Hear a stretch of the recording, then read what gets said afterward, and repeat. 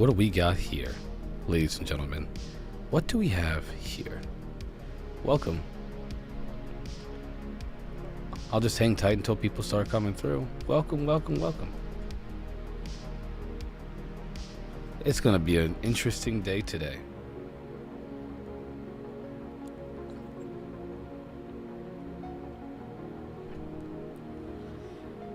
Literally can never get my glasses to not fog up.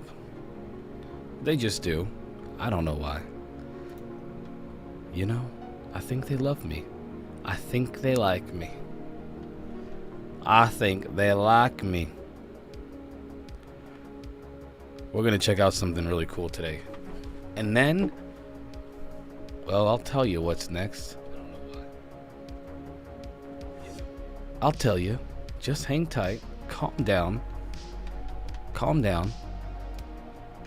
What's up, Doc? Mr. Empathetic, welcome to the live stream. Today we're going to look at the abduction phenomenon. Why? Because it was completely ignored during the hearings, and I understand why. Once we view this, I want you to tell me why you think they might have why in the world would they talk about?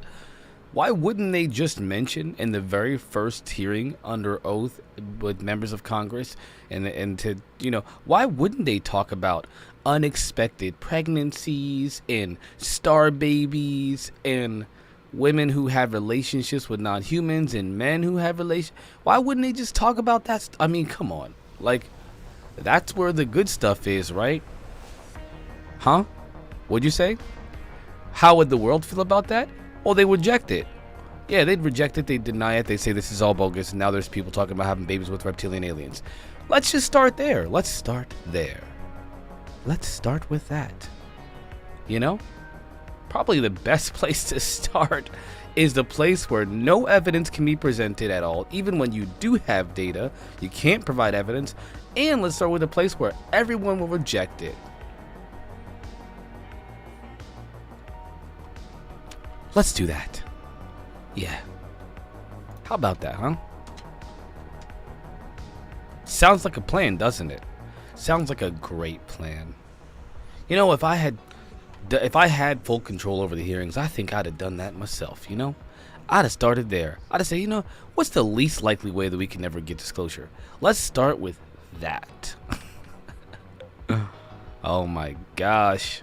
You know, I feel like I'll never run out of things to talk about. There's just like there's never gonna be a day, let me turn this light on, where I'll be like, man, you know what?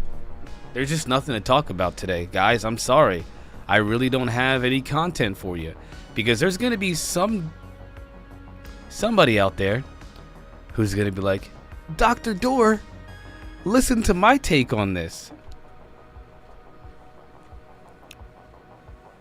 And then I'm gonna say 3 hours worth of content. My gosh. Starting off with the experiencer phenomena is one of the stupidest things you could possibly do. Because one, I'm an experiencer, first of all. Two, well, that shouldn't have been one. I prefaced that statement with, I am an experiencer, okay? It's not that I don't believe experiencers. That's stupid. That's another stupid take. It's because, obviously, people have a hard time accepting UFOs that are captured on camera and captured by our military pilots' equipment and captured by the United States federal government's different agencies. And also, you know, allegedly there's crashed material and craft, and allegedly there's, like, okay, so there's, so look at all this data and all this evidence. That's what we want. We want the evidence, you know. Then there's the abduction phenomenon.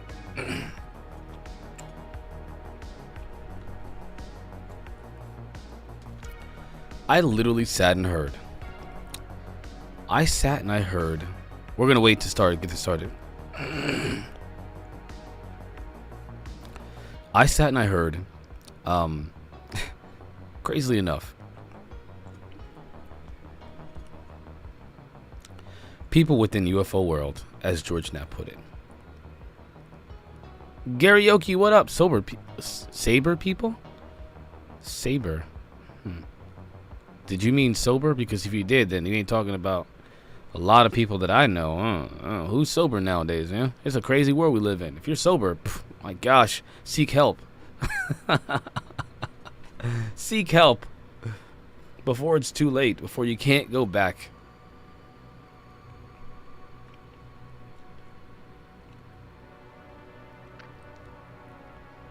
Seek assistance, medical assistance immediately.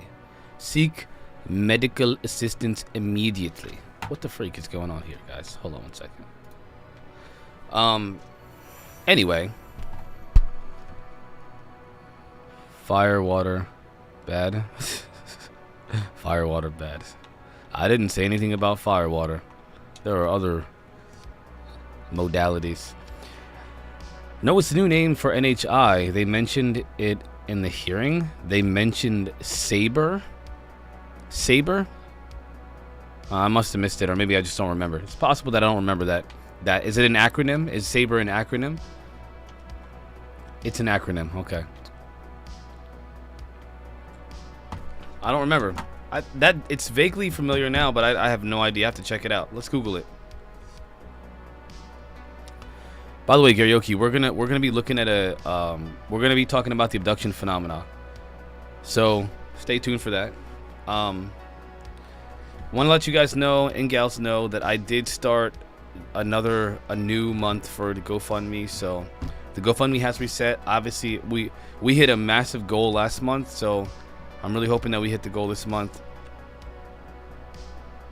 I did end the other GoFundMe, even though we didn't reach the whole goal, but we started a new GoFundMe this month. So here is, oops. For those of you who can and who would like to support the show, this is what helps me keep going, guys. All right, check it out. I'm gonna post it in both YouTube and Twitch.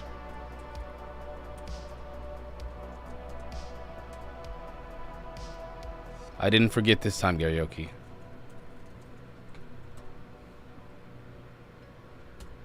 Bam. Now, yeah, we're going to be talking about the abduction phenomena. So,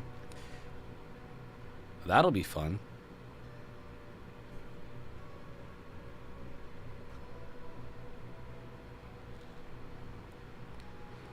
And then we have a special guest. Yes, we have a special guest coming on today, ladies and gentlemen.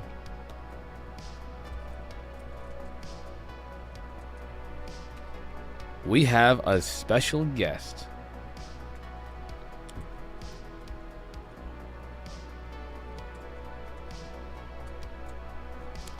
And when we have that special guest, I want you guys to be so welcoming and loving and treat them with the utmost respect, because homie don't play that.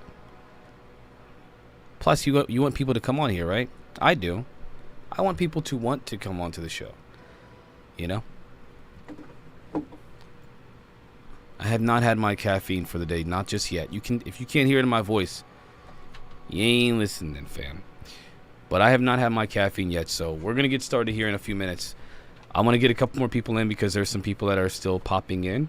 I want to be fair, but we're gonna be watching a documentary on the abduction phenomena, and then we're gonna be talking to an experiencer. And so it's gonna be this is gonna be great. Now, why are we watching a documentary? Why did I choose something so boring? Well, because you know what? Listen, as boring as they may seem to some of you, they are very, very enlightening for some of us. And I want you all to be enlightened. I want you to be enlightened. I want you to be aware.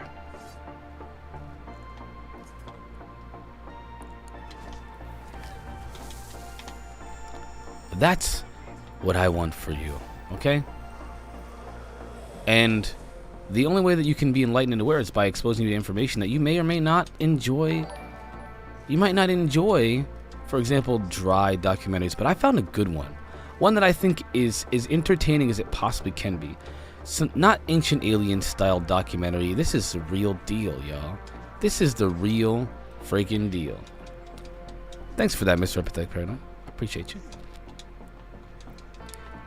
And then we're going to talk about it, and then we're going to have a guest. We're going to have a guest on. Now, I'll do my best. I'll do my very best. So I'm going to try so hard not to give too much commentary because the documentary is lengthy. All right, we're going to get started here. I'm going to have to turn down the music, of course. Of course I am.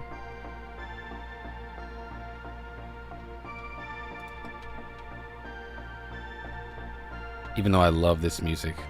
I don't even, oh man, it's such good, it's good ambiance, you know? Really good ambiance. Now, this was sent to me by a friend. I have not watched it, but they give me the mega green light on this one. So, if you're watching, friend, yes, this one's for you. I've never seen it. I've never seen it, but it's gonna be good. Cause I trust his friend's judgment. We'll see. We'll see. All right, so there we go. Here we go. Whew. Yeah.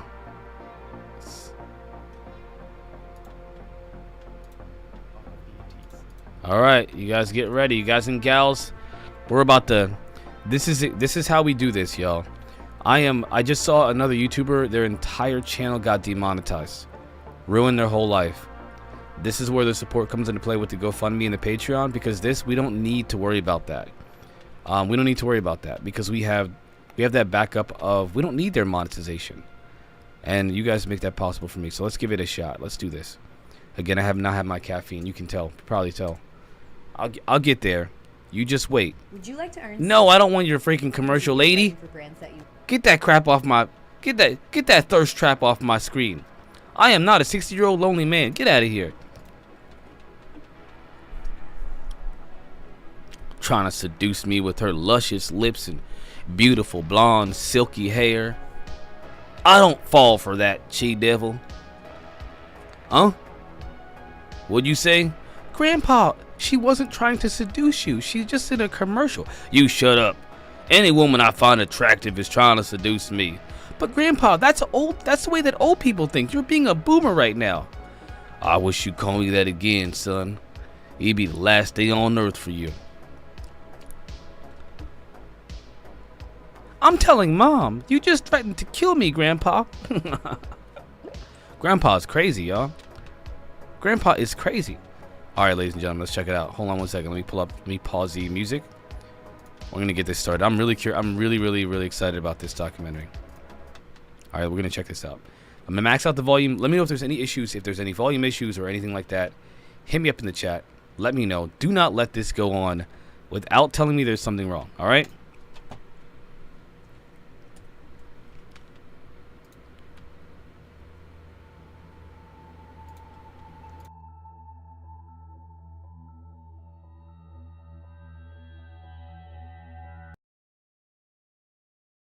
I'm gonna bring it up on screen for you all.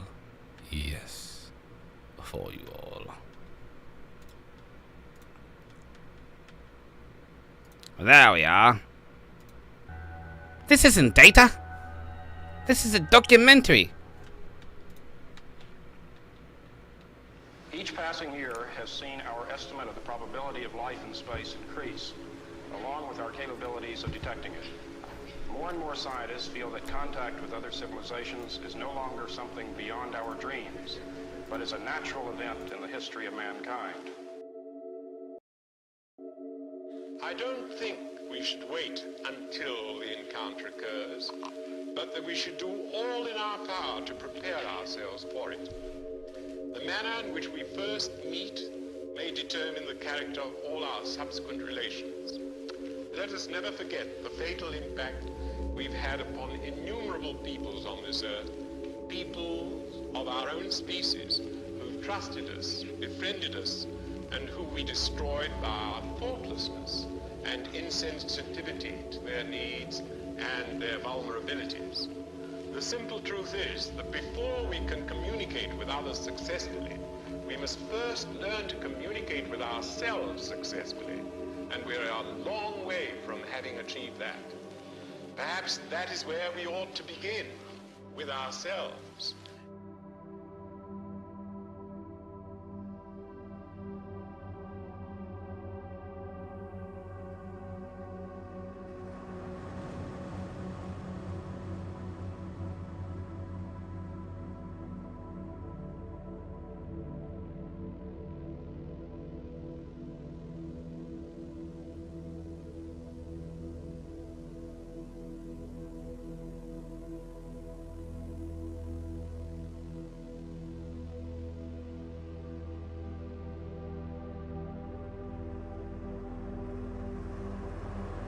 The UFO phenomena is quite an elusive topic. Despite many years of documented encounters, there is still no confirmation from any official authorities, be it mainstream science or government, that there may be something otherworldly going on. On the contrary, there's often ridicule and avoidance whenever the subject comes up. Yet most of the general public believes that extraterrestrial UFOs exist and that the government is hiding information from us. Many people have had UFO sightings themselves. However, most people also don't give it much attention or thought, believing that it doesn't really affect us anyway and that we'll deal with it once official contact has been made. But what if the UFO phenomena is not what we thought it is, but has influenced humanity and the world at large for thousands of years? What would be the implications? Our views on life and existence, science and religion, spirituality and evolution, consciousness and psychology, as well as reality as we know it, would take on a whole new understanding when looking deeper into the UFO phenomena and the possibility of a higher alien intelligence affecting our world. Maybe we're not the main show here on Earth, and maybe not even on top of the food chain. Let's not forget, not too long ago we believed that the Earth is flat. What else will we discover? In general, it is impossible to get into any discussion about this topic with people who dismiss something right away without having sincerely looked into the evidence and research. There is no point in simply discussing beliefs and set viewpoints. Discussion is only constructive when it is not limited by personal preference, beliefs, or a conditioned worldview.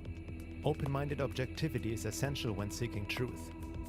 With that in mind, we must also be discerning, because truth is often mixed with lies, especially in a topic outside of what is socially and culturally accepted. It's a big swamp, but the sincere seeker who approaches the subject with a critical mind can see that, without any doubt, something otherworldly is going on and has been going on for a while. There's one important issue that needs to be considered when dealing with such fringe topics: our own level of cultural conditioning. Many people project a certain typical image on the extraterrestrial phenomena based on Hollywood movies and sci-fi literature, which mostly tends to humanize intelligent alien beings in some way and keeps it on a very physical level, with aliens supposedly coming from another planet and acting out human qualities. What we see in the mainstream does affect how we view this topic, even if only unconsciously. The conditioning through official culture which has fictionalized this topic is deep and far-reaching. It cannot be underestimated. The question is, how to separate truth from lies?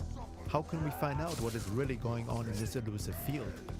What do we really know, and what do we just believe or assume?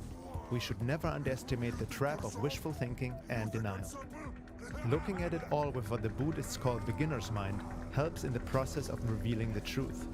No preconceived ideas or assumptions, but simply looking at it as it is, cross-referencing the data and research out there, using logic and intuition alike, separating disinformation from reliable information, slowly putting together the pieces of this puzzle. It is obviously a topic where no one has the whole picture, and there's still much to discover. But at one point, when you have a certain amount of pieces, you can start to see an image arising. Let's look at some of these pieces and how the image could look like.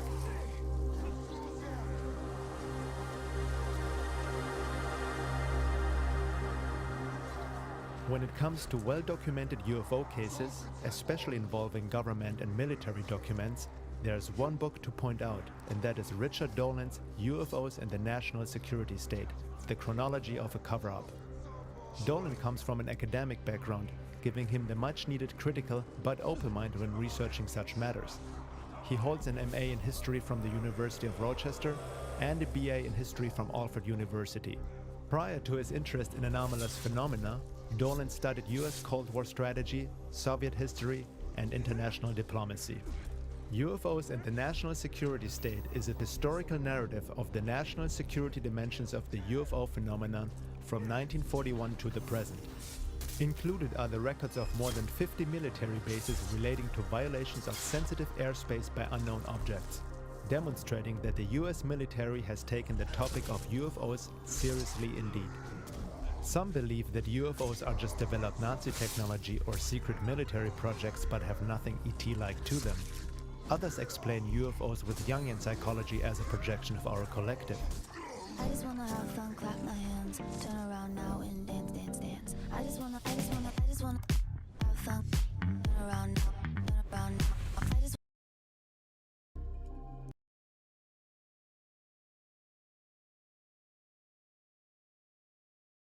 Okay, we're not doing commercials.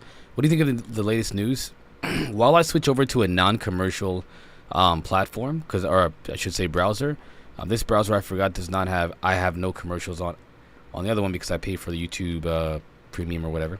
This one does not have that. So let's go back to the right one, and let's do, because we are not doing commercials. No, Grandpa does not like it. Grandpa does not like commercials, and we don't want to get up, Grandpa upset, do we? You know how he gets when he gets upset. You know what? It really irritates his IBS. You know that. You know that it excites his IBS. You know that. So we're not going to do that to Grandpa. We're going to just go with it. All right? All right.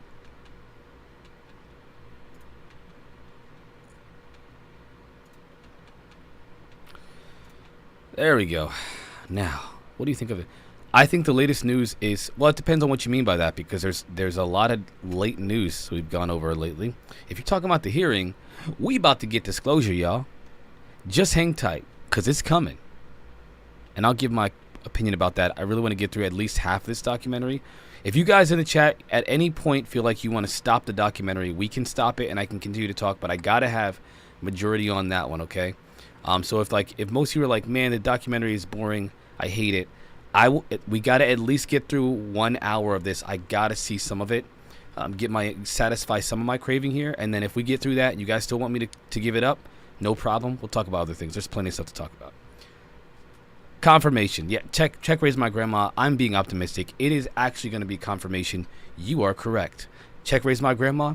Drop them truth bombs in the chat. All right, y'all. Let's get it. For anyone who doubts that the UFO phenomenon is real needs to read this book. It is well documented and clearly shows that the government and military are very aware of the UFO issue and do not have hand in it.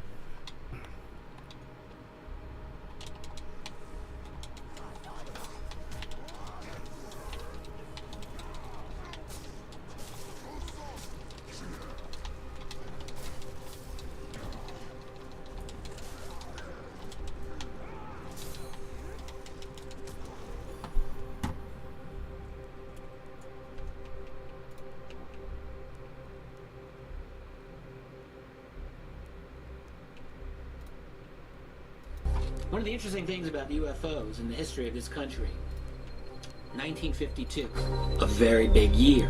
Why? Well, for one, it seemed like the entire nation was being invaded by UFOs. Civilians and military people alike around the country were watching these things. Military people reported them a lot. This is a memo from the Director of Scientific Intelligence for the CIA to the Director of the agency, Walter Beadle Smith, in December 1952, and this is what it says. At this time, the reports of incidents convince us that there is something going on that must have immediate attention. Sightings of unexplained objects at great altitudes and traveling at high speeds in the vicinity of major U.S. defense installations are of such nature that they are not attributable to natural phenomena or known types of aerial vehicle. It's the CIA. People don't just come out and say, boss, I think we're being invaded. But that's about as close as you're going to get in a classified memo to the director of the Central Intelligence Agency in 1952. The really extraordinary encounter occurred when this object detached a smaller object from it, which then pursued the F-4 interceptor. The pilot pulled an extreme turn to get away from the object, and this small object turned inside his own arc and then rejoined the mother craft for a perfect rejoin. That's 1976. What can do that today, much less 35 years ago? Well, officially speaking, we don't really know. Unofficially, I think we do know. These are advanced technology that is not being operated, officially at least, by our own civilization. And therein lies the problem with the UFO phenomenon. Everyone in the world knows there's something going on, and no one in official power is ever willing to admit it. There are people who are so hidebound in their opinions and so skeptical about this without bothering to look at any of the evidence that they will say, well, the government did look into this. The government did have Project Blue Book. They investigated it. They found there was really nothing to this. I heard that there was a scientific investigation too that also debunked UFOs. That explanation to this day is used by the Air Force and by the government to dismiss the whole topic of UFOs. But here's the deal. Project Blue Book, a joke of an operation. I have a letter here from 1955 to the commander at Ent Air Force Base in Colorado Springs, Colorado, about UFO reports. In keeping with the purposes of the UFOB program, in this case UFOB means UFO, it is necessary to strive to reach as many case solutions as possible, thereby reducing the percentage of unknowns to a bare minimum. Not a minimum, a bare minimum. As pointed out in the UFOB guide, the word solution cannot always be used in the scientific sense when dealing with UFOBs. For this purpose, it must more often mean that a given case meets a given hypothesis. If it looks like it might be a flock of birds, you don't have to bother investigating, just put down birds and it's solved. And we're told that they investigated a total of 12,618 sightings and only 701 remained unidentified. Look, I'll tell you right now, those people didn't do one investigation that was worth a damn. That is the scientific foundation, if you can believe it, as to why your government continues to this day to deny that there is a UFO reality worth investigating. Dolan also examines the rising of a national security state or military-industrial complex independent of official government supervision, as well as the issue of disinformation and counterintelligence programs COINTELPRO, designed to deliberately spread false information in order to keep the public away from the truth. Compartmentalization is the name of the game, on a need-to-know basis. That's how secrecy works.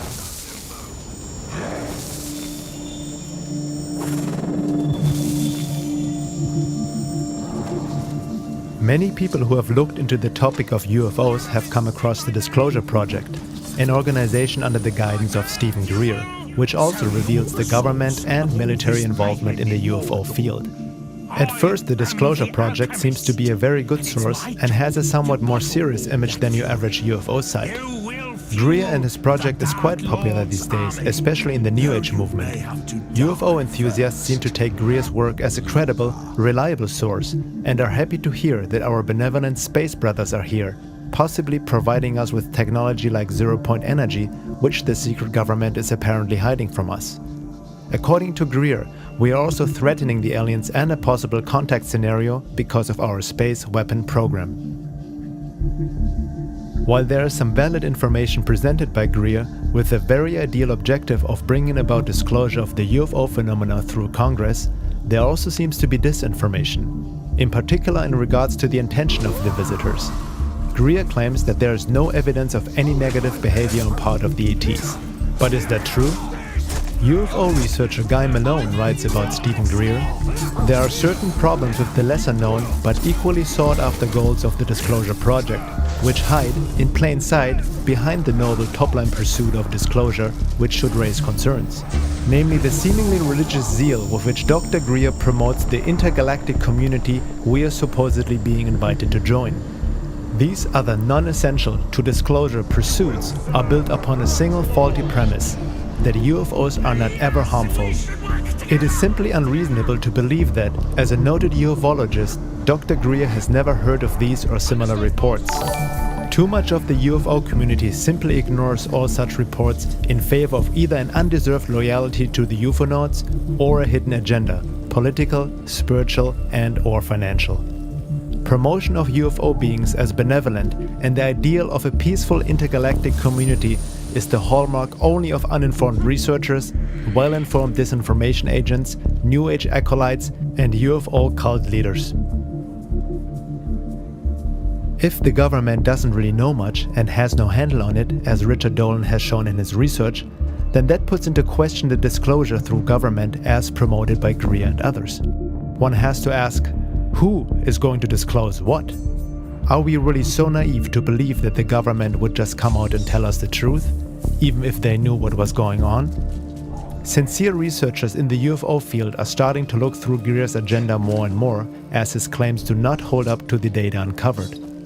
Could Greer be a disinformation agent in classic COINTELPRO fashion? Laura Knight-Yajic writes about Greer in her book, The Secret History of the World. In the present day, we have Stephen Greer's Disclosure Project. Based on the mail I get, it seems that many in the New Age UFO community think that this is a great and novel idea. However, history shows that it has been tried before.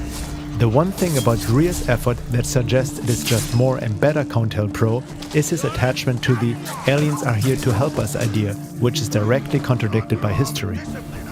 In regards to secrecy of the UFO issue, referring to Dolan's work, she writes, "This brings us back to the problem of the secret state and its agenda. Some people believe that this secrecy is absolutely essential. They say that the public simply could not handle the truth about aliens. They say that there is no reason to spoil people's lives with the truth because there's nothing that the average person could do about it anyway. Is that really true? Would there be so much effort to conceal the alien agenda if disclosure of the truth wasn't harmful to that agenda?" Dolan's chronological history of the actual interaction between UFOs and the public and the corresponding behavior of the military, the intelligence community, the media, the scientific community in its interaction with the public make this abundantly clear. It seems obvious from the documentary evidence as well as the behavior of the military in response to UFOs and the alien matter that the aliens do have an agenda and that, at some level in the layers of secrecy, there are those who know, at least on a need-to-know basis, what the agenda is. It seems abundantly evident that the secrecy has been enjoined on this group by the aliens themselves. What is more, a careful assessment of the evidence does not suggest a benevolent agenda. Now, what would an alien agenda be that might not be in our best interest?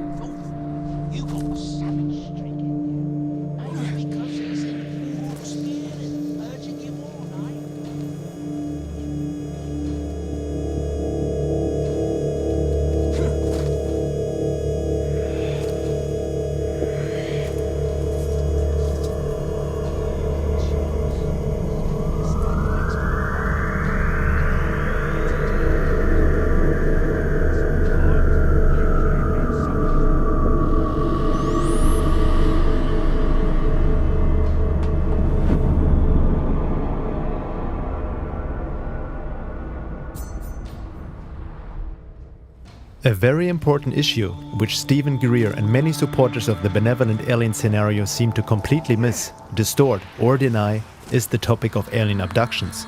For the layman who has never looked into it seriously, it may be a topic to make fun of, making jokes about anal probing and such, but anyone who has ever researched that field in more depth knows that the picture is not very funny. There is a high strangeness to this whole abduction phenomena which is hard to explain.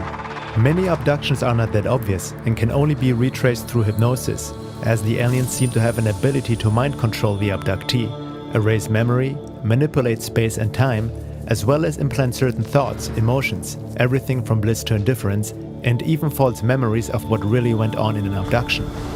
This happens through the use of a hyperspace technology that makes our technology look like the Stone Age. Some abductions have been reported fully conscious without hypnosis, and there seem to be many similarities between the stories of thousands of reported abduction cases worldwide, independently showing a rather disturbing picture. Dr. David M. Jacobs has been doing research in the UFO abduction field for over 40 years, published several books and has worked with thousands of abductees, mostly using hypnosis techniques to reveal these experiences.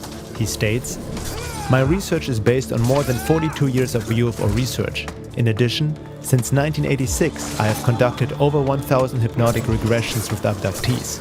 I have tried to be as objective and as agenda-free as possible. I have no New Age, spiritual, religious, transformational, or transcendent program to promote. I try to stay as close to the evidence as I can. However, there is no possibility that I have avoided error.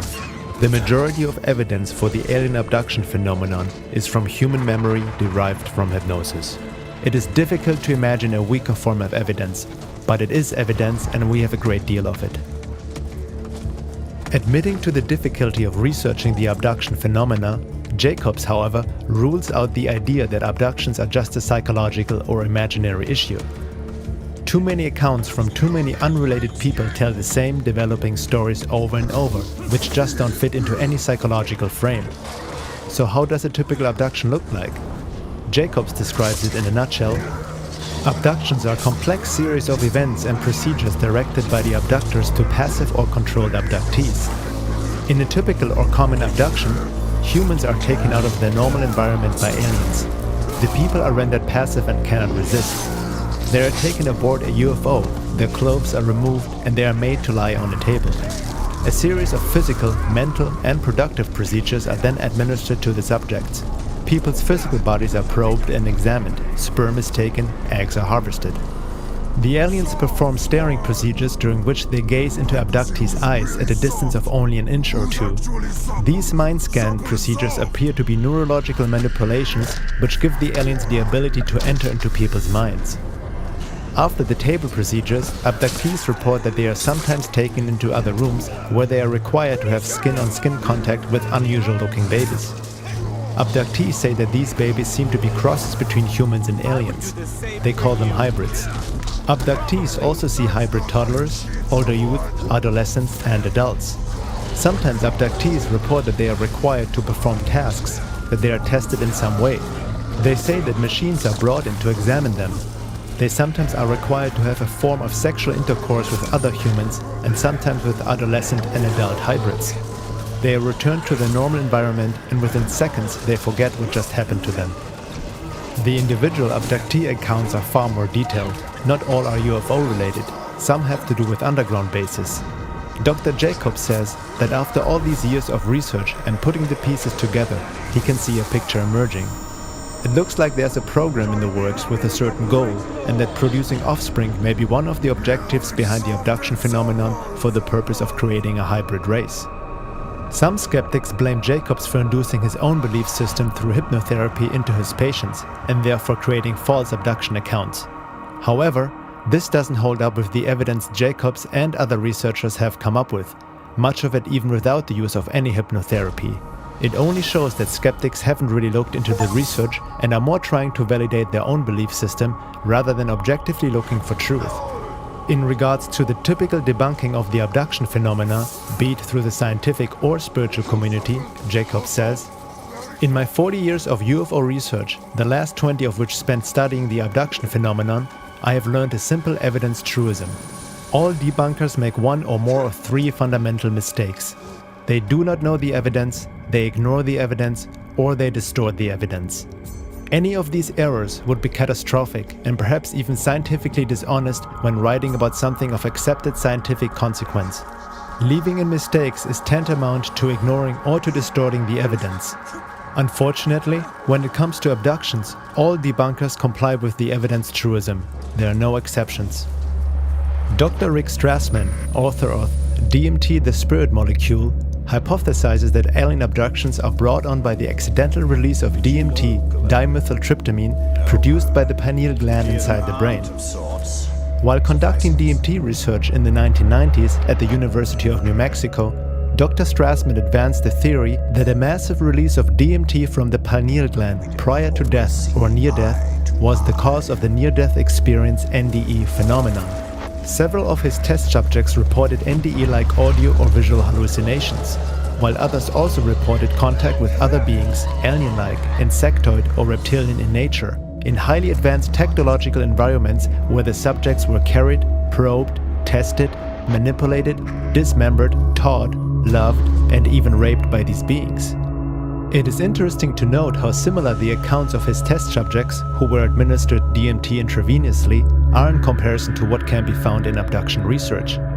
DMT certainly is a mystery molecule that seems to open doorways to another world or reality. However, Strassman's theory that abduction experiences are brought on by the accidental release of DMT seems to be short-sighted when taking a closer look into the alien abduction scenario. A respected researcher and abductee herself had been Dr. Carla Turner. She authored 3 books on the abduction phenomenon: Into the Fringe, Taken, and Masquerade of Angels. She died of a strange fast-acting cancer in 1996 after being threatened for her work. She was just 48 years old. Dr. Turner confirmed the work of Jacobs and others. However, she thinks that the creation of a hybrid race is not the whole picture, as there are many cases of abductions that show different behaviors and agendas. She really must have struck a chord, as she was harassed by agents and military alike throughout her life until her death. According to her research, Dr. Turner believes that humans are being used as a resource by these aliens in many ways.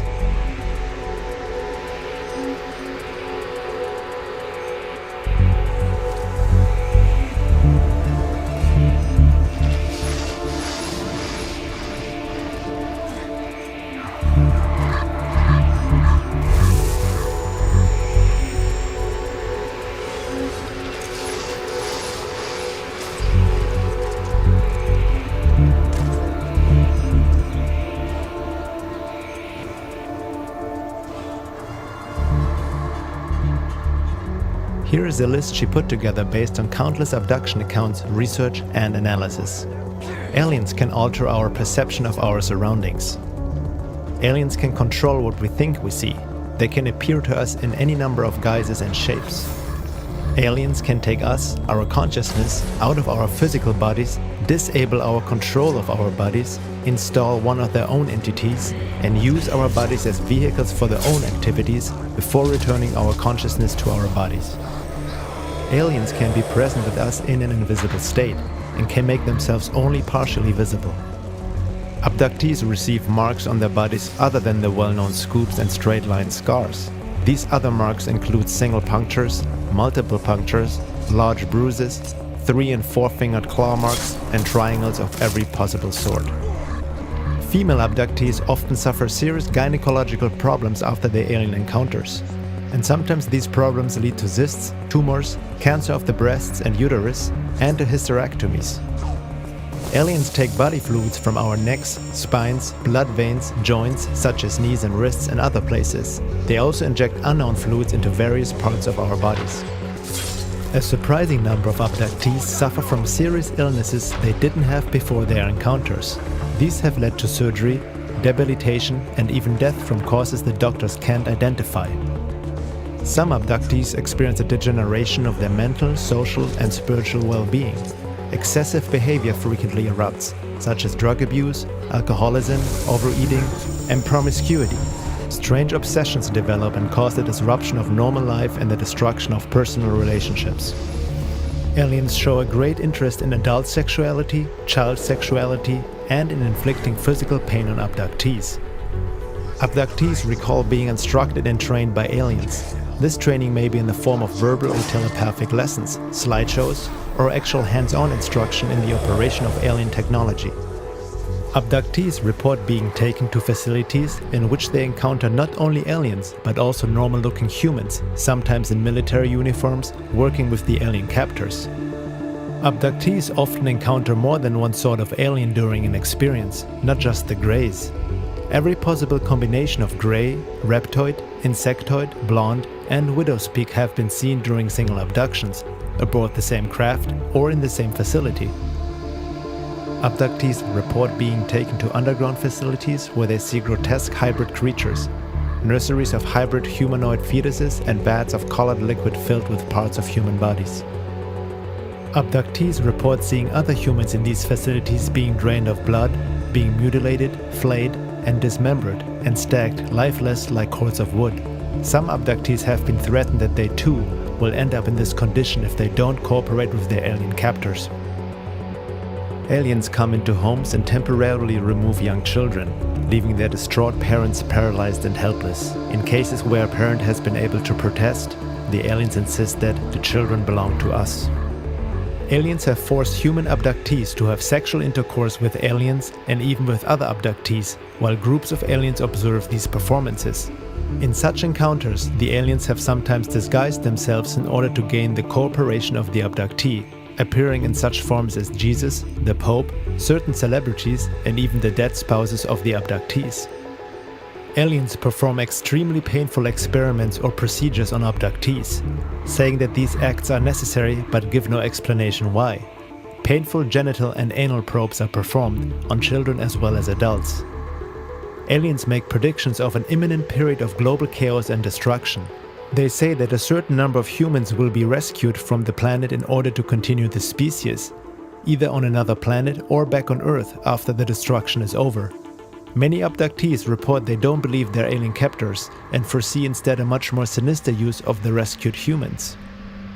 Further commenting on that list, Carla Turner states, "In every instance from this list, there are multiple reports from unrelated cases, confirming that such bizarre details are not the product of a single deranged mind. These details are convincing evidence that, contrary to the claims of many UFO researchers, the abduction experience isn't limited to a uniform pattern of events. This phenomenon simply can't be explained in terms of crossbreeding experiments or scientific research into the human physiology." Since most abductions are not remembered consciously, Dr. Jacobs believes that there are millions of abductions worldwide of people who have not the slightest idea that they had been abducted. Dreams and issues of missing time can be hints that an abduction has actually occurred. Sometimes people remember later in life, after 30 to 50 years or so, that something like an abduction had occurred earlier in life. Hypnotic regression can help to uncover more. However, there's also physical evidence at times, such as body marks, and there are conscious recollections without the need of hypnosis. According to abductee stories, most abductions are performed by the typical gray alien, which has become a sort of pop culture icon thanks to Hollywood. Sometimes there are reptilian and humanoid entities present who seem to oversee such procedures. Some people believe that abductions are performed because these aliens are dying, claiming that they need our DNA and that in a sense we are helping them. On the other hand, some supporters of the benevolent alien scenario suggest that abductions and genetic manipulation of humans happen on purpose for our benefit in order to upgrade our DNA for the shift. However, this assumption doesn't hold up in light of the overall research and merely downplays the abduction phenomena by painting an inferior and innocent image of the aliens or seeing them as saviors. The gray aliens seem to be just biogenetic robots performing assigned and programmed tasks, but are not in charge nor a race on their own.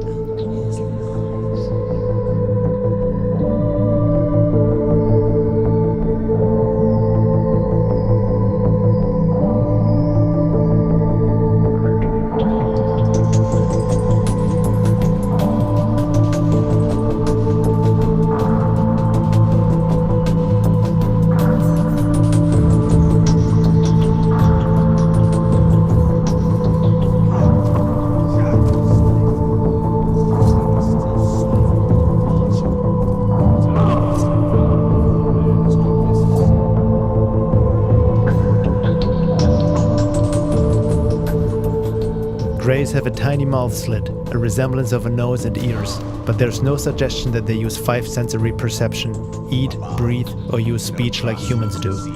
Communication is done by telepathy. Dr. Jacobs also believes that the gray alien is a product of human-alien genetic manipulation, and the reason why mouth, ears, and nose have a regressed, underdeveloped appearance is simply because they are not used as a human would use them.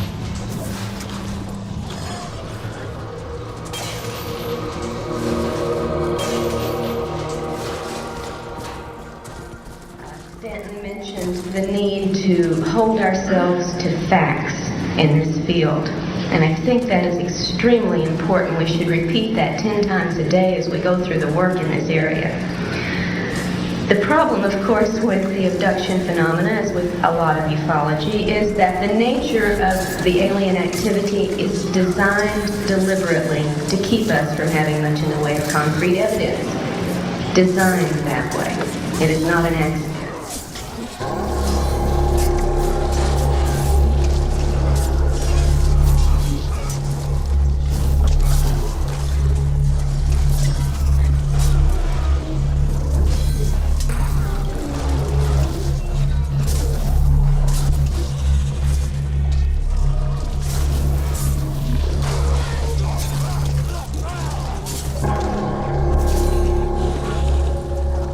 It seems that the secret government and military-industrial complex, which is in possession of alien technology and is involved with these non-terrestrial forces on some level, is not fully in control, but are themselves duped by these visitors. Looking into military abduction accounts, my lab, researched by Dr. Carla Turner, she has reports by people who have been abducted regularly by aliens and then also started to get abducted by military personnel, who then question the abductees about what the aliens wanted from them and what they conveyed to them. Whatever is going on, the alien forces seem to have their own agenda and are not just in partnership with the secret government. Deception is the name of the game, not only through the military-industrial complex, but also through the aliens themselves. Military abductions are happening, but they seem to have a different purpose than what Stephen Greer suggested. He believes that all abductions are simply staged by the military to give the aliens' entities a bad name. Abductions, in my assessment of this, there is no question there is an abduction phenomenon, and it is not, as has been argued by some people, most notably Dr. Stephen Greer, simply a military phenomenon. In fact, I think it's irresponsible to make this argument. There is something... Yes, you can clap for that. It boggles my mind, to be perfectly candid, that a researcher can make such a blanket statement. You have a phenomenon that's gone on globally for a long time. You have individuals that are describing highly consistent things in terms of their abduction experience. And I don't know what else it can be other than a kind of religious-like zeal that can cause a person blindly to say the only abductions that occur are military. This I find indefensible. And I think that a careful review of the evidence certainly leads to that conclusion. Abductees and contactees seem to get duped by their alien friends as well, being told they are special and they have certain important functions to perform in the coming future. Some abductees claim that they have given permission for abduction through their unconscious mind and have developed a kind of a Stockholm syndrome, worshipping their abductors. What needs to be kept in mind is that these beings are able to create virtual realities, trigger emotions, and implant thoughts. I believe now that the reported and confirmed details in all of these reports are strong evidence against accepting consciously recalled alien encounter reports at face value because of the illusion capabilities, because of the screens, and because of the virtual reality technology that we have witnessed being manifest by these entities. I believe that if we build our theories on such information, the consciously reported information only, we're building on sand, on illusions that the aliens create for us, and I think to confuse and mislead us. Now, this is not to say, however, that all alien encounters are virtual reality events, because there is also plenty of very strong evidence for the physical nature of many of these encounters. So to be perfectly objective, the definition of abduction would have to include any event or scenario that is generated externally for the targeted person, whether it be a physical encounter, a virtual reality scenario, or a telepathic contact. Some people reported they felt this love when they had a UFO sighting. Well, looking a bit deeper into it all, a supposed feeling of love is by no means an indication that these are benevolent beings, considering they seem to be able to induce emotional states into humans at will. We can easily be emotionally manipulated, and we can be very impressionable beings. Movies are a good example of how sound and vision alone can make us laugh, cry, or be scared, let alone what hyperspace technology might be capable of that is clearly far superior than anything known to man. They can play any scenario to make the abductee feel as if it is a spiritual experience. Hence, many contactees claim these alien beings are benevolent, despite the fact that abductions happen against their free will to begin with. In order to fully grasp the topic of abductions, we need to let go of what we think is or is not possible, while watching our conditioned mind, which tries to explain away such experiences with basic culturally approved psychology or New Age spirituality. It is very important to understand the high strangeness of the UFO and alien phenomena. People who haven't really looked into it carefully paint pictures too fast, asking how all this could be possible on such a grand scale without anyone really noticing. They don't realize that a lot of this is a non-physical phenomena, dealing with a high-intelligence life form who might be a bit smarter than us humans and don't think like a human, that is able to pop in and out of 3D physicality, transcending time and space. They can insert thoughts, memories, emotions, and change appearances, such as past loved ones, Jesus, the Virgin Mary, Santa Claus, a Pleiadian, and so on, depending on the belief system of the abductee. This is further documented in Dr. Carla Turner's books Masquerade of Angels and Into the Fringe. In one case that I recount in Into the Fringe, James had mostly conscious recollections and almost no hypnosis. He remembered being drawn into the proximity of a beautiful Pleiadian woman who was very alluring and tender and almost seductive. She wanted him to come into her embrace. When he got into the embrace and thought she was going to kiss him, she disappeared entirely, and what was left in her place was a purplish-black, bumpy, almost slimy-looking character with fairly asymmetrical features. I have encountered the same type of creature in a couple of other cases. The entity was very strong.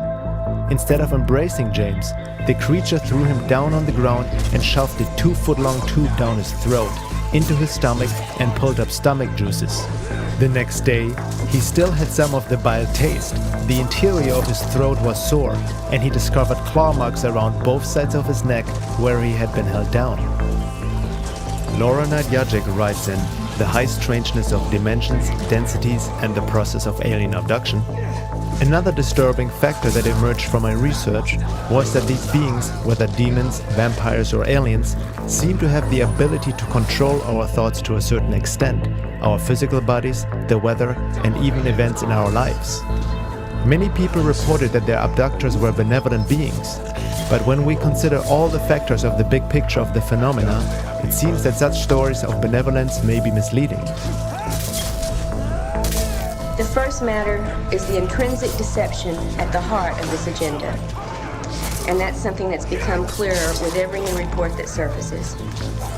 Whether we choose to call it screen memory, telepathic mind control, technological mind control, or virtual reality scenarios, the entities involved in the abduction phenomenon employ masterful illusory capabilities. And I don't think the importance of this fact can be stressed strongly enough. It must affect all of our thinking and our research when it comes to these alien human contacts. When we talk about the possibility of an alien race of high intelligence that exists outside our range of perception on a higher density, it doesn't mean that they are automatically spiritually evolved or loving angels. This also doesn't imply that there aren't any benevolent beings on higher realms of existence. However, there is a heavy romanticizing of the alien UFO phenomena going on based on wishful thinking and assumption.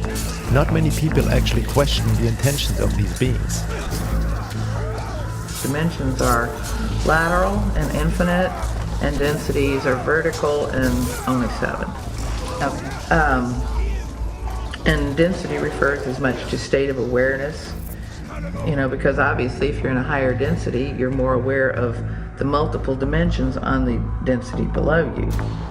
And as you go up, this just increases, because we as human beings are extraordinarily aware of, many creatures inhabiting the animal kingdom and the world around us, the natural world and so forth. So we're aware of many dimensions below us. And we'd have to say that these higher dimensional or higher density beings have the same perspective on us that we have on, and that's kind of a scary thought, especially if you realize that they may not have your best interest at heart, and just as the farmer has a lot of awareness of the many dimensions of his herd of cows, he knows them very well because he knows which ones he's going to butcher to have put in his freezer. Could there not be the possibility that there is an alien intelligence that has been around far longer than we imagine, and who may look at us like we look at and use in many ways lower life forms on this planet as a resource and even as food? Food doesn't have to be physical, and these beings seem to feed off our emotions and energy.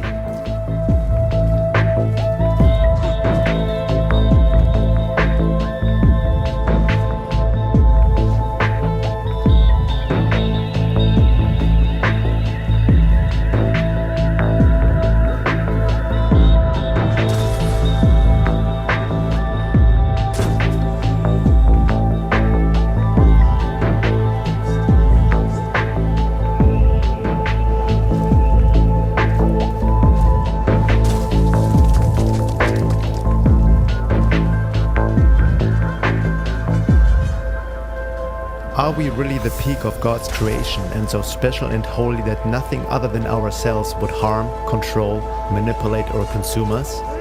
Are we really that anthropocentric and ignorant to think that way? What do we really know? Humility is not our greatest strength. We usually give some quick explanation to uncomfortable questions rather than admitting, I don't know, and making more sincere efforts to gain knowledge and understanding, even if it contradicts our long-held beliefs. We trust official authority, science, religion, government to give us these answers so we can go on and make a living, not needing to think too much about the more disturbing aspects of our world. But maybe our official culture, with its institutions, is also a product of and influenced by the other, the alien mind, or predator, as Don Juan called it. Hence the debunking, ridicule, and avoidance of this topic in the public.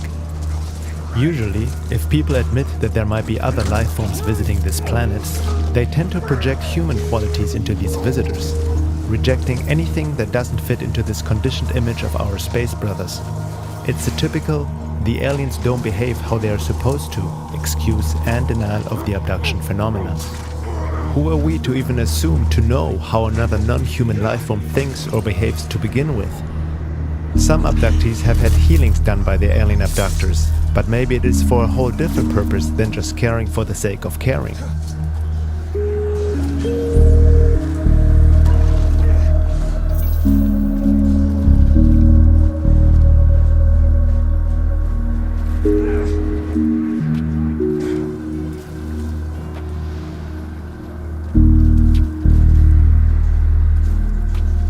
A common explanation in New Age circles is that abductees attract these experiences to them, based on the popular law of attraction and create your own reality concepts, sometimes claiming it's their karma. This seems more like an escape and justification without carefully studying the phenomena. The hyped New Age teachings of today, which many people believe without questioning, shouldn't justify anything that may not look pretty. Millions of children have died in Iraq since the war. Do we also say it's just karma? Or they just attracted it because of their thoughts and just led them to their fate? Can we see the misuse of such popular ideas when dealing with these issues? Carla Turner states in that regard, there is a theory that says abductees who perceive their experiences in a negative way only do so because they themselves aren't spiritually or psychically advanced. Persons with higher cosmic development have positive alien encounters, so the theory goes, and those who have painful or frightening experiences are merely spiritual Neanderthals. This is a pet theory of researchers who claim that aliens, whether objectively real or not, serve as mirrors of our spiritual nature on an individual or species-wide basis. Having worked with so many decent, honest, positively oriented abductees, however, I believe this theory is wrong. It is worse than wrong. It is despicable. As despicable as blaming a rape victim for the violence committed against her. This attitude leaves many abductees feeling doubly violated. First by the aliens who took them, and then by the UFO researchers to whom they turn for explanations and help. Daniel Pinchbeck and others suggest that these entities performing the abductions are aspects of our psyche, and how we perceive them depends on how we look at them. He wrote in 2012, The Return of Quetzalcoatl, "Are the visitors real or imaginary? They are both and they are neither. Any entity only possesses relative reality, including ourselves. Entities who manifest on other forms of consciousness, such as the Greys, are, at the same time, separate from us and aspects of our own psyche. We are the ground of their manifestation, and it is only by attaining a non-dual perspective that we can understand them. We are supposed to learn to work with the elementals and also alleviate their suffering. It is clear from the abduction accounts that the visitors are suffering. Like dusty insects attracted to flame, the Greys yearn for our qualities of soul warmth. Despite their cunning and technological acumen, these qualities remain beyond them. They are intelligent and sentient, hence aware of their exiled status. Unable to escape their desouled condition, they desire to draw humans into their lower world, sustaining their half-lives on our subtle energies. They appear to be utilizing their dreamworld technologies in a serious and desperate attempt to find a way out of their cul-de-sac. Everything exists and nothing exists at the same time. The aliens are separate from us, and at the same time they are part of us. While there is obvious truth to such ideas from a higher perspective, these considerations are useful only for the expansion of perception, but are not useful for practical application. By simply dismissing strange aspects of reality as existing and not existing at the same time, or separate from us and at the same time part of us, is to generalize life with oversimplified spiritual perspectives such as everything is an illusion or we are all one. There is a danger to philosophize and essentially buffer up the issue without seeing the limitations of such higher truths in our state of being and existence. In general, there seems a tendency in the New Age arena and certain progressive conscious movements to come to an oversimplified application of spirituality and quantum mechanics. Also, by defaulting to the assumption that the Grey aliens are beings who suffer and crave what we have, Pinchbeck and others ignore much of the evidence and research that show quite a different picture. Looking at what Dr. Carla Turner and other abduction researchers have found out, it seems more likely that the Grey alien is as much suffering and yearning for our soul warmth as a robot performing certain tasks. The Grey aliens don't seem to be in charge, but are being used as biogenetic working drones by other more powerful beings such as reptilians or insectoids, who oversee the procedures and who actually seem to be able to plug into a Grey alien and work or see through them. Implanted screen memories can also hide and distort of what an abductee has really experienced and paint a false image of what the Greys really are.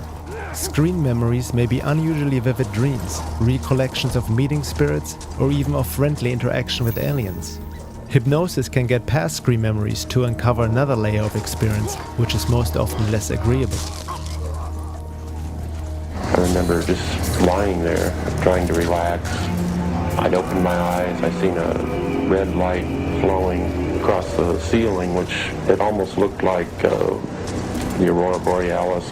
Dan and Joyce Aaron say the room was dark except for the unusual light, which they describe as about 4 or 5 feet in diameter.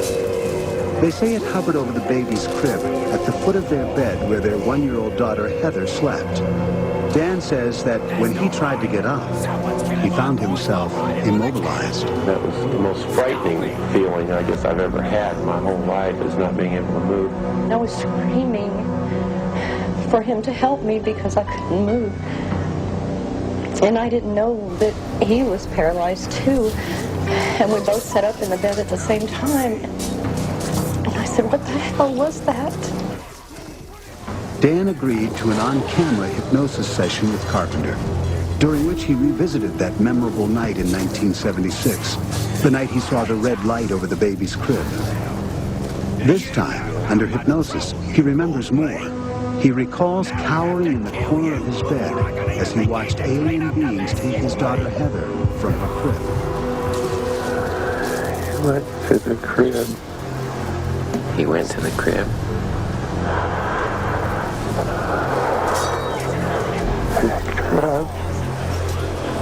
I can't move. You can't move.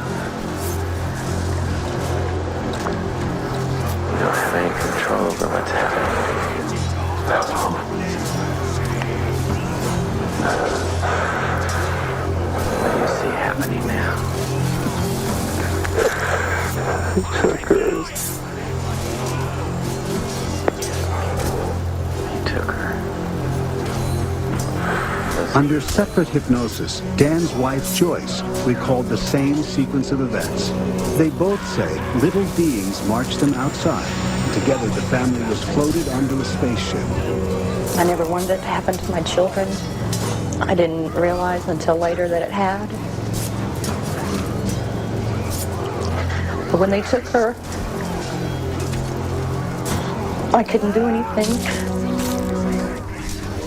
Abductions start as early as infancy and can occur till late in life. Some people have been abducted hundreds of times. Many abductees are living in fear, not knowing when the next taking will happen, not being able to prevent it, not being able to talk about it for obvious ridicule in the public. Many need to even hide these experiences from their families. Some are so utterly confused that they go mad, even committing suicide. Carla Turner suggested a number of steps abductees could take in the face of alien provocation. Educate yourself about the phenomenon. There is some control in knowledge. Let go of fear. It is through fear that negative entities maintain control. Anger is a more effective defense than fear. Abductees should be aware of how they are reacting. They should learn to step out of themselves and to maintain perspective. Maintain a good quality of life. Be realistic about what can and cannot be done. Stay close to your families. Confide. You don't need the burden of carrying this around without being able to talk about it. Abductees have reported that anger and getting upset at the entities does actually help. Also, by educating themselves and learning more about the abduction and UFO phenomena, they can create an awareness which seems to offer protection. As the saying goes, knowledge protects, ignorance endangers. I think we need to recognize that deceptions are employed at almost every level of this interaction to keep abductees from knowing about the actual events and the actual entities involved in these encounters. To me, maybe I'm just a suspicious sort, this implies that there's something they don't want us to know about. And often what seems implied from the reports is that there is something within us, the humans, something of which we could be capable, something of resistance or altering of this scenario that the abductors absolutely do not want us to be aware of. They go to great lengths to program our thinking about our encounters with them, that we are subordinate, that we are helpless, or that we are dependent, or that we belong to them. The list goes on. And they go to a great deal of trouble to convince us in every way that they can that we can do nothing about controlling these situations. The good news is that in a number of cases in the past couple of years, that hasn't proven to be true. Abductees are finding more and more specific instances in which they are able to resist the illusion suggestions, in which they are able to say no to procedures, and in fact when they have been able to break free of actual controls. This to me is a great step forward, and I think it's going to be something growing with any luck. We're going to find abductees are realizing there are ways to change this entire pattern of activity. But what is very disturbing is the complete denial of this issue, not only in the mainstream scientific community, but especially in the progressive truth and New Age movement.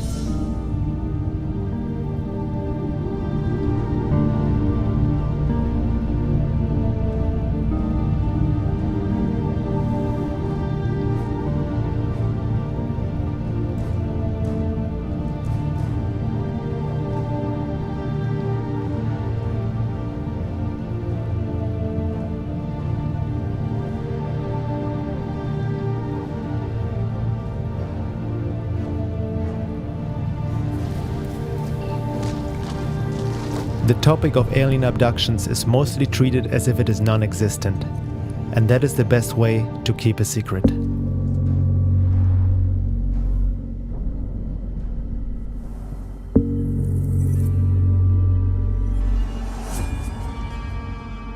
Looking at the high strangeness and hyperdimensional aspect of the UFO and alien activity, one can say that it is certainly not just a physical phenomena.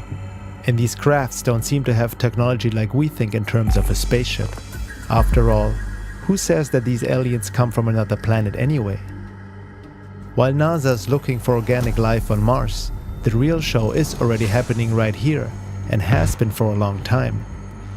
Contact has been already made, but it is not how we thought it would have happened. Maybe our physical world is just embedded in what longtime UFO researcher, scientist and astronomer Dr. Jacques Vallée calls a control system. If we look at the world from an informational point of view, and if we consider the many complex ways in which time and space may be structured, the old idea of space travel and interplanetary craft, to which most technologists are still clinging, appears not only obsolete, but ludicrous. Indeed, modern physics has already bypassed it, offering a very different interpretation of what an extraterrestrial system might look like. I believe there is a system around us that transcends time as it transcends space. The system may well be able to locate itself in outer space, but its manifestations are not spacecraft in the ordinary nuts and bolts sense. The UFOs are physical manifestations that cannot be understood apart from their psychic and symbolic reality. What we see in effect here is a control system which acts on humans and uses humans. Vallée also stated that it would be false to say that these UFOs fly like a plane or rocket would. With technology that transcends time, space and gravity, space travel may take on a whole new meaning. One has to wonder why such a topic of immense importance for science and the world is still widely ignored and denied by official culture. Abduction and UFO researcher James Bartley explains, "Unfortunately, the human race has been poorly served by the scientific community. This should come as no surprise, considering the disproportionate amount of funding the scientific community receives from tax-exempt foundations, multinational corporations, the Department of Energy, and the Pentagon, just to name a few. To provide such funding and then encourage real scientific study of UFOs would defeat the purpose of the long-standing, well-documented debunking and disinformation campaign against UFO reality. Since scientists are conditioned and trained to discount the reality of UFOs, it is relatively easy to convince some of them to be UFO debunkers, especially if they will be paid for their debunking efforts. Scientists cannot be expected to think or behave any differently. They have been indoctrinated and are in need of funding. I have to laugh when skeptics and debunkers demand scientific proof for UFO sightings and alien abductions. How can science, as controlled as it is today, possibly explain the types of phenomena described by UFO witnesses and alien abductees? UFOs have been seen to divide into numerous parts and fly off in different directions. Conversely, 2 or more UFOs have been seen to fly towards one another and merge into one object. UFOs have been seen to change shape in mid-flight, and so on. Other researchers and authors also see this phenomena not like a ET is coming from another planet scenario, but something that may have been around far longer than we imagine.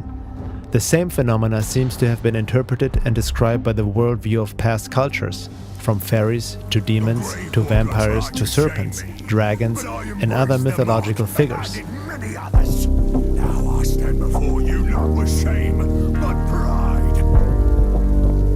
Flap your neck all you like. Meanwhile, I'll be snapping necks. Tars! Why'd you have to cross paths with me again? Now I have to kill you.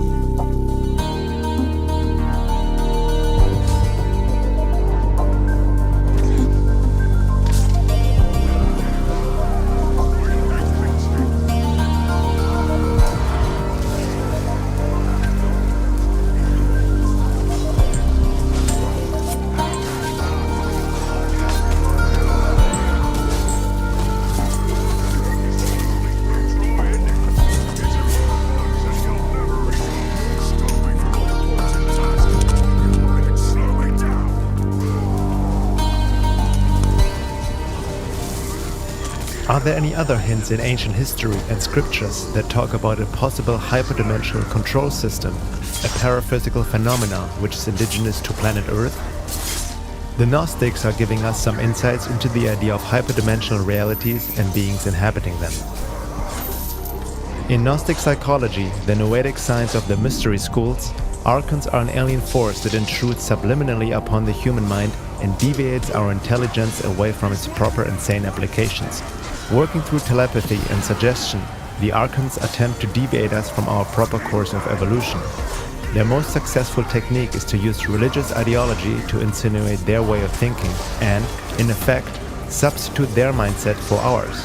According to the Gnostics, Judeo-Christian salvationism is the primary ploy of the archons, an alien implant. In the Gnostic view of human society, the archons are alien forces that act through authoritarian systems, including belief systems, in ways that cause human beings to turn against their innate potential and violate the symbiosis of nature. Because the archons need human complicity to gain power over humankind, anyone who assists them can be considered a kind of archon, an accessory. How do humans assist the archons? One way is by accepting the mental programs of the archons, that is, adopting the alien intelligence as if it were human-based, and implementing those programs by actually enforcing them in society. Another way is by actively or passively conforming to the agenda so proposed and imposed. Their most successful technique is to use religious ideology to insinuate their way of thinking. Now that is very interesting indeed, and puts also the whole New Age world of spiritual teachings as well as religion into a different light, doesn't it? The story of the Archons is similar to what Don Juan talked about in The Active Side of Infinity by Carlos Castaneda. Ah, that's the universe at large, Don Juan said, incommensurable, non-linear, outside the realm of syntax. The sorcerers of ancient Mexico were the first ones to see those fleeting shadows, so they followed them around. They saw them as you're seeing them, and they saw them as energy that flows in the universe. And they did discover something transcendental. They discovered that we have a companion for life. We have a predator that came from the depths of the cosmos and took over the rule of our lives. Human beings are its prisoners. The predator is our lord and master. It has rendered us docile, helpless. If we want to protest, it suppresses our protest. If we want to act independently, it demands that we don't do so. You have arrived by your efforts alone to what the shamans of ancient Mexico called the topic of all topics. I've been beating around the bush all the time, insinuating to you that something is holding us prisoner. Indeed, we are held prisoner. That was an energetic fact for the sorcerers of ancient Mexico. Why has this predator taken over in the fashion that you're describing, Don Juan? I asked. There must be a logical explanation. There is an explanation, Don Juan replied, which is the simplest explanation in the world. They took over because we are food for them, and they squeeze us mercilessly because we are their sustenance. Just as we rear chickens in chicken coops, the predators rear us in human coops. Therefore, their food is always available to them. No, no, no, I heard myself saying. That is absurd, Don Juan. What you're saying is something monstrous. It simply can't be true, for sorcerers or for average men, or for anyone. Why not? Don Juan asked calmly. Why not? Because it infuriates you? Yes, it infuriates me, I retorted. Those claims are monstrous. I want to appeal to your analytical mind, Don Juan said. Think for a moment and tell me how you would explain the contradiction between the intelligence of man the engineer and the stupidity of his systems of beliefs, or the stupidity of his contradictory behavior. Sorcerers believe that the predators have given us our systems of beliefs, our ideas of good and evil, our social mores. They are the ones who set up our hopes and expectations and dreams of success or failure. They have given us covetousness, greed and cowardice. It is the predators who make us complacent, routinary and egomaniacal. But how can they do this, Don Juan? I asked, somehow angered further by what he was saying. Do they whisper all that in our ears while we are asleep? No, they don't do it that way. That's idiotic, Don Juan said, smiling. They are infinitely more efficient and organized than that. In order to keep us obedient and meek and weak, the predators engage themselves in a stupendous maneuver. Stupendous, of course, from the point of view of a fighting strategist. A horrendous maneuver from the point of view of those who suffer it. They gave us their mind. Do you hear me? The predators gave us their mind, which becomes our mind. The predator's mind is baroque, contradictory, morose, filled with the fear of being discovered any minute now. I know that even though you have never suffered hunger, you have food anxiety, which is none other than the anxiety of the predator, who fears that any moment now its maneuver is going to be uncovered and food is going to be denied. Through the mind, which after all is their mind, the predators inject into the lives of human beings whatever is convenient for them, and they ensure, in this manner, a degree of security to act as a buffer against their fear. Looking at Don Juan's words in the light of what we have explored so far, we should maybe put on a different lens when reading Castaneda's books, no matter if Don Juan was real or not, as some people like to argue over. They contain a great amount of esoteric knowledge when read in the right context, much of it resembling Gurdjieff's fourth way teachings. Our reality might indeed be controlled by denizens of a higher reality. Gurdjieff refers to them in the story of the evil magician, cited by Ouspensky in Search of the Miraculous. There is an Eastern tale which speaks about a very rich magician who had a great many sheep. But at the same time, this magician was very mean. He did not want to hire shepherds, nor did he want to erect a fence about the pasture where his sheep were grazing. The sheep consequently often wandered into the forest, fell into ravines, and so on. And above all, they ran away, for they knew that the magician wanted their flesh and skins, and this they did not like. At last the magician found a remedy. He hypnotized his sheep and suggested to them first of all that they were immortal, and that no harm was being done to them when they were skinned. That, on the contrary, it would be very good for them and even pleasant.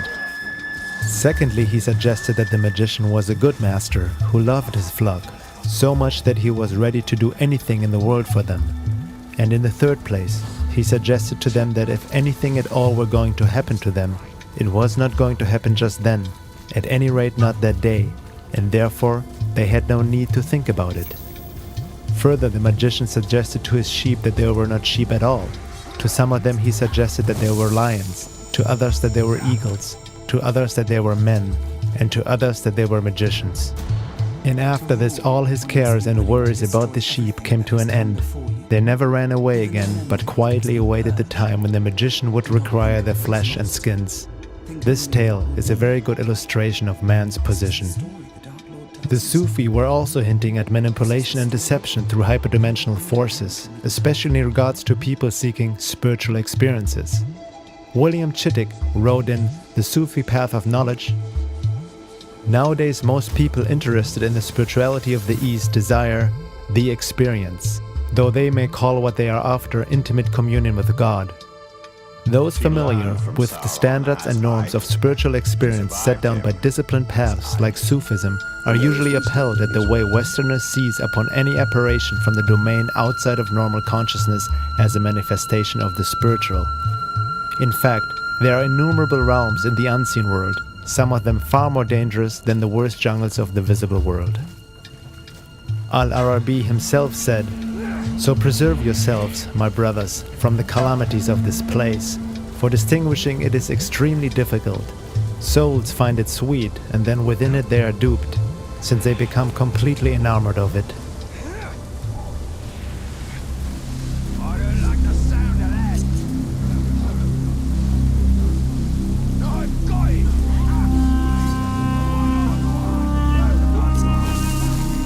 Let's consider what these sources tell us, from abduction accounts to the archons, predators, the evil magician, and aliens. Could they all relate to the same phenomena, manipulating humanity since the beginning of time? Where did religion originally come from? Could popular New Age teachings be influenced by these same forces? A lot of channeled and New Age material tells us to just focus on love and positive thoughts since we create our own reality. We should ignore anything negative or unpleasant, telling us that eventually the light will win anyway, and we need to just watch it unfold, bathe in the photon belt, and let the divine plan unfold. Is there manipulation going on in the New Age movement for the purpose of welcoming alien entities as friends and saviors, or maybe just as a distraction from reality? Laura Nadjajic concludes, "If anything, the so-called New Age movement has been so heavily inculcated with the idea that one must not ever think about negative things, that they, above all other people, are most subject to the predations of higher realms. If you don't know about something, you cannot defend yourself against it. The consistent deflection from the truth of the state of so-called higher realms by masses of published material over the many years suggests almost a program of disinformation. It was beginning to look as though there was something or someone out there who didn't want us to know something. Having looked now more at the so-called negative alien scenario, the question comes up, are there any good aliens? How would a higher positive and spiritual non-human intelligence act? Would they interfere with free will and perform abductions? Would they help humanity against the bad aliens or the evil elite and save us? Or is it more up to us humans to learn our lessons in order to truly evolve spiritually, discerning truth from lies, learning and gaining knowledge of what is truly going on without being held by forces of whom we really don't know much about to begin with? What are these beings who claim to want to help us and land on our shores as promoted through popular New Age channelings these days? That doesn't mean that there aren't benevolent forces out there, but the negative alien scenario is being overlooked and denied in many ways. Maybe once we have learned our lessons, being able to truly see what is going on and act, behave, evolve accordingly, then the good ETs will come and join us, or we will join them. But in the meantime, it is up to us to grow and learn, discern truth from lies, true revelations from clever forms of deception. In our current state of being and evolution, we are more prone to being manipulated than joining any form of galactic federation of higher spiritually evolved beings. Isn't that obvious? We must become that first ourselves. And the major part of conscious evolution is not just about trying to focus on love, but also making the darkness conscious and learning the lessons therein, within and without. As the Russian mystic Boris Muraviev said, illusion, thinking it is reality, takes reality for illusion. Maybe the "We are all one" New Age slogan, as true as it is from a higher perspective, must also be carefully re-examined with a sober and objective eye.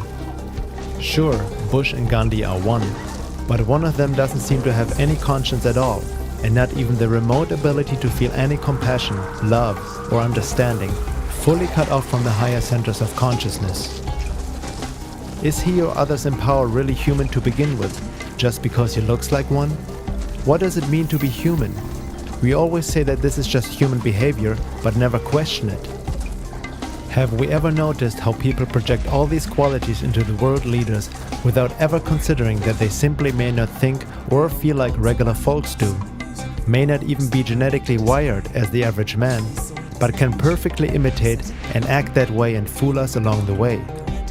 This doesn't necessarily mean that Bush or other political figures are alien hybrids, but relates to another greatly misunderstood and ignored topic: psychopathy and political ponerology. From a hyperdimensional perspective, psychopaths may be even used as portals through which negative aliens can work through. Who needs aliens when we've got psychopaths? You know, I mean, but the psychopaths are being motivated by higher dimensional beings. Yes, and also Lizzie's. Yes, and Greys, right? Who are Greys are on the fourth. Well, Greys are cybergenetic probes. They're not even real beings. They're like almost like plant-like, living like robots. Sure. You know, they're like a cross between a plant and a critter, and they grow them like plants. You know, and they send them because they can function in our reality much more easily than the overlords, who have great difficulty making their vibrations match with our reality.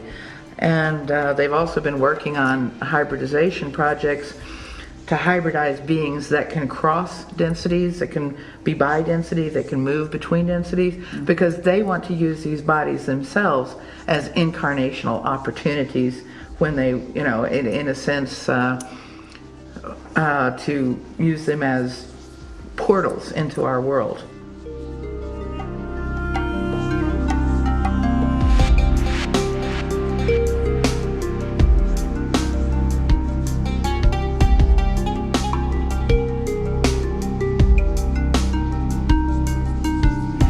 Millions of children are reported missing each year, never to be seen again.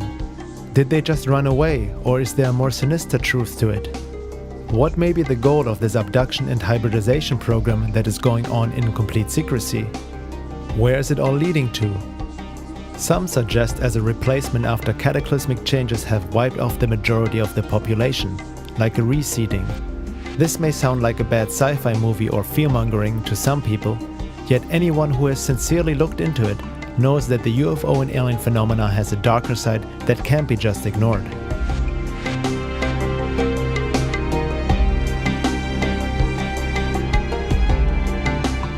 It is interesting to note that if there's something presented which may not look that pretty, it is sometimes automatically judged as fear-mongering or being negative.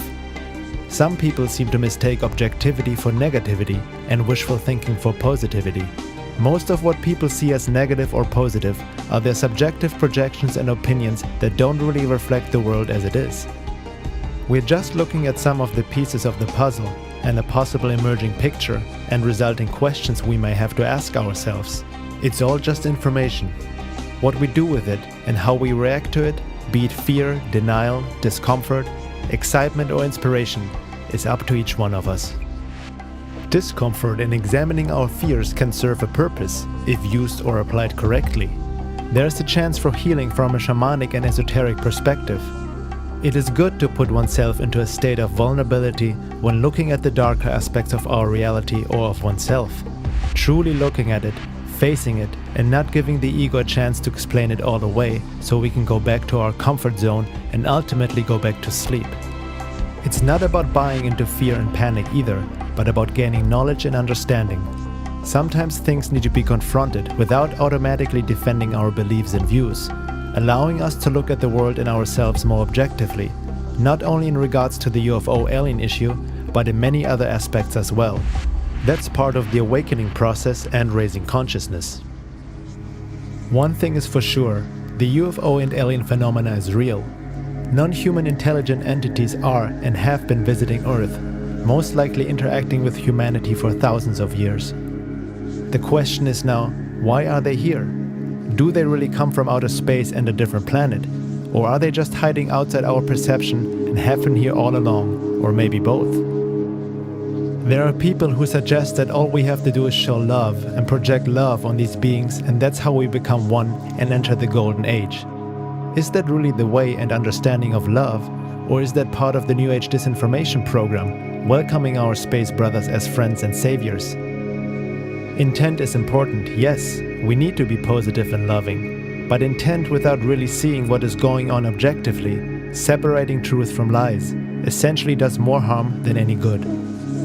Isn't it interesting, as we all focus on global issues such as the environment, self-sustainability, the fake war on terror, economy, the banking system, etc., all important topics that need to be addressed and looked at, but all along, there seems to be something else going on which we totally ignore, deny, even laugh about, or try to explain away with questionable spiritual concepts or mainstream psychology.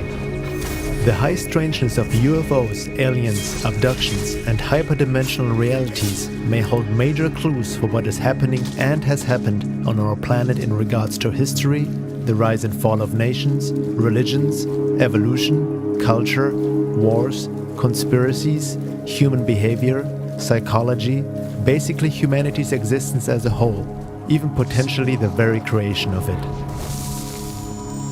Maybe the elite, which seems to control the world these days through government, media, military, and transnational corporations, are mere puppets to their hyperdimensional masters who have been manipulating humanity for ages. It seems to be happening before our eyes that they have been creating a ruthless race in which to incarnate themselves at the time of this upcoming macrocosmic quantum event, so that they can rule over the rest of humanity, whatever remains, in the higher density state. In other words, they want to lock this planet into their evil garden spot for them to have control and domination. They think, of course, for all of eternity. That's their plan, that's their intention. And, we would like to see that doesn't happen. We'd like to see a future of freedom for people, and the Caesar said that also is possible. But the people, can't do it until they can connect together in a certain way, and they cannot connect together in a way that can block that hyperdimensional. In other words, what we want to do is we want to cut off their power supply. There are all of these pathological people on our planet, and they're getting fueled by these hyperdimensional negative beings that are negative. You can't even plumb the depths of their negativity. You read about the most horrible crimes that have ever occurred committed by so-called humans on this planet, and you're getting a little bit of the picture of what their internal landscape is like. What are the implications for humanity when considering the possibility that hyperdimensional alien entities have manipulated humanity through belief systems and genetics since the beginning of time, or since the fall from Eden, as some may want to call it, all the while feeding on us energetically, emotionally, as well as physically? There are ancient accounts that hint to the reality of hyperdimensional control in alien life forms. There are cave paintings and scriptures, writing of the Gnostics and Sufi, the Native Americans, and various ancient esoteric teachings. This underlying hyperdimensional reality that is behind our history and how it, extrudes itself into the historical timeline, and how you can observe these long historical events and see the movement of that hyperdimensional energy through, the actions of human beings, through historical cycles, through the behavior of groups of people, through the manipulations, things emerge. This is the age of transformation, but also the age of deception. As the frequency raises on the planet, what we might be experiencing sometime in the future is an intersection of densities and the beings inhabiting them. Perhaps the aliens haven't really traveled from a distant planet, but have been here all along. Some researchers suggest that the Anunnaki are returning to Earth. Maybe they never left, but have been here this whole time, just right outside our range of perception. As one abductee said, they may see us as their property and Earth is their farm. We are the resources and food. Or another more disturbing quote by an abductee, to them we are just cockroaches. We might laugh at such statements, but millions of people are going through these experiences which the mainstream labels as psychological issues. Maybe we should give the abductees a closer listen, as well as the researchers in that field, before we look away too quickly.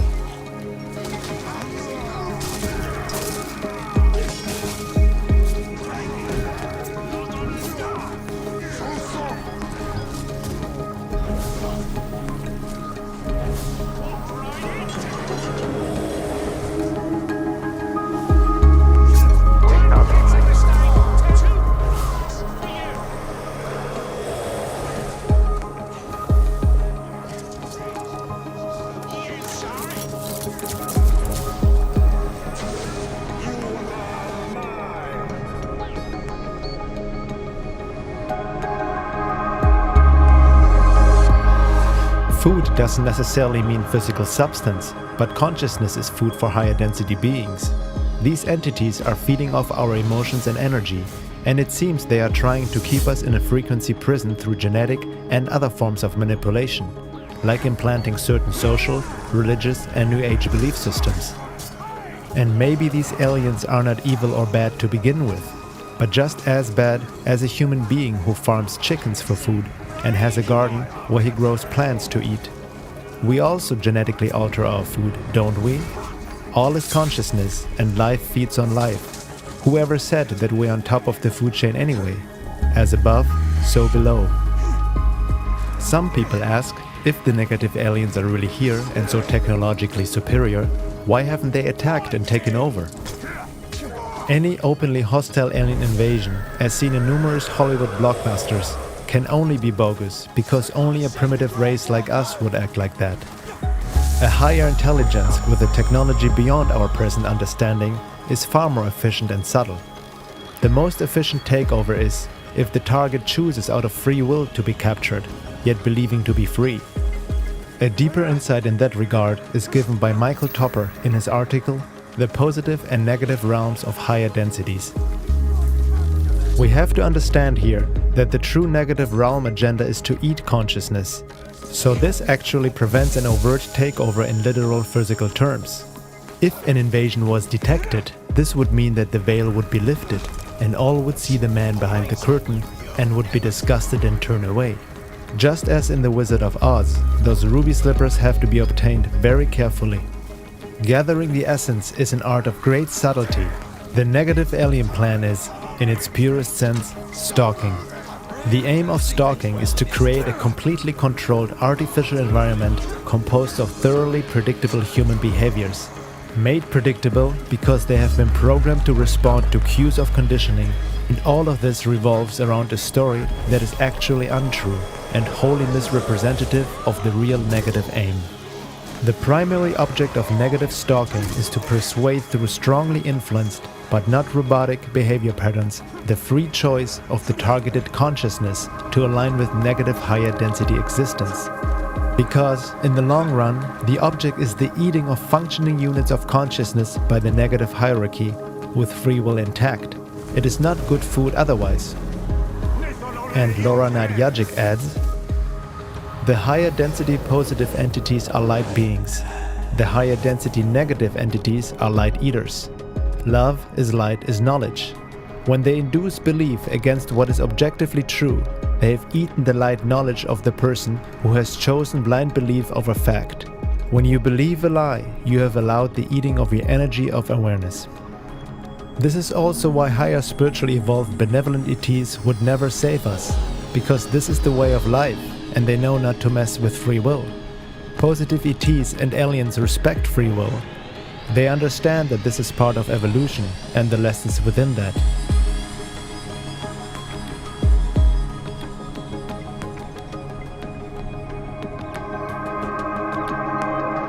There are accounts of information and help from higher sources stating that it is up to us to discern truth from deception. Everything is part of creation. Nothing is better or worse. Evolution is a process of learning, becoming aware and conscious, gaining knowledge and hence wisdom and love. The more one can see the world as it is, objectively, as the universe sees itself, the higher the degree of awareness and state of being. Higher evolved positive alien beings may assist and guide us in more subtle ways if we're able to see and know how to listen. But the work comes down to us. No one is going to do it for us. As the saying goes, the teacher appears when the student is ready. They don't interfere with our lessons we need to learn for the sake of our own evolution, personally and collectively.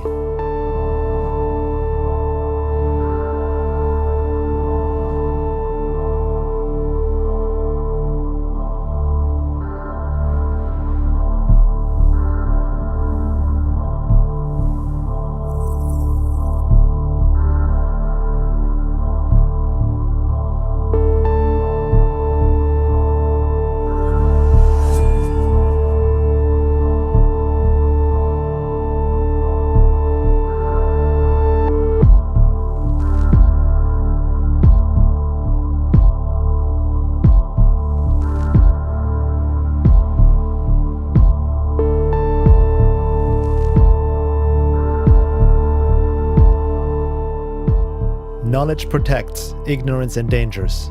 The more we gain knowledge and understanding, not simply book-smart knowledge, and the more we become objective with ourselves and the world and raise awareness, the better we can see and act accordingly. This means carefully discerning truth from lies. There is truth to certain channeled material. However, one needs to understand how to read and interpret it.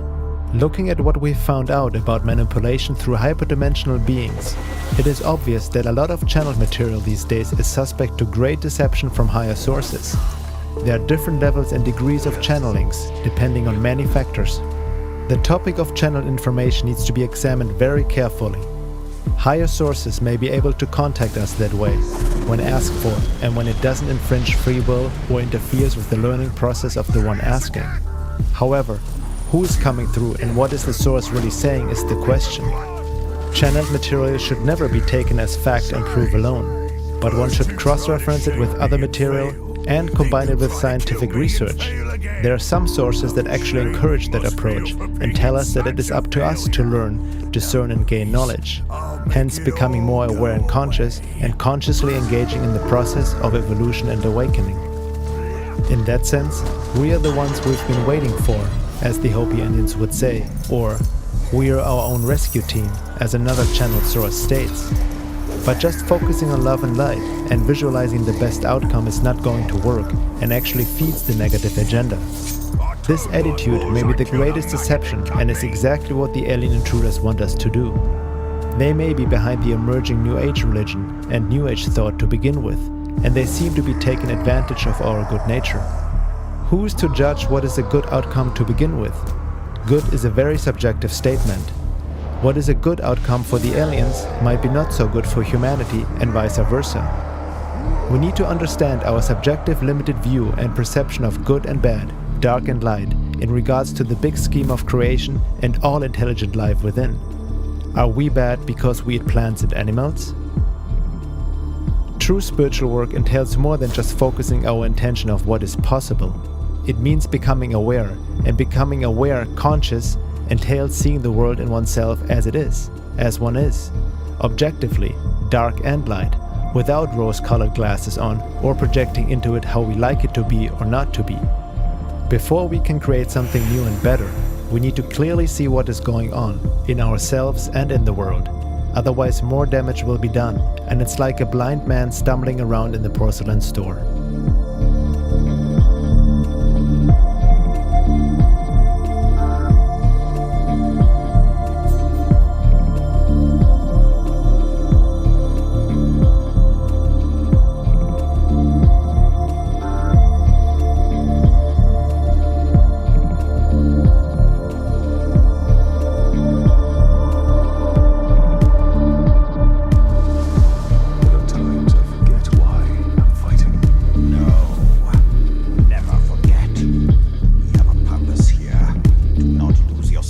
There's still much to find out about this topic. This is just some food for thought, no pun intended. However, one thing is for sure, there's already enough well-documented material out there that shows and proves the possibility of an alien agenda, which might not be quite what we have hoped for. The high strangeness and paranormal aspect of this phenomena make it very hard to study. The fact that these beings and UFOs act in stealth and secrecy, with obvious intent to keep the truth away from humanity at large, doesn't make the issue easier and doesn't speak well for them. One has to ask, why would benevolent beings act that way? Why would good aliens take thousands, if not millions of people against their free will? What are they really here for?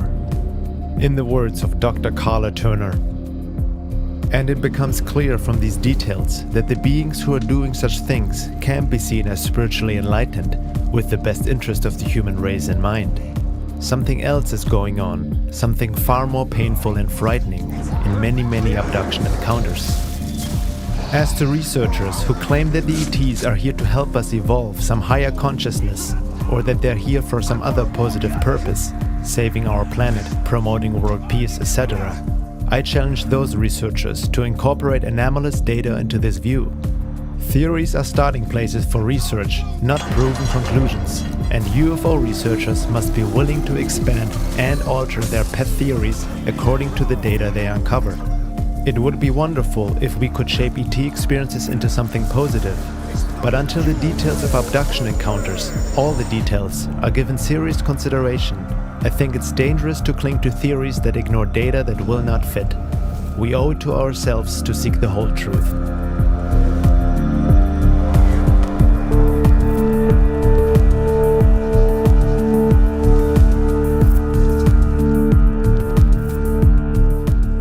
We need to get out of our habit of romanticizing anything that has to do with alien intelligent life forms, according to our wishful thinking. Nor deny the UFO reality completely out of conditioned non-belief, nor buying into any fear. This means growing up and becoming spiritually mature, being able to look at the world as it is, the dark and the light, without preference, and understanding what dark and light really means to begin with, moving from subjectivity towards objectivity, re-examining our beliefs and so-called spiritual knowledge we have gained over the years, which we at times just repeat without questioning. Everything from Eastern and Western religious teachings to mainstream New Age stuff and various spiritual teachers who have been on Oprah and on mainstream TV, marketing a passive, self-centered kind of spirituality to the masses in this billion-dollar heavy New Age industry. What is really going on? A true awakening or further manipulation and control? The deception in this day and age is massive and cannot be underestimated.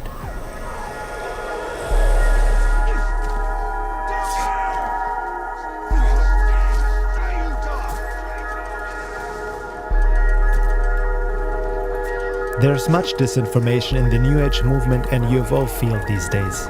Most of them are not even purposely spreading disinfo, but they are duped themselves, caught in their own subjective tunnel vision and wishful thinking. As Laura Nadjajic states, "Let me make it clear at this point that I'm convinced that a lot of honest, sincere, hard-working individuals are being duped and or controlled without being fully aware of it. From the viewpoint of esoteric work, truth and objectivity should be one's principal goal.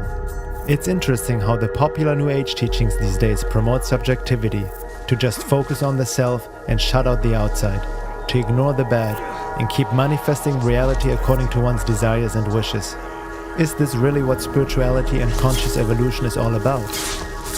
Perhaps the popular New Age teachings and create your own reality concepts are corrupt in many ways, universal truths mixed with lies, painting a false picture of what spiritual evolution truly means, making us believe we are already God on our level to keep us in our self-inflicted prison. In this day and age of transformation and global change, it may be advisable to look more into what Don Juan called the topic of all topics: UFOs, hyperdimensional realities, and the beings inhabiting them, the magicians that play with us, our reality and consciousness. It is also not something that is just now happening. It seems to have been going on for quite a while, thousands of years. These beings are operating outside the realm of space and time, and that is exactly why the manipulation and control is so unnoticed by the general population. It transcends our comprehension and works through our own minds. It is the subtlety of this phenomena which makes the deception so hard to see, because it is already ingrained in our way of life, our culture and civilization. This also puts a big question mark on the topic of disclosure. The UFO phenomena has a strong paranormal and hyperdimensional aspect to it that can't be simply ignored. Many supporters of disclosure and exopolitics seem to ignore or oversimplify that issue.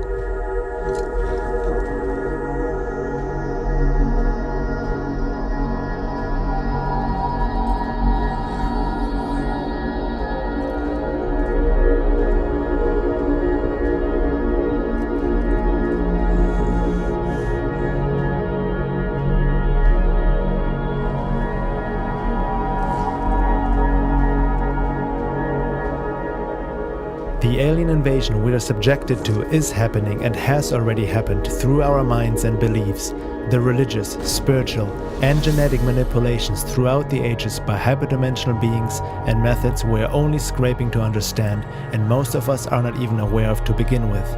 It's state-of-the-art mind control. Are perhaps the aliens themselves behind the New World Order and quest for global enslavement?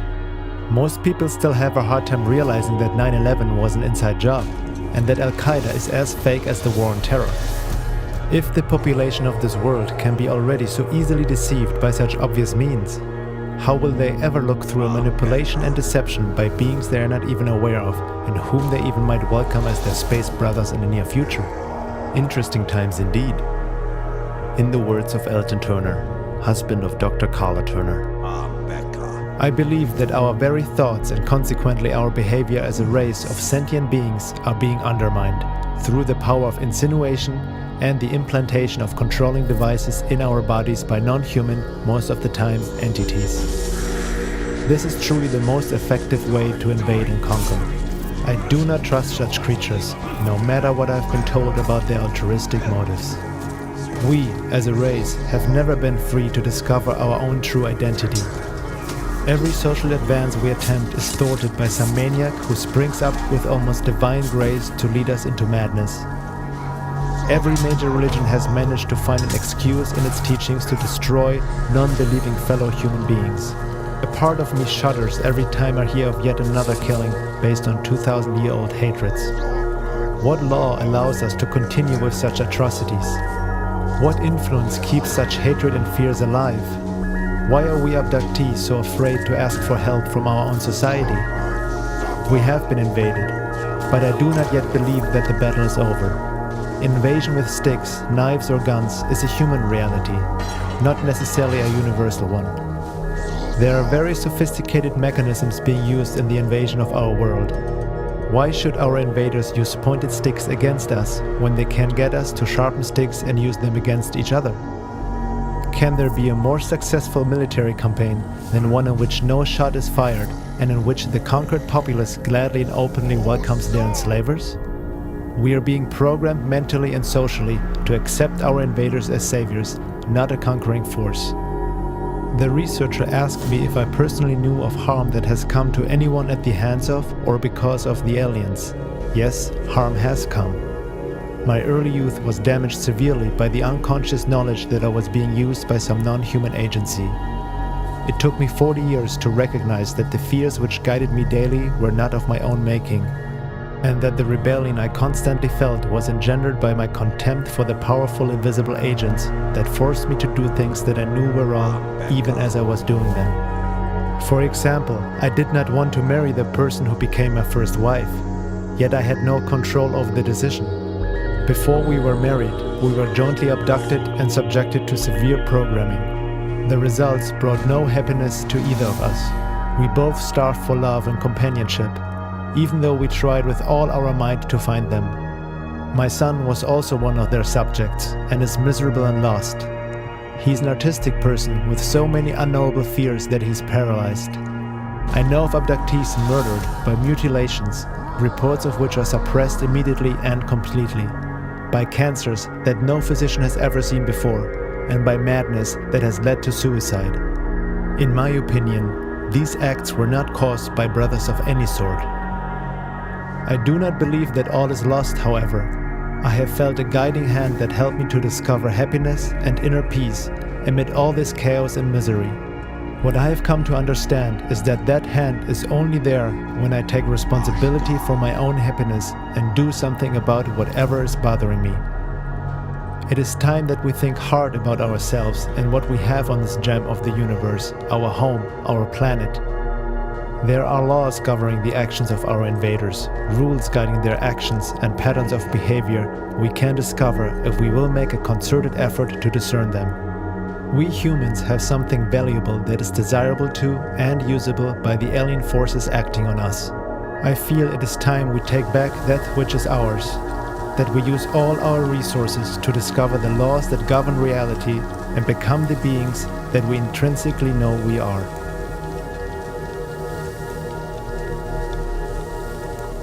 We're in a very unstable period of our history. It's like everything's bouncing around.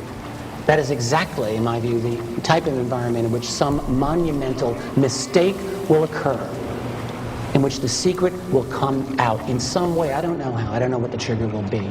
It's going to happen. When, I don't know either. I predict within 10 years. Now, when it happens, there's going to be attempts, you know this, to control the spin. Okay? It's going to happen. And so it's going to be our job, the job of any responsible researcher, and your job, to ensure that that does not happen. We've got to make sure that the actual truth comes out, even if it's horrible. Even if it's horrible, especially if it's horrible. There's no other way we're going to be able to deal with the reality until we learn the full import of what is going on. But there may be some extraterrestrial or interdimensional or non-human intelligences that may not be working toward our best interest. If we don't acknowledge that at least as a distinct possibility, I think we're fools. We have to, even if their intentions may not be bad. What happens to indigenous cultures when they encounter a highly technically proficient society? We know. And maybe in the long run things get better for them. I don't know, you can decide that for yourself. But the point is that we have to be vigilant against a variety of fronts here. Hope and fear. Fear is an enemy, we know this. Because when we are afraid, we react irrationally to things. We don't think through. Hope is an enemy too, though. That sounds kind of wrong, doesn't it? Everyone likes to have hope. Don't give up hope. But here's the problem with hope. Hope also deludes. We need to have a cold eye. We have to be able to look at reality in as alert and awake a fashion as we can. What is true higher consciousness? Well, it starts with awareness, with seeing things as they are. Not as you want them to be, not as you hope they can be. You have to see them as they are. And it is only through going over that first large hurdle, I feel, that we can really attain a true higher consciousness, a true awareness in which we are awake, not asleep. No matter what the truth ultimately proves to be, we have to go for it. I mean, without it, we're like children playing with shadows. And we're ignorant, and we're certainly unempowered to deal with and confront whatever the real entities are behind this masquerade. To take it all at face value is foolish. To take none of it at face value is ridiculous. Investigations into this field there cannot be anything more important for us to be doing right now than to dig past our wishes, dig past our fears, and dig for objective reality and understanding. What is truth and what are lies in the world of UFOs, aliens, abductions, and hyperdimensional realities? We ought to make an effort to find that out. As Carla Turner said, we owe it to ourselves.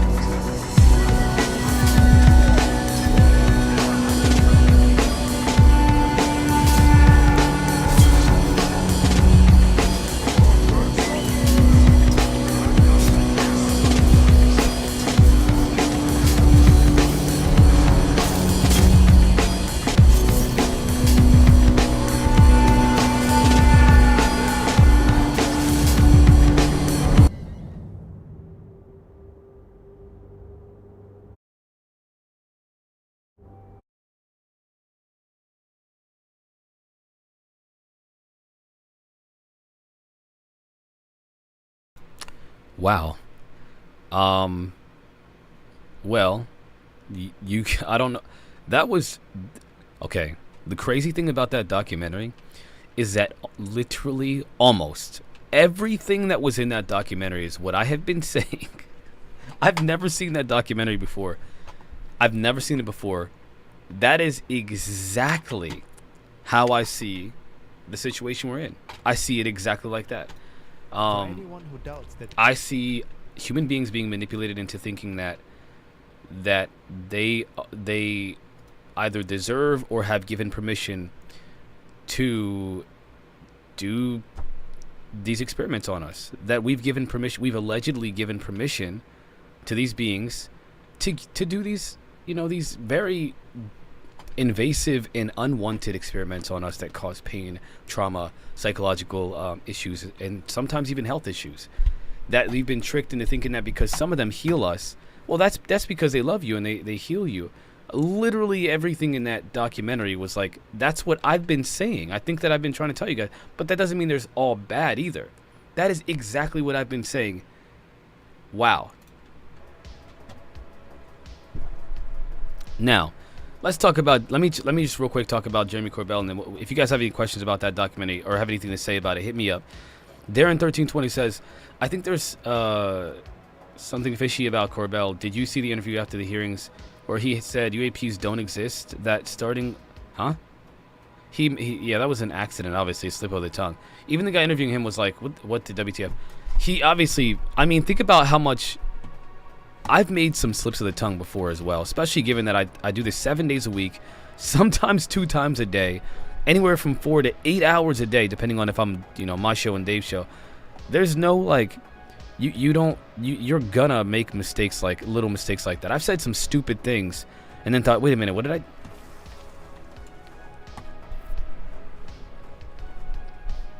Karaoke, don't you lie. I say that doesn't mean they're all. I've literally said, this is why I have to be very specific with my it's okay if you forget. I forgive you. I have to be very specific with my language. Just because I think the ones that are here, the ones that are doing these things, I've made this very clear, are not friendly and that we should be more cautious about their presence. I have not said that they're all evil and here to kill us all. That is not true. That is a mischaracterization, if not an outright lie. But because I like you, I'll give you a mischaracterization. I'll give you that, all right? I'll give you that. Yeah, who wants to be a petri dish? Sophistries, check this out. The funny thing about that is that there are people who believe that not only do we deserve it, but hey, we do it too, so it's acceptable. Everything in that documentary is exactly what I've been saying. Everything.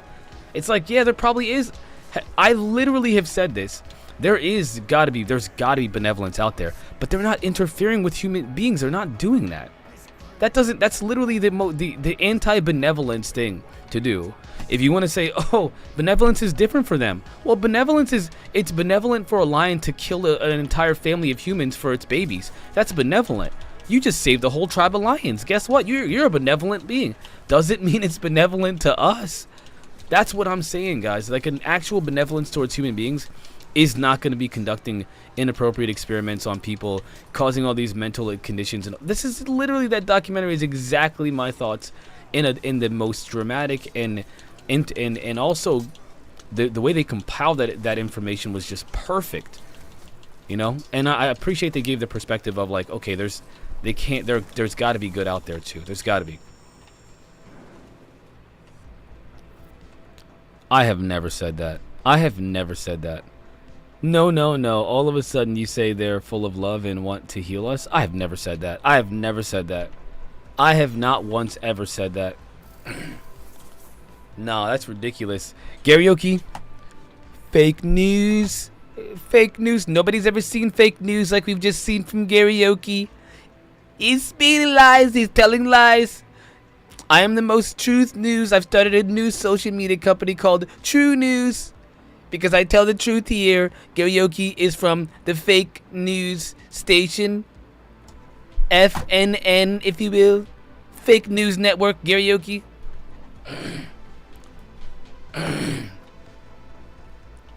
I did not say they are all benevolent. That is insane. I said if there are benevolence, they're not doing what these things are doing to us. I have never said they're all. That's insane. When would I ever? Does that even sound like me? Who believes Karaoke right now? I want to know who in the chat is not paying attention to a word I'm saying. Who believes Karaoke right now? That I, Dr. Doris, said that aliens are all benevolent and that they want to heal us because they love us. Tell me who believes that I said that. I want to know right now. Karaoke, fake news. Get that fake news off here. A lot of people are saying it. I'm not saying it. A lot of people are saying Karaoke is saying fake news. Fake news, Karaoke. What? When the video finished, I said that? Bro, you're trolling. You're trolling. Don't pull it. Rubbish. It's all rubbish. Stop pulling a drunk physics right now. I can tell you right now, the Pentagon is going to definitely investigate the claims that Karaoke is making about Dr. Doll, Marquise. Okay, if you will. Because Marquise is his real name anyway. His government name is Marquise. And as much as you want to believe you're a Dr. Marquise, you're not a doctor. You're actually just a man who's on here speaking all of these things about aliens and extraterrestrial entities and so forth. And so, therefore, I have to say there's no data involved with what you're saying. There's no data.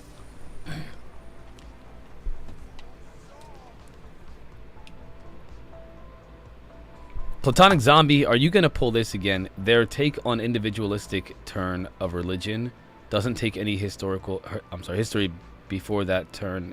Huh? Can you please clarify that, Platonic Zombie? Clip it. One would think that the technological advancements you could simulate experiments with AI instead of needing biological subjects. Well, obviously they're not perfect gods. That's kind of the point that we're trying to make, right? People think that they're gods. People think that that we think that they're gods. We being the people that see the UFO phenomena for what it really is. I'm sorry, the abduction phenomena for what it really is. They say that we see them as godlike beings who can do. Well, I think that's the exact opposite. I think they are not gods. That's why they crash. That's why sometimes we have some of their equipment. That's why they've made mistakes. They're not gods. They're still beings, whatever they are. They're just better than us. In some ways. Technologically, they're better than us. Does not mean that they're gods. They're not perfect. Now, like I said, all of the truth right there in one video. Aliens are people too? No. aliens are just not perfect. They don't have to be. They don't have to be people to be not perfect, you know. They're just not perfect. It's not about perfection. I mean, that's not. I mean, think about this, right? If again we look at monkeys, apes, primates, they're so close to us in so many ways, but we're so far superior to them. I mean, we like, what measure of superior would you like to start with? We are so far more superior than a primate that it's not even funny.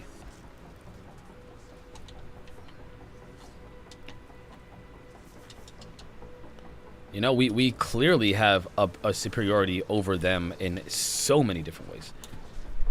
Platonic Zombie says on YouTube, they act like religions turn to individualism is orchestrated. But that totally negates the history of humanity's fight for freedom to practice religion, the whole reason Christianity became popular. Have you not heard of the Christian Crusades? Have you not heard of the Christian Crusades? I mean, that is a mischaracter. What about the KKK? Right? In America, the KKK were literally a group of Christians who thought that the best course of action was to go and terrorize the black people in this country. Terrorize them through violence, through murder, through the R word, through assault, through, you know, every way they possibly could. And they were Christians, and they did it because they said that it was for God, that God wanted it to be that way. That was how God saw black people. I mean, the Christian Crusades, they literally just went out and slaughtered anyone who wasn't like them. Catholics used to literally make people pay just to survive. First of all, they had to go to a priest to pay them money to go to heaven. I mean, come on, that's ignoring entirely the history of humanity. Human beings have used religion, used it against each other, and my contention is that they're being manipulated by another force. I work with animals. Sophistry says, I work with animals all day long. In my experience, they all have individuality. I think when given empathy and relational, I'm not sure what that word is supposed to mean. Almost all being are people in my eyes, but I can see others' point of view. Okay, development, I'm sorry. So, let me be clear. I'm not saying that we're... Okay. In terms of intrinsic value, I don't think that people are just like, you know, humans are better and deserve to be treated like, I don't know how to say this. I think that all living creatures are valuable, period. They have intrinsic value. I mean, unless you're a vegan, you don't think that animals are equal to us anyway, right? If you're a vegan, you do believe that animals are equal to us. People will literally want to off human beings because of how human baby. I heard a guy, Vegan Gains, a vegan bodybuilder guy, right? Literally did a rant where he said he wanted to delete a human baby from existence because of what happens to cows. Do you think that's a fair, like an equal measure of like violence? I mean, I don't think, I think we do understand there's a difference between human beings and animals. I mean, we literally raise them to eat as a part of our human life, like human beings do. No one would accept that with other human beings. No human being would accept that. None. Animals eat each other, but when humans do it, we know it's wrong. Now, Rad Peanut, excellent point. People claiming to be Christians still isn't Christianity, though clearly by their actions. I agree with you, but that's not. But when we're looking at it through the scope of individual. So what Platonic Zombie I think is saying. Let's read what Platonic Zombie said. I'm talking about before that. Obviously, there's violence over religion, but the reason Christianity became popular was because it freed the practice from a form of control. Platonic Zombie, I'm not really sure what you're talking about. Christianity, I mean, I'm not sure what you mean. I don't know what you mean by that. I'm genuinely confused. Christianity, there, if you think about like indigenous populations where Christians would go there, a pastor would go with these corporations to different indigenous populations that they found, and then in order to steal their resources, they try to convert them into Christianity, and then force them to work in the minefields and teach them how that was the way that God wanted them to do it. These are Christians that did, alleged Christians who did that, using the Bible as their sword. against indigenous populations. It is a de facto fact, like the standard for how Christians used to do their infiltration into these indigenous populations. I don't know why we're ignoring this. I don't know why we can't ignore that. I'm not, maybe, again, Platonic Zombie, maybe I'm not understanding what you're saying. These practices get distorted through reading and interpretation. Yes, and that's why I think there's objective reality. Jesus literally advocated for a way of love that is unlike anything that I've ever seen in the Christian population and mainstream Christianity in America. Americans believe that helping the poor is anti-Christian. They think that you should definitely, like, homeless people deserve to be run over by a car. That's what American Christians think. Oh, you know what Christianity is? Amassing wealth. Joel Osteen, if God loves you, then he'll give you a bunch of money. You'll be rich. You'll be middle class. You'll be wealthy if God loves you. That is not what the Bible says. The Bible says it's easier to fit a camel into the eye of a needle than it is for a rich man to make it into heaven. And yet Christianity, mainstream American Christianity says, if God loves you, you'll be rich. You'll have money and you'll have stuff. Right? This is what's been perpetuated in mainstream American Christianity.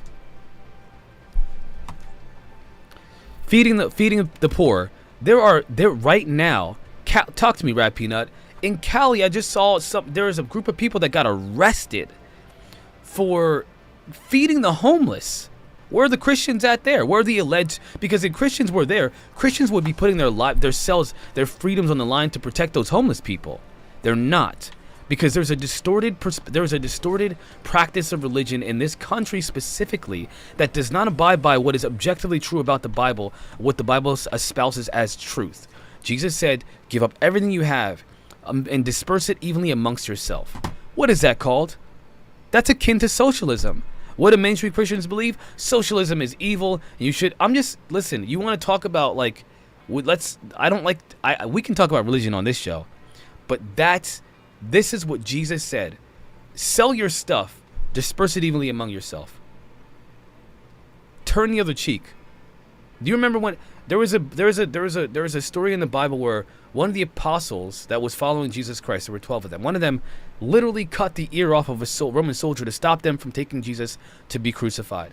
And Jesus told him, stop, and then put the ear back on the soldier's head.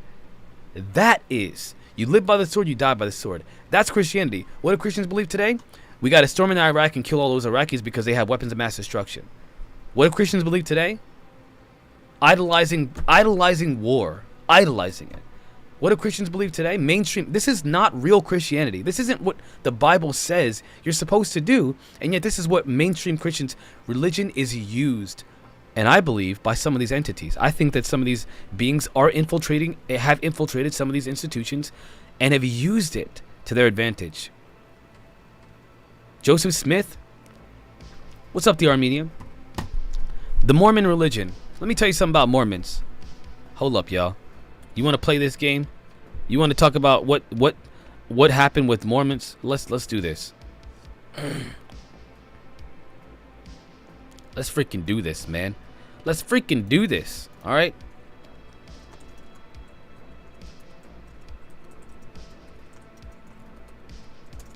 You want to play this game? You want to talk about manipulation?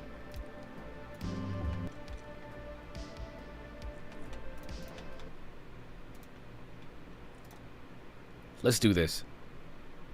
Let's talk about what religion does. All right, let's talk about what religion does.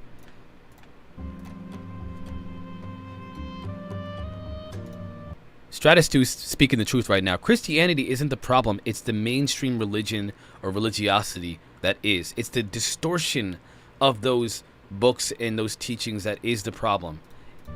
Now let's check it out, y'all. Regardless of its Christian veneer, the basic tenets of Mormonism are in direct conflict with biblical Christianity. The following piece of animation, based directly on actual Mormon publications, highlights these major doctrinal differences.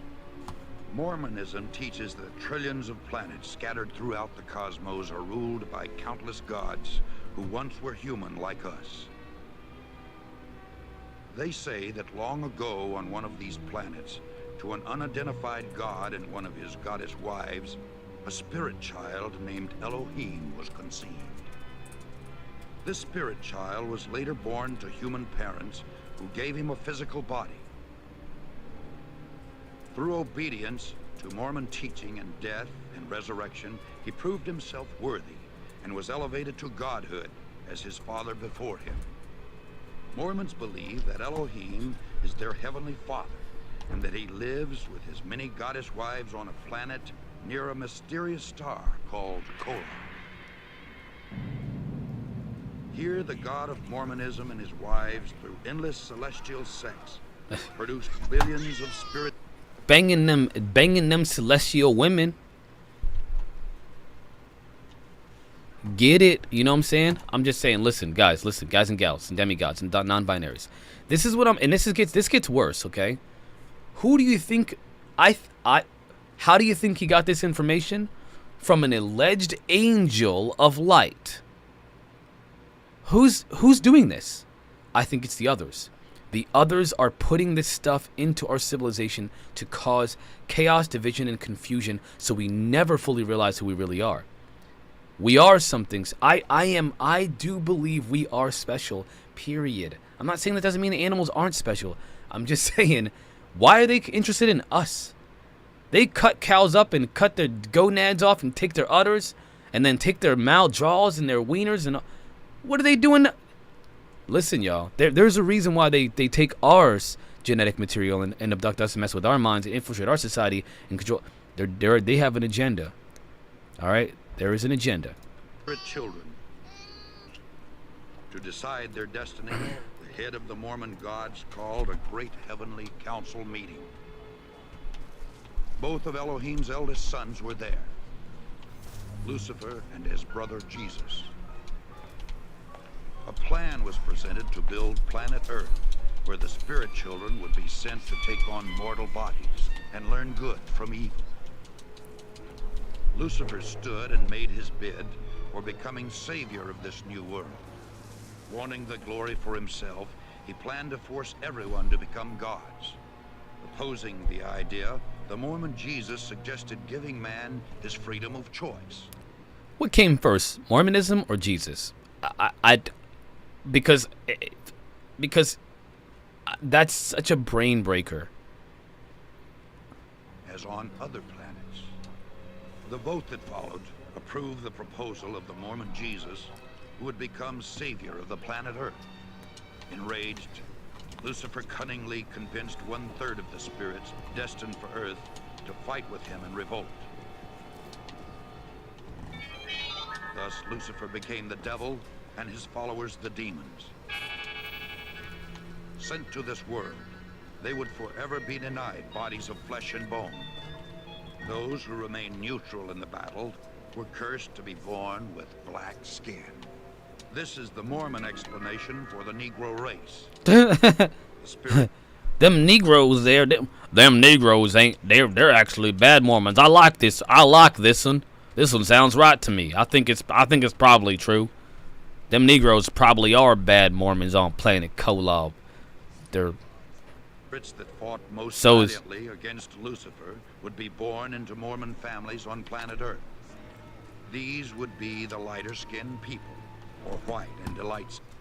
Them white people are the good ones, and the black people were the bad ones before they came here, which means that's why they got. Never mind, I'm not gonna say it.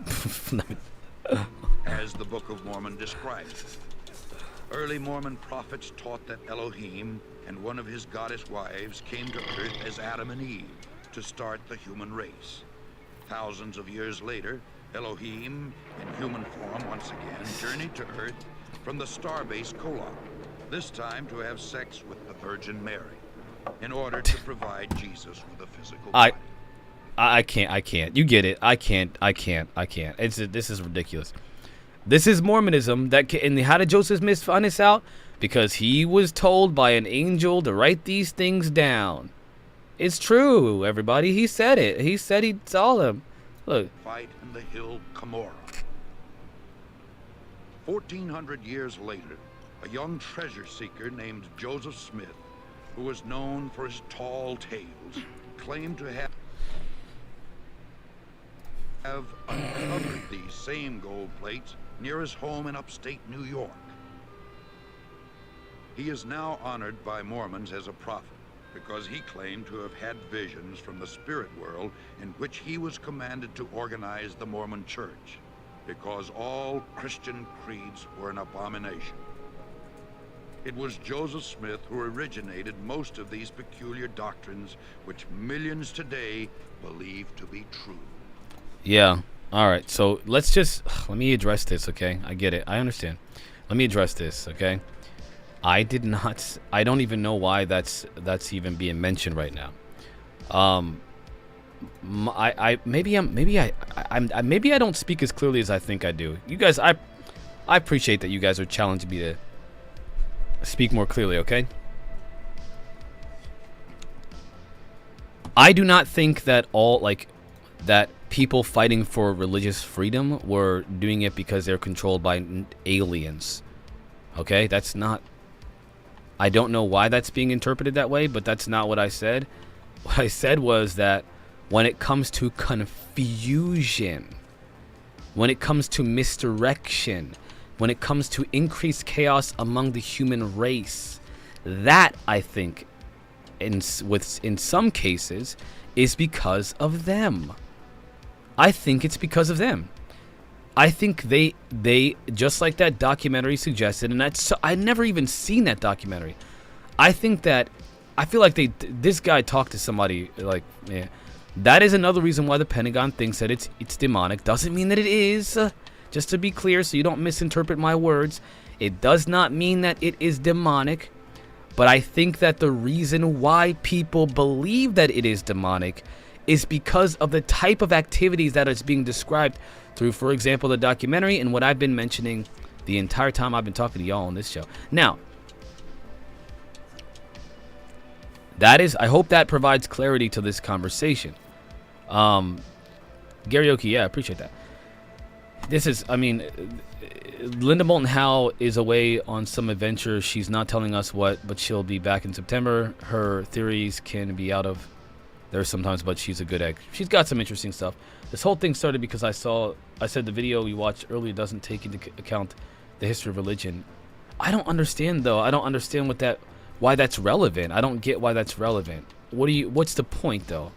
I know why this conversation... I don't understand why that's part of the conversation, though. Like, whether or not people fought for religious freedom is irrelevant to the fact to the possibility, I should say, that non-humans have manipulated human beings through religion. I don't see how that's relevant. I think that the nuance is being missed here. I think the nuance is being missed, okay? Yeah, I think the nuance here is being missed. And I'm also missing what the underlying problem that you see is. What's the underlying problem that you're actually trying to tell me? So be explicit, be direct with me. Tell me exactly what your problem is with that documentary not mentioning, because it's not relevant it's the point of the documentary was to show the nature of the abduction phenomena and the nature of the manipulation through the experiencer phenomena by this new age interpretation of the phenomena's contact with human beings. That was essentially what the documentary was about. It had nothing to do with like religious freedom. It didn't even mention religious freedom. It didn't even say religions are wrong. It didn't say anything about that. So my confusion is, why did you draw that connection, and why do you think that's relevant to the documentary?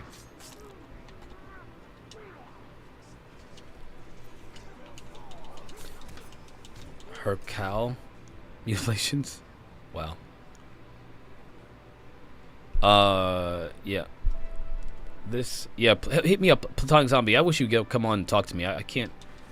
But guys, listen. We're gonna have soon, in like half an hour, we're gonna have a special guest come on to the show. So stay tuned for that, because you're gonna love this person. Trust me. You're gonna love this person.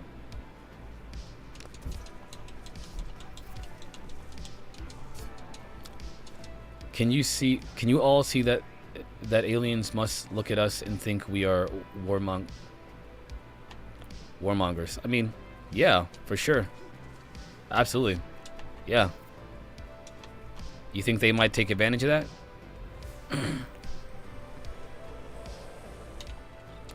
You know what I see? The problem that I see and this is the point of me even showing that documentary, was to let you guys and gals and demigods and non-binaries know that the reason why they didn't lead with the experiencer phenomena is because of that. They'd have to face those realities. And they can't do that right now. Like, that's not right now. We got to establish that there's something really here. You can't just be like, yeah, and they take people and get them pregnant, and then, you know, like, you can't just do that. The reason why I brought that up is because there are researchers and alleged journalists and alleged, you know, people who have, you know, whatever, who want to, again, stop the entire disclosure process because they didn't lead with the experiencer phenomena. This is why they can't lead with the experiencer phenomena, because this thought exists out there. It's out there. This is what researchers have thought for decades. This is what the Pentagon thinks and has thought for decades.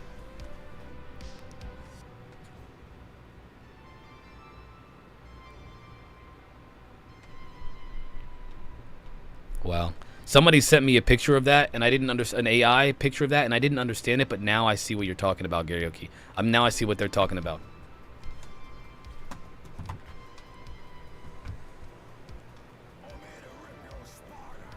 But it sounded like they specifically said that.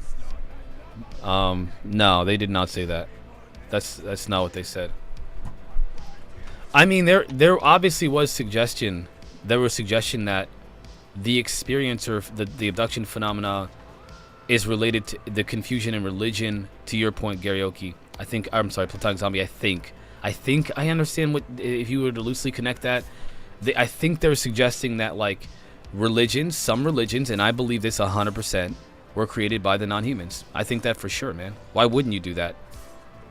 The Anunnaki literally influenced the religions of the Sumerians. It is I mean, Joseph Smith literally claimed he saw an alien being or whatever, or an angel. Which, again, what is an angel? It's just it's a non-human entity, whatever that means, right? So, I don't see the discrepancy in that per se. I don't see it.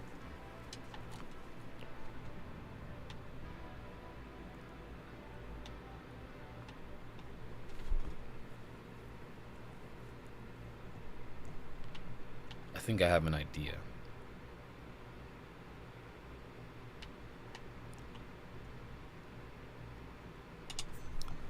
Let's go to war. Didn't Moses have tablets too? Yes, and also saw an otherworldly entity. I'm not sure about an entity, but he went to the mountains, saw the mountains, and then came down with stone tablets or something like that with the 10 Commandments. All of which are like, I mean, they're just how do you be a good human being? Follow the 10 Commandments. Literally everyone says that the 10 Commandments are essentially, for the most part, not everybody agrees with all, the part about God, but don't steal, don't hurt people, be nice to people, like. And then Jesus comes and says, to sum up all the 600 laws and different, stuff in the I think Numbers and stuff like that, in the 5 books of Moses, there's like there's hundreds of laws that the Jews have to follow. And Jesus comes and says, to sum up all those laws, there are 2: love your neighbor as you love thyself, and love the Lord your God above all other. I mean, it's to some people it's love source, right? Love source, have a love and connection with source, God, and love each other. I cannot imagine in my mind a better. Now,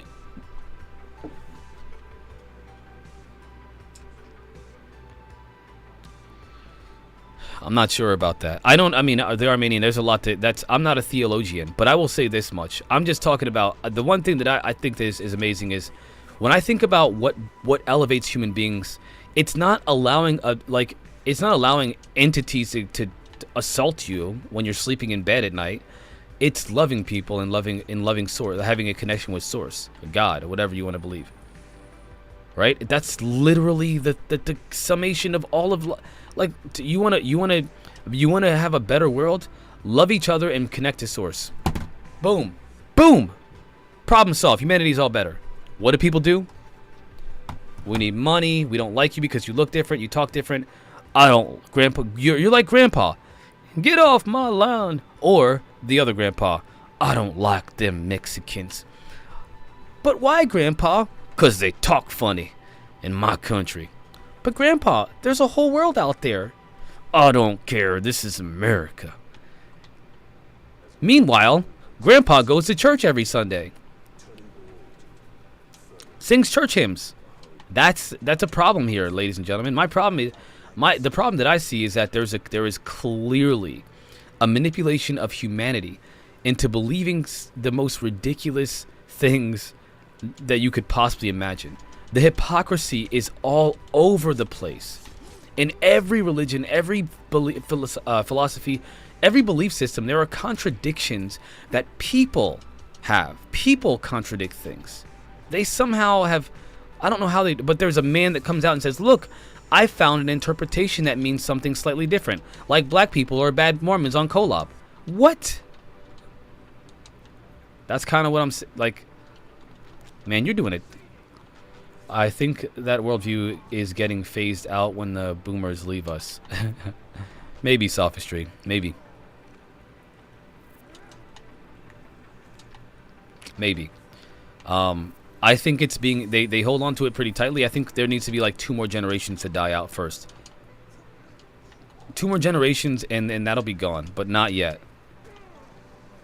Who the heck shot me out of the sky?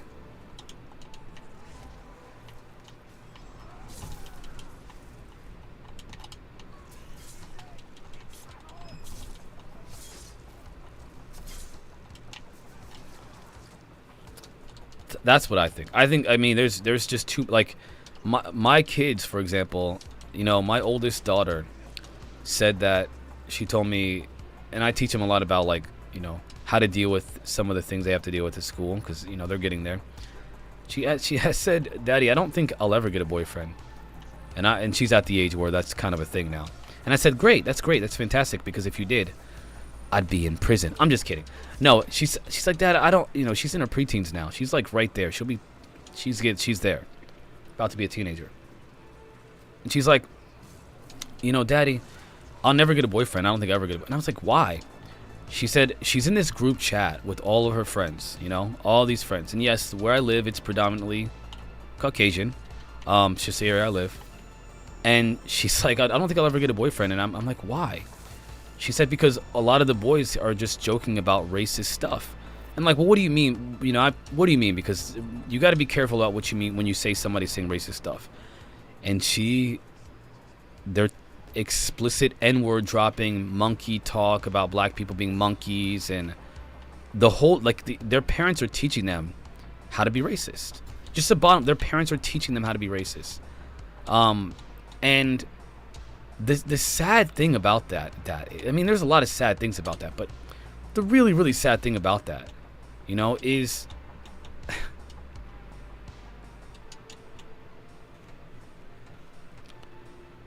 that I feel bad. I feel really bad that is her mindset about the nature of this next generation coming up is still being taught by their parents how to be racist and hateful, even towards children. And it's actually even worse. It's like they're trying to go back to the way that things were in the 50s because, and this is what's being talked about. I don't like to talk about race that much on my channel, but this is what's being talked about with my kids and their friends. Their friends are being taught by their parents to be extremely racist. I mean, you know, it's not the kids' fault. The kids aren't, the kids are learning from their parents. You're right, the Armenian. That's true. That's 100% true. But a lot of people love how that happened. You know, a lot of people love that happened. And I think they're all bad, but like some of them are bad and don't like me because I'm black. Like there's a difference between like people not liking me and people not liking me just because I'm black. Literally. And if you guys think that's not real, I don't know what to tell you. Like read a book or an article or something like that. They're out, like it's out there. Recently I saw a politician say, a pastor, let's talk about the pastor, that said that slavery was a good thing because black people learn how to learn skills. Well, keep in mind, black people weren't even allowed to read during the days of slavery. What the freak is he talking about? That's the mindset here. You know, that's the mindset of like a lot of people. And again, I see my kids go through stuff that I didn't go through when I was a kid. I didn't go through the level of racism my kids are going through right now. I'm serious. I never experienced the type of racism that my kids are experiencing in their schools right now. We are not getting better. We're not getting better. No matter what anybody tells you, we're not getting better, guys. Things are they're regressing. So there needs to be a couple of generations that die out before you get anywhere.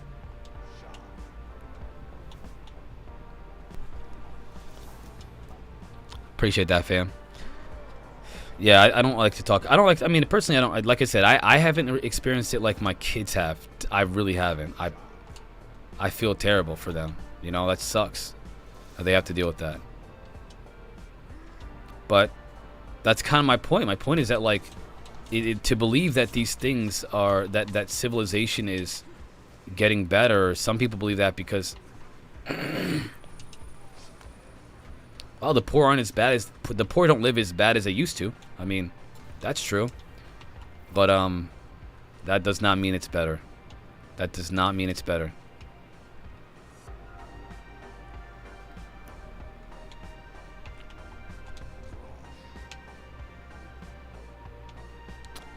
Yeah, I mean, the kids, it's not the kids' fault. I mean, the kids have to just learn. They have to figure it out. When they get older, they'll change. I know for a fact they'll change.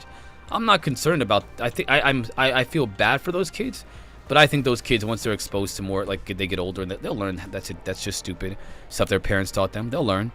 I think that a lot of them will, but a lot of them won't. And I think that we have to be cognizant of the fact that there is an entire generation of kids that are still being taught these things.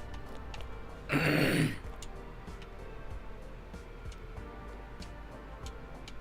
do I get rid of this dude?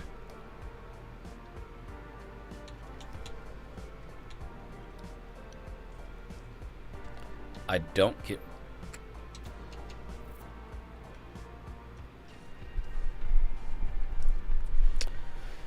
Let's do it. Anyway, aliens.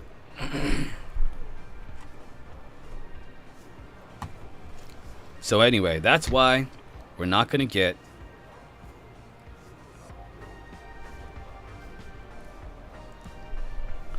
We're not going to get disclosure like that. Not like that, because people are not ready for that. So, again, I'm still fighting against the anti-disclosure.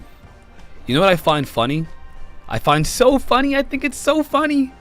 So many people in the UFO community, like leaders, influencers, are now changing their tune about things they just a week or two ago were criticizing.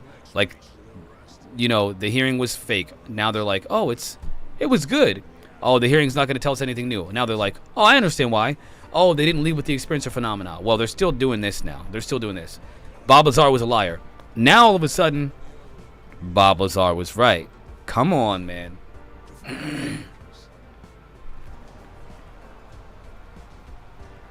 Come on, man.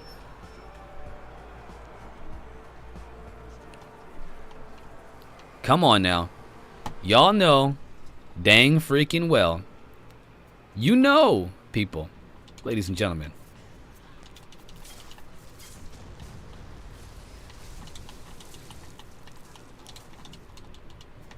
We're gonna lay siege to this place, okay? Until we get our special guest on. We're gonna lay siege to this place. We're gonna lay siege to it all. And then our guest is gonna come on, and then we're gonna talk about this person's experience. Can't wait to see more than he said this with him, Hope. Yeah, I think that. Yeah, I understand. Okay, I do understand that perspective. Seriously. I'm gonna keep pushing back on this, okay? It is not a he said, just a he said this, and you know, it's far more than he said, she said. It's far more than that. We're talking about these people speaking under oath about claiming that there's non-human intelligences and that they know the names of the programs where they're found, and We got the biggest movement towards disclosure you could possibly imagine. I couldn't have even imagined this being real. I couldn't even have imagined it. I can't believe that we got on the record, under oath, people. Oh shoot.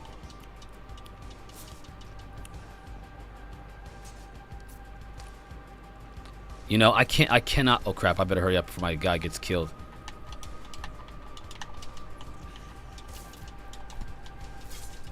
Oh no, they killed my guy.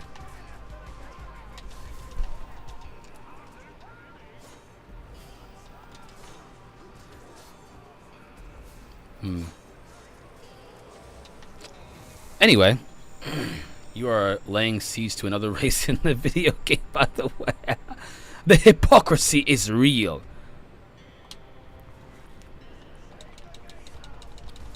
These ugly orcs. But keep in mind, I've allied with the orcs. Okay? I've allied with them.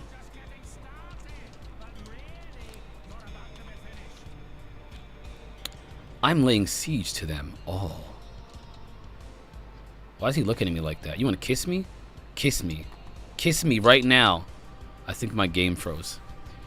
The whole part I can't get my head around is I keep thinking they've had contact, alien tech, for the past 5 to 10 years. Definitely longer than that, my friend. But it actually goes back to Bob Lazar and much further before that. Okay. I stand. I spoke too soon. Yes. I believe that the game froze on me.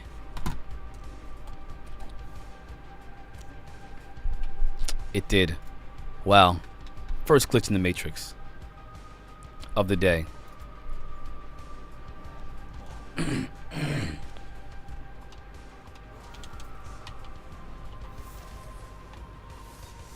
So much for the tough guy act. All right, ladies and gentlemen, we're gonna bring on our guest. You ready? If you're in the chat, guest, I'm gonna go use the restroom. I'm gonna hit you up. I'm gonna add you to the stream here.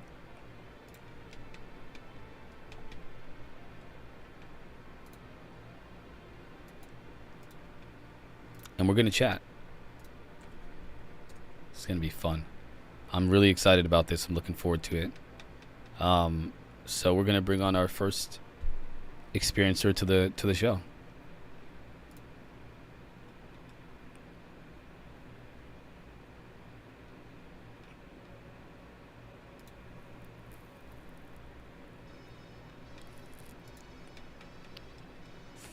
All right, so let me go ahead and invite our guest. Don't be nervous.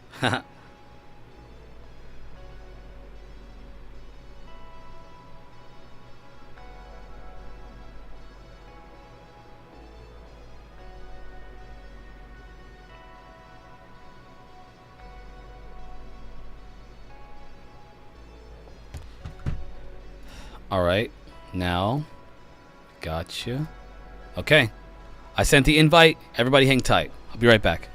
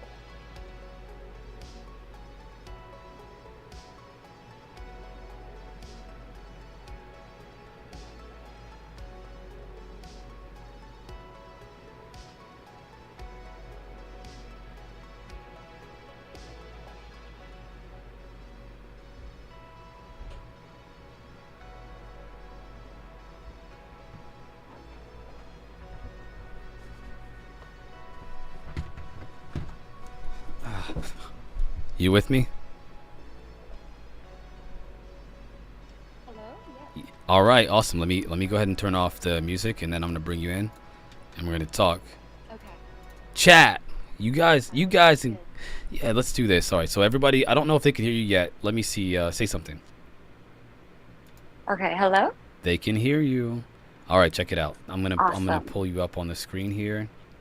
Add you to the live. They're not gonna be able to see your face, obviously, but they'll see that we're talking.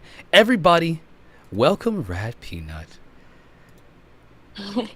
Hi, it's great to be here. Thanks for having me. It's so great. I'm so excited about this. You have no idea. I've been waiting for this since you told me last week. You were like, I'm going to do it. I'm ready to do this. And I was like, yes, somebody wants to come on and talk about their experience besides me looking crazy by myself up here. Now we can look crazy together. Definitely, yeah. So let's talk about it. So tell me, first things first, let me ask you this. What do you think about that documentary? Oh, wow, yeah. That was a lot to take in, to say the least. To say the least, yeah. I don't know if I have the full knowledge to fully be able to answer that, but one thing did stick out to me during that documentary is it was a very negative documentary. Very. And I had a lot of questions that popped up in my mind. Two points came up to me. It's like, well, we understand that these beings are here and that they can be very manipulative or deceptive. But then I started to think, well, then where did you guys come from? Who made the dimensions? Who made the universe? Who... That's a good question. Are you telling me that all of this is random and everyone's just jerks? That's it? We just all suck, really? That's our existence? That's it? Yeah. I don't know. That's... Yeah. That sucks and I hate it. So I don't feel like I fully accept that.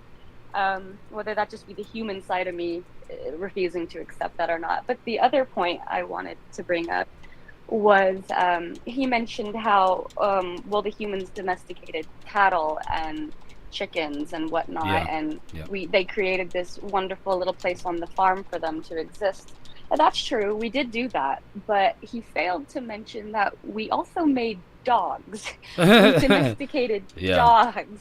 And sure, they had their purposes throughout history, mostly for use and whatnot, but now we just love them. For the most part, they're just our pets, and sure, they're not as smart as us, but that doesn't mean they can't teach us things about love or loyalty or empathy. So I think it's a very complex issue, to say the least, and I don't think there's any way we could fully fathom it. No. But I think it is unwise to say it's just bad, because in such a complex and diverse universe, I cannot see that being the only option. Well, that's a good take. I will say that, and I appreciate you giving me your take. But two things. First, everybody, this is Rad Peanut. I don't know if you guys have seen her on Twitch yet, but Rad Peanut's all over YouTube. She's on the YouTube for in different places. So in case you're wondering who this is, somebody said, "Who is this?" It's Rad Peanut. Oh. So welcome everybody. Hello, welcome, chat. Rad. Hello. Yeah, well, Rad Peanut's awesome. So the next thing is, I do want to, and this is where it's very difficult to have the conversation about this perspective, because what happens is there's an overwhelming data set, if you will, that suggests that there's a very strong presence of these negative beings here on this planet, and then they try to give perspective as to what that might represent. So there's the whole idea of like us like cattle, which you said, you know, when you're thinking about animals, domesticating animals, there's another thing there. But how would you, and I do this all the time, I know the answer, but it's a rhetorical question. How would you feel if people started banging their animals and getting them pregnant? Oh, Lord. Yeah, that's going to be a no for me, mate. That is cruel, and it is, okay, that is evil, in my opinion. Oh, okay. Well, but why? I mean, we're all the same, right? Maybe we're just trying to figure some things out, you know? Maybe we're just trying to understand how they evolve. True. I mean, they can't understand it, and if they can, they surely can't tell us, and that's messed up. Yeah. I kid, I jest, but the point, because I know that, like, of course, that gets lost in the whole, like, you know, the whole idea of why is it all negative? It's not about all of it being negative. I think they mentioned briefly, of course, that there has to be benevolent ones out there. There can't all be negative ones. However, the negative Right. ones are the ones that are imposing their will upon us, versus ones that are out there that would never interfere in against our free will. I think that was the nature of that. The possibility of Yeah. the benevolent ones. They're not out. They're not. I say this, and it's ironic because I never watched that documentary, but almost everything in there was what I think about the phenomena. It's throughout what I've found with my research. Yeah. So Yeah, that is interesting a lot what he had to say. And it was hard to listen to because that is a very terrifying concept to try to digest. that's a good. I'm glad you said that. I think that's why they will not talk about this in the halls of Congress, because how do you tell the American people in the world that this is going on when you have to face that there is a reality to this that's not as pleasant as some of the experiences are claiming it is. They're just objectively Yeah. isn't. For sure. Yeah, I think people would freak out and they would lose the last little bit of control they have of us. Oh yeah. I think Oh, that yeah. would be it. Yeah. It'd be bad. Now let's talk about you. Let's talk about your experiences. So what do you want to talk about first? Which experience would you like to bring up first? Because we did have a very brief conversation. I didn't want to have too deep of a conversation about it, so this time I'm going to bring up some things. But for now, tell me, Okay. what your perspective is and on your experiences and what happened to you. The first one that you can think of. Yeah, for sure. Well, thank you, first of all, for letting me be here and get to talk about these experiences in a more welcoming environment than I have been greeted with in the past. And I just wanted to go on the record here and say to people listening to me, this is the first time I'm doing a podcast. So I will do my best. Please bear with me. And I also wanted to just advise people to always practice discernment. These are my own experiences. I'm not saying they're facts or that you should believe me, but I do feel that they are relevant to your channel because they could not be explained through logical deductive reasoning or through common sense. So I just wanted to get that out there before I said Wow. anything. Well, that was very well put. That was very well put. Oh, thank you. my mom's a teacher, so Okay, thank that her. makes sense. It makes sense. That's why you talk the way that you do. So I did have a couple points to bring up here. And again, I felt they were relevant because it's been my understanding that from your perspective, things that are religious or spiritual, paranormal, or even aliens, that they're all kind of clumped together here in the same spectrum, if you will. So these experiences that I'd like to bring up, two of them, or maybe the first one is more spiritual. The second ones are probably going to be the more subjective ones. And then the last one, I have the most quote unquote proof, if you want to count my husband seeing it too. That's the best I can do here. Very interesting. But I do feel that confident coming on here and talking about these things with you. Well, let's hear it. This is. I So just the want to say real first- quick to preface this whole thing. By the way, ladies and gentlemen, this experience that, and I suggest to get you prepared, it's more complex if you really think about what she says. So I want you to put on your thinking cap here, because this is wild. This is wild. Please. Yeah, it's definitely hard to talk about, but I am ready to finally get this off my chest and talk about it. So the first thing that I'd like to bring up is that I was raised a Christian. My mother says she raised me and my brother specifically as a non-denominational Protestant Christian with evangelical teachings. And what she meant basically by that is God's word is law. That being said, they did teach us that God gave us brains for a reason, and we are encouraged to seek the truth through a logical point of view. Don't just accept what is being told to you. What makes it true, and can you figure that out? Which is something that my brother and I have always lived by.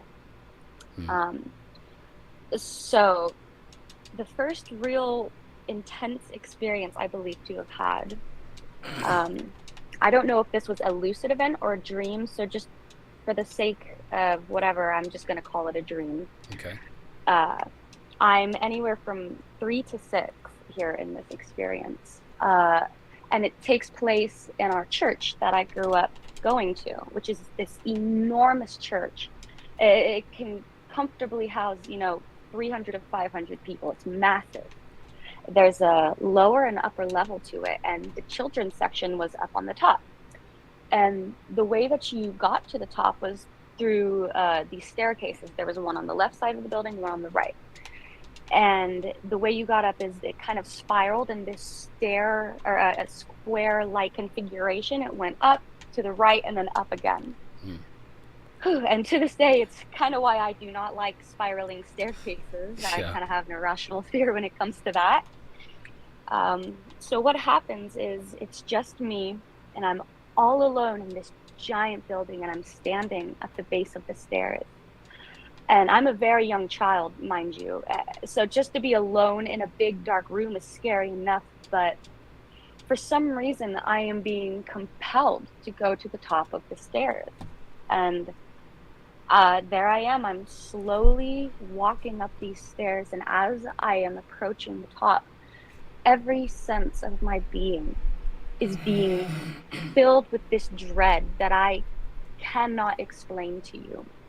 When you actually spoke about your fear and your own experiences, Marquise, I really related to you on that. Yeah. Because I had not heard another person describe it to me before the way that I had experienced it.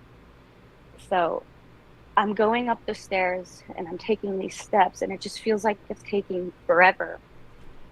And once I finally get to the top of the stairs, though I cannot see them, I know that I am surrounded by the most terrible entities, beings, whatever, I don't know. And they are surrounding me, and they are screaming the most terrible sound, like a window cracked on a windy day, but just the worst. And I am so petrified by this. I don't know what to do. I fall flat on my face, and I can't take it. And just in that moment when I thought that was it, like there was nothing more, something comes up from behind me to what I can only describe as infinite love and peace. And it comes down behind me, and it kneels over me like a mother protecting her child. And it throws over me what I thought was a white sheet of light. It reminded me of a bed sheet, but it was made of light. And it just gets real close to me, and it's like, it says in the most comforting voice, "You're okay. It's okay. I love you, and I'm not gonna let them hurt you." Just like that. And whatever that being was, it was infinitely more powerful and capable, stronger than whatever those terrible entities were that were scaring me. And that was it. That was the whole experience. It was such a profound dream that though this was 2 decades ago, I still remember it as if I had that dream last night. It's really stuck with me.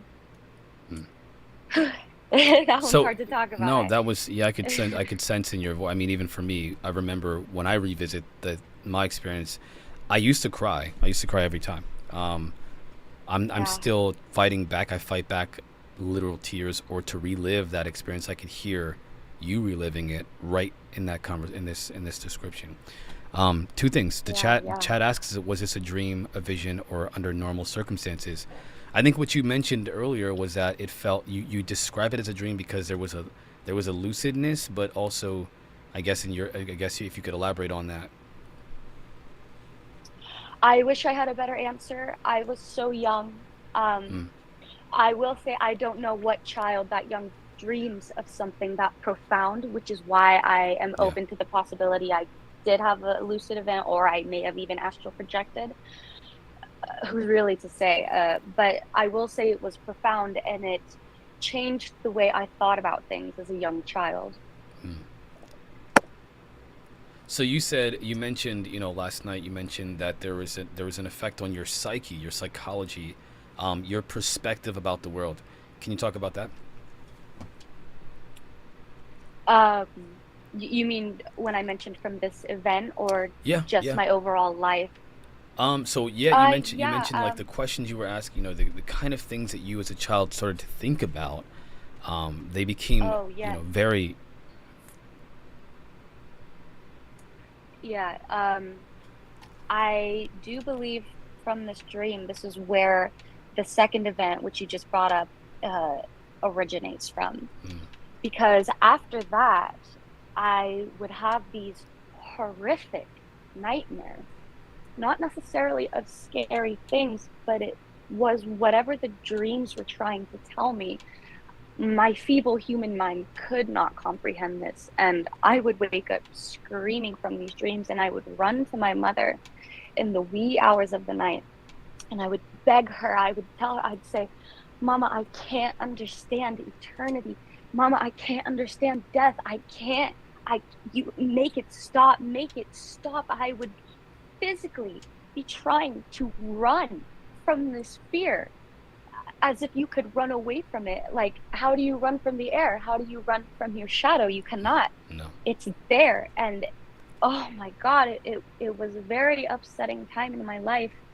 My parents say that I experienced several night terrors during this time, not nightmares, where they would wake up and it would be straight out of a horror movie. I would be standing on top of my bed with my eyes open, screaming, and there would be nothing they could do to console me.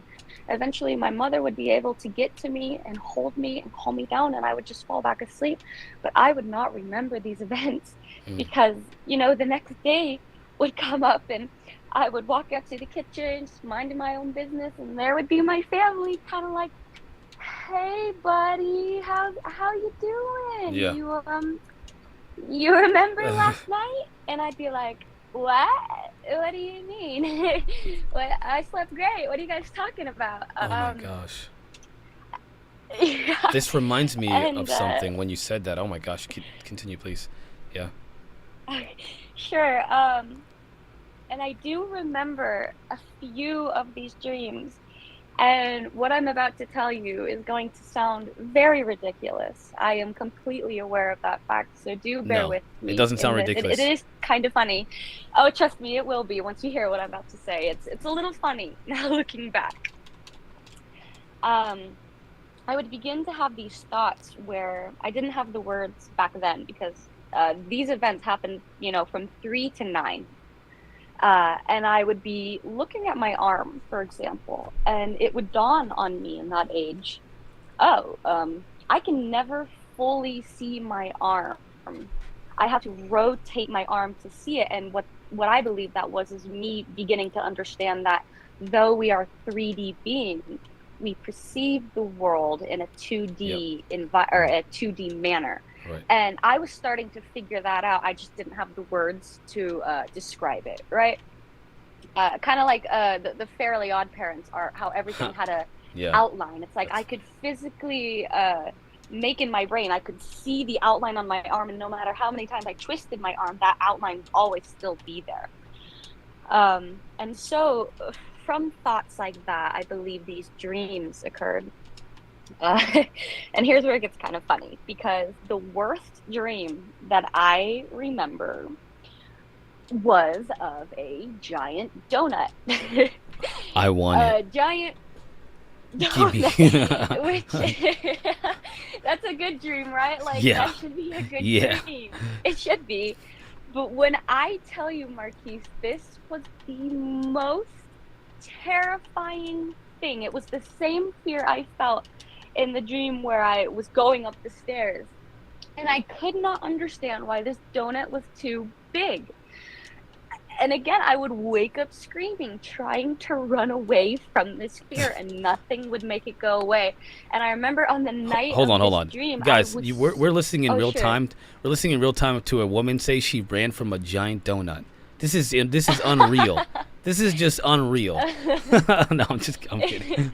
See, I don't think it was the donut. I think what it really means is I was trying to perceive information that really isn't scary. It's not bad. It's good. It's fine. It's ontologically but shocking, because though. I could not Yeah. understand it felt scary. Yeah. I think that's what it really is. And mind you, I'm a child during this point, so maybe it was for my little child brain to understand. But the next morning, you know, after I'd crawled in with my big brother to protect me, he wakes up and he's like, "Hey, so what did you dream about that was so bad?" And I took the risk and I was like, "Well, I dreamt of a giant donut." And he was just kind of like, "Yeah, okay, what did you really dream of?" And even at, you know, 8 or 9, I knew there's no point in trying to convince him of what I dreamt and why it was scary. So I just made something up and put it behind me. But those fears that I felt would continue to cause lots of panic attacks through my life, where suddenly I would just have these overwhelming thoughts, like in the middle of school, and I would just start crying. And it was a really hard time, actually. So, donuts for disclosure. That's Donuts funny. for disclosure. That's great. It's nice to be able to laugh about it, though. I got really good at blocking out that fear. I couldn't take it anymore, and I remember at one point just being like, I cannot think of this anymore. It has to stop, or I'm going to lose my mind. And then it ended up stopping around that point. You think that you made it stop, or do you think it just stopped? Okay. I hope I did. It would be nice to have some sense of control in this. Yeah, of course it would. Of course. That's how I feel, too. I feel the same way. Yeah. I wasn't sure if I was going to bring up the whole donut dream just because of how silly it sounds, but I don't think it's silly. I think it's important. I think all of it's relevant. I haven't told you about. Did I tell you about the cartoon world, the apocalypse, the cartoon apocalypse? You know? Oh, I don't think so. Yeah, your dream isn't as wild. Trust me. I've had wild dreams too. So. Like dreams where you saw things in like an animated manner, because I've had very similar dreams to that as well. I had a dream after my first experience of the disc, right? About the world, the apocalypse coming, but the world was being terraformed into this cartoon-like lava, and there were like mountains of like this cartoon landscape all over the world was being terraformed into this cartoon world. And there were little cartoon creatures that were like monsters, but they were cartoon monsters all over the world. So, yeah, I don't even know how to make sense of that, but I can't forget it. It was so vivid. Right. Yeah, like clearly the dreams have meanings, and it's up to us to figure out what it is, but who could really say, because at the end of the day, they're still our dreams. You know? Yeah. I can't make sense of them, personally. Yeah, but there was definitely that time in my life, pretty much my whole childhood, where I was seriously trying to understand these really deep questions that even the greatest philosophers, they have not been able to answer them, because how could we? We're just humans. We literally are designed to filter out the entire life experience. We're designed that way, I think. Yeah, I mean, so it was a interesting time, to say the least. I didn't have many friends. I was that weird kid who I was better off hanging out with, you know, the bees and those little flower lily pod things, where whenever we were out in recess and no one would want to play with me because I was just out in my own little world, really thinking about things. And I think that's just how my life is. I like to think about things. I like our planet. I'm not really worried about the other people and what they think about me as much. And I think I'm okay with that to a degree now at this point. Well, you know, at some point, I think as we get older, we feel, and you're, you know, this is so funny. You're so young. Because I'm getting old. I don't feel young, but thank you. No, you are so young. I feel like I'm getting old when I heard. I was like, no way, get the freak out. Like I'm a grandpa here. That's why I say back in my day, old was when you were 16. Now it's 35. I thought, oh my gosh, the bar just keeps getting low, you know, higher and higher. But yeah, when it comes to these experiences, it's difficult to make sense of them and to rationalize what do they mean. I mean, there's always this feeling of as if we'll never figure out what they mean, at least not in this life anyway.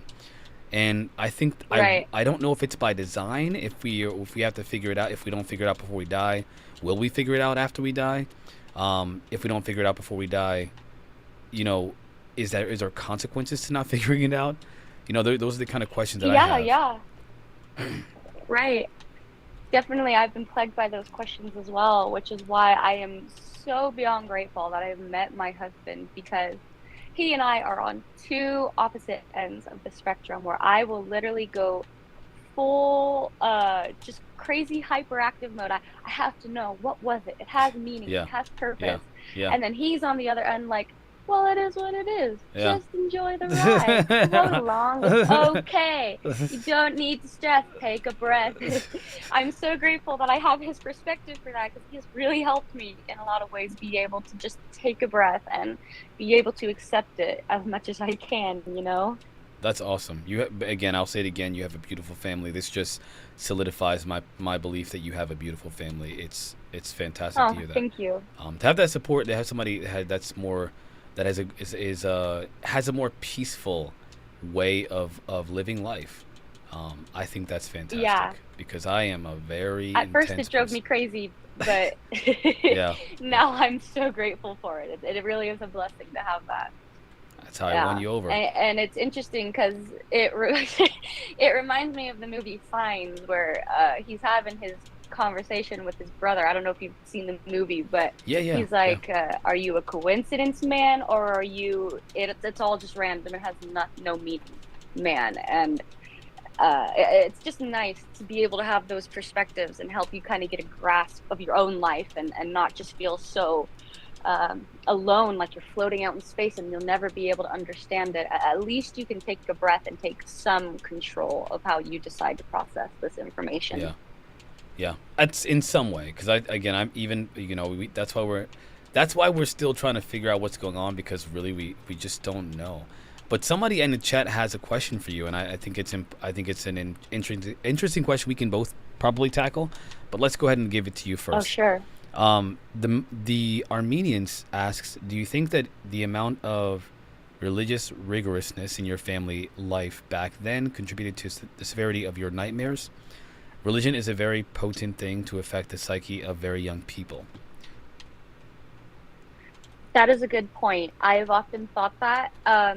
However, at the time this had began, they were not overwhelming me with religious, like crazy religious things. They weren't telling me about, hell or just, how intense and complex religion can get. It was more just like, Jesus loves you. Noah in the yard. It was these very simple ways to introduce children to it. That is a good point, and I do like to keep that in mind often. Sometimes I even think the fact that I watched too much Lord of the Rings as a child may have had something to do with irony. Red peanut. Yeah, I was absolutely petrified of the orcs. My brother, being the big brother, he'd be like, "The orcs are coming to get you. You gotta go hide." Oh, wow. I would be so scared. Wow, that's me. It is fair, and it is wise to say that our experiences can influence how we perceive or even have our dreams or whatnot. It's just, again, I don't know what child would dream of such odd things, unless I'm just an oddball, and that's just the type of person I'm meant to be, and I'm meant to deeply think about things. I don't know. Well, we could be odd. We could be just odd people. I'm a pretty odd dude, mostly because I think that for us I think that it's because we have experiences that are outside of the normal everyday experience of most people. People aren't thinking about three-dimensionality and the fact that we don't actually see reality for what it really is. We see a fraction of reality from a very skewed perspective. I think that most people don't have those thoughts. For sure, yeah. Oh, they don't, yeah. It's been my experience, they do not. Yeah, they're much simpler. No offense. Which is nice because they get to live human lives, and they're worried about, I don't know, what, fashion trends and whatever the famous people are doing. That's great. Okay, I wish I could just care only about that. I've gotten to the point where I feel like when I look at the suffering of the people that have that mindset, I think that we're doing just fine.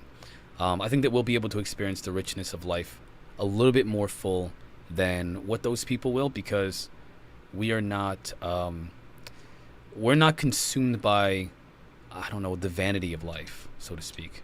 There's a lot of vanity in this life, and if you're consumed by vanity, sure. you'll always be, it's like you're chasing the hamster wheel. You're trying to catch up, but it's a wheel. Literally, there's no way you can catch up to anything. That's kind of the nature of the wheel. Just have the illusion that you're doing it, but you're really not. Yeah. Try harder. Just keep pedaling along. You'll be fine. No. Yeah. So what else? Let's talk about another experience. Let's hear, what other experiences would you like to share with us? Yeah.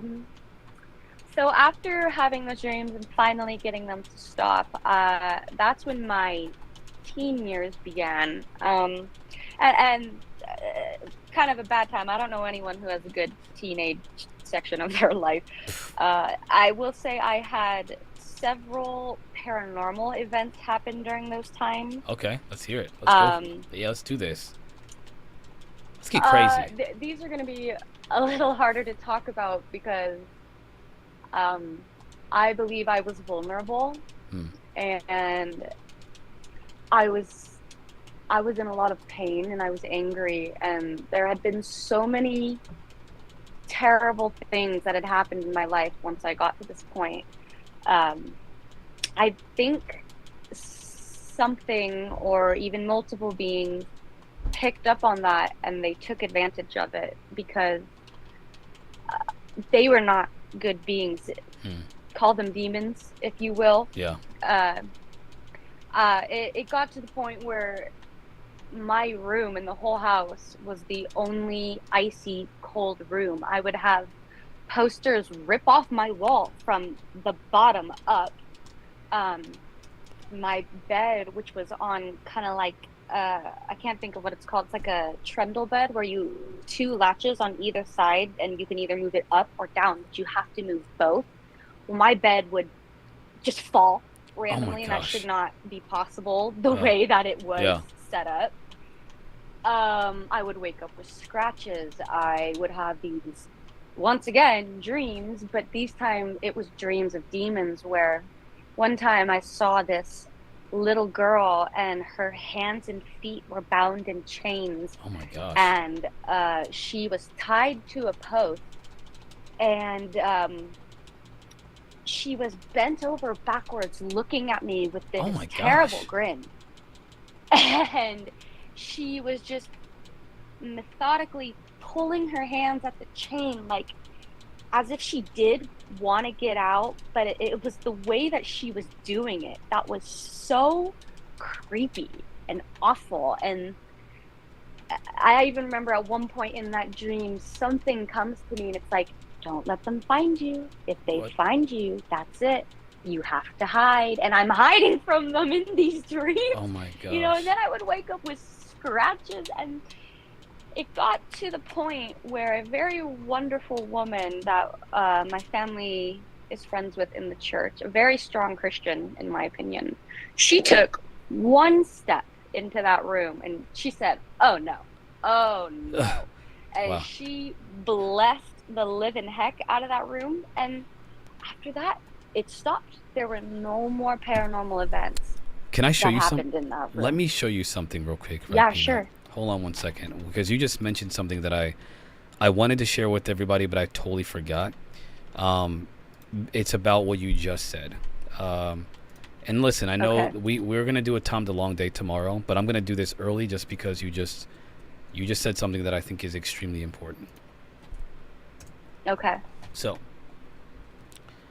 I saw a 1.5 minute video of essentially like a compilation of Tom DeLonge talking about what you just mentioned, but I think that would relate to everybody. I think everybody would probably benefit from this 1 minute clip. Just give me 1 second while I find it here. I know I have it. Okay, sounds interesting.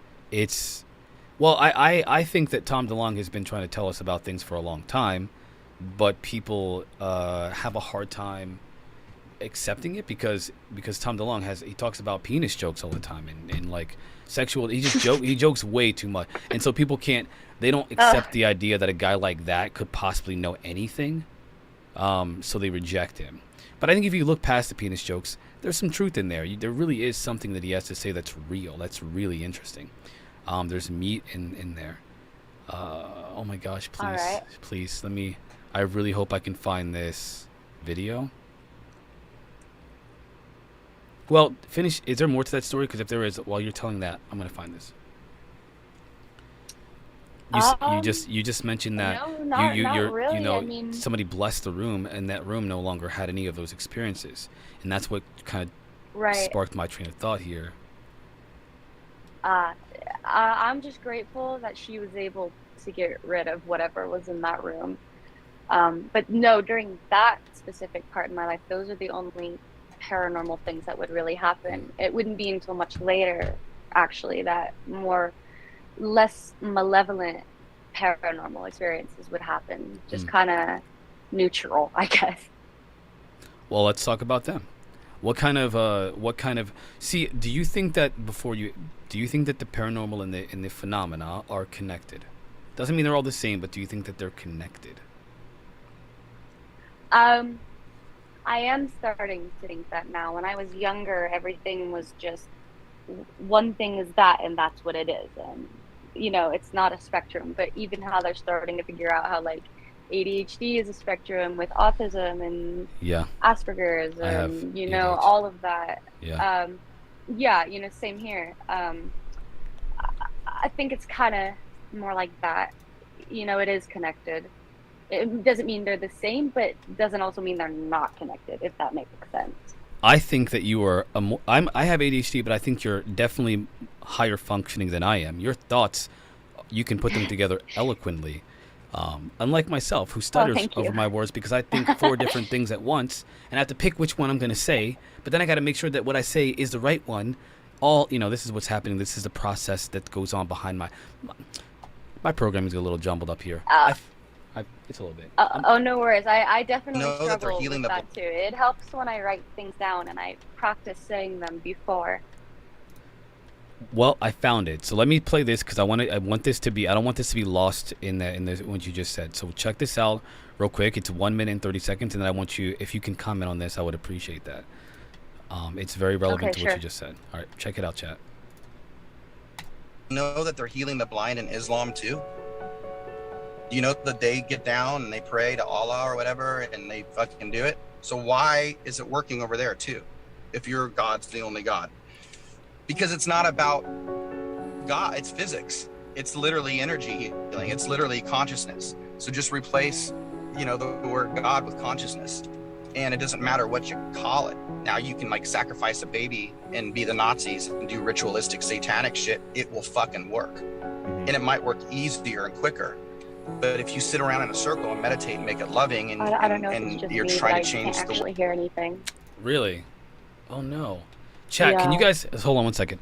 Chat, can you hear the audio that's playing right now, or am I just like watching this all by my lonesome?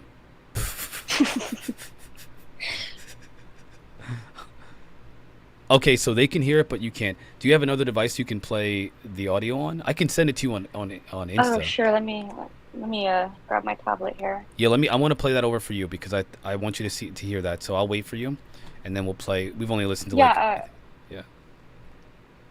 Okay, let me get on YouTube here. Okay, thanks, chat.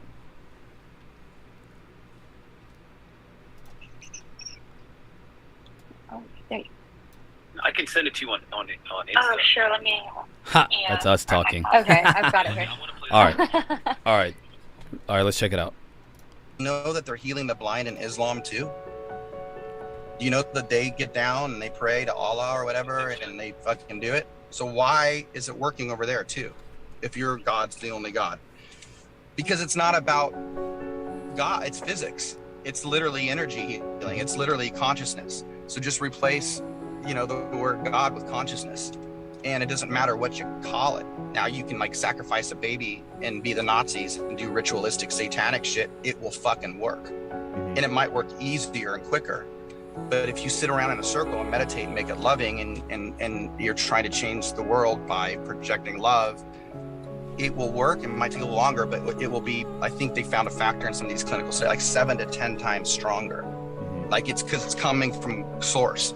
So you can do both. One's like the easy way to make money. One's the harder way, but more fulfilling, you know? Yeah. So I think we're going to find all these things out, and we're going to look at the universe differently. We're going to look at ourselves differently. And then we're going to be in a much better place here shortly. All things that ever could be possible are in the future, my immediate future included. What will make those things happen is my informed or uninformed decisions and actions this very moment will create the future that I get to experience. So if you understand that concept, then you want to make sure your actions are as positive and as creative as they can be, because the future will then be filled with positive and creative experience. Your thoughts, Peanut? I love that freaking name. That username is awesome. Seriously. Thank you. It's almost done playing here for me.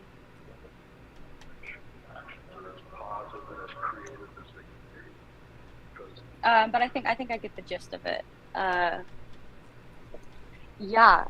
kind of agree with the Armenian in the chat that the God of Islam is the same God of Christianity. I think let's see if I can put this into words here. Like I mentioned before, who made the grays? Who made the dimensions? Who made the reality that we know it as? To me, whoever made that, whatever you want to call it, because obviously not a single entity, it probably just is what it is. Right. To me, that is God, and then you have the beauty of really the full spectrum of what life can be, all the way from what we perceive to be positive and negative, just from our human perspective. So naturally, I would expect if you meditate and pray to malevolent beings, then they may answer your calls the same way benevolent beings might do the same. It just might be done differently, because it's been my experience, the negative seems to be louder than the positive, but the positive is there. It just kind of shows up differently. Scary thoughts there, to think that there could be evil people contacting evil entities with unfathomable powers to do things to their own species. For that power. is scary to power. think about. I love that take, by the way. That was a fantastically, again, thank you. Well put. I can tell that you have your mother has rubbed off on you in a positive way, by the way. Usually women don't like to say that. You're just like your mother, right, Peanut? And it's a good thing. I love my mama. That's awesome. Yeah, I agree with you. I think that when we're putting energy out there, we're going to get that energy back in some way. And if we're trying to contact beings, whatever method, whatever modality or methodology we use to contact them, it's going to work. Some better than others, quicker, I should say, than others. But the question is, and this is what we're going to talk about tomorrow,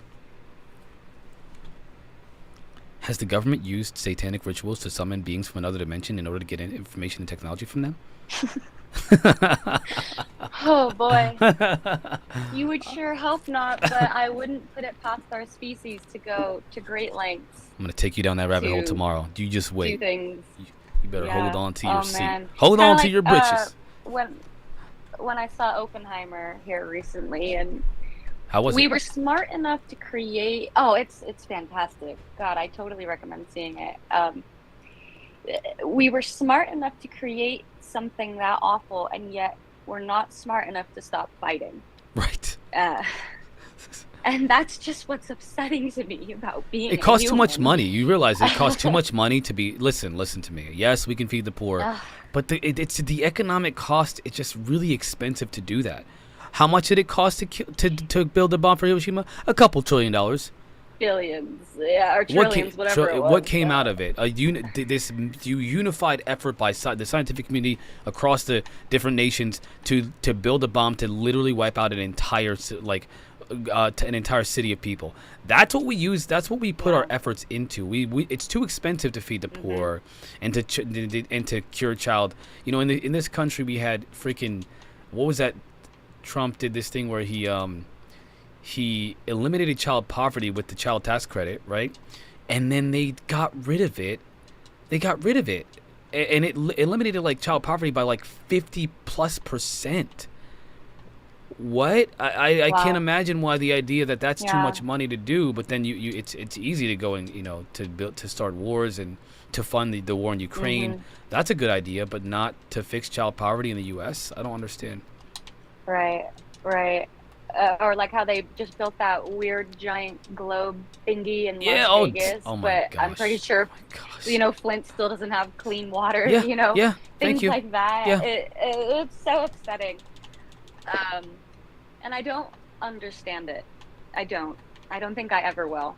I think it's because, not saying that I can't be selfish or, you know, default back to my primitive human ways. Sure, I do that probably every day, but I certainly can't understand committing mass genocide, mass destruction of our own planet, putting forever chemicals in the water or radiation into the soil, and I can't wrap my mind around that. I really can't. You ever wonder do you think that other human beings feel the same way? Oh, of course. Do you think most human beings feel the same way? Well, I don't think it bothers them as much as I do. There's probably people who it bothers more than myself. Right. It really started to bother me when I was working at a restaurant, and I was starting to figure out how much energy and land and all of it took to produce this one meal on a plate, just for the convenience of having it made real quickly. All the land, all the water, all the garbage, and we produce so much trash daily, and that was just one tiny locally owned restaurant. And then it started to make me think about all the other businesses, all the cars, all the way that we have made this society where, true, it created jobs, but couldn't we like have found a way to like not make so much trash, or just recycle it better? Or I mean, come on, it can't be that hard. I'm not saying we have to completely rip up our society and get rid of, you know, capitalism or whatever. This country loves its capitalism. I won't get into that. Sure does. I'm saying, like, can't there be? I mean, think about like ancient civilizations, like the Aztec, where I believe it's the Aztec, where they were in supposedly unfarmable land, like it was like swamps and marshes, and then they created those floating city utopias, and they created the black soil that we still don't know how to replicate to this day. And their dental records show that they lived well into their 90s, a supposedly primitive, savage civilization. So all I'm saying is, if they could figure it out, plus with the beauty and the graces of modern medicine and hospital things, because I believe that those are important. I don't understand why we can't have the best of both worlds there. And it's probably as simple because it doesn't make money for the people who want to rule over all the rest of us. It's probably as simple as that. You know, the reason why I asked you that again, this is, I think it's important. What you just said, first of all, is I think it resonates with not only the people in this audience, but most people in the world. And this is why I think this is where I think we need to ask ourselves as a human civilization, the people that are doing this, are they being influenced by something else? It really makes you wonder, how deep that rabbit hole gets. Well, I mean, this is our planet. We're all going to die if we destroy it, and yet we're fast-tracking the destruction of our planet. Why would we do that? Why would anyone in their right mind do that? Their children, even if they don't survive, their kids and grandkids are going to experience that. The level of just carelessness and, if you will, you know, maliciousness to the intention of these corporate masters, if you will, it doesn't seem human. It almost doesn't seem human, because it's inhumane. So I don't know. Yeah, it goes against what it means to like survive as a human. it doesn't make sense, which is why I have a hard time understanding it.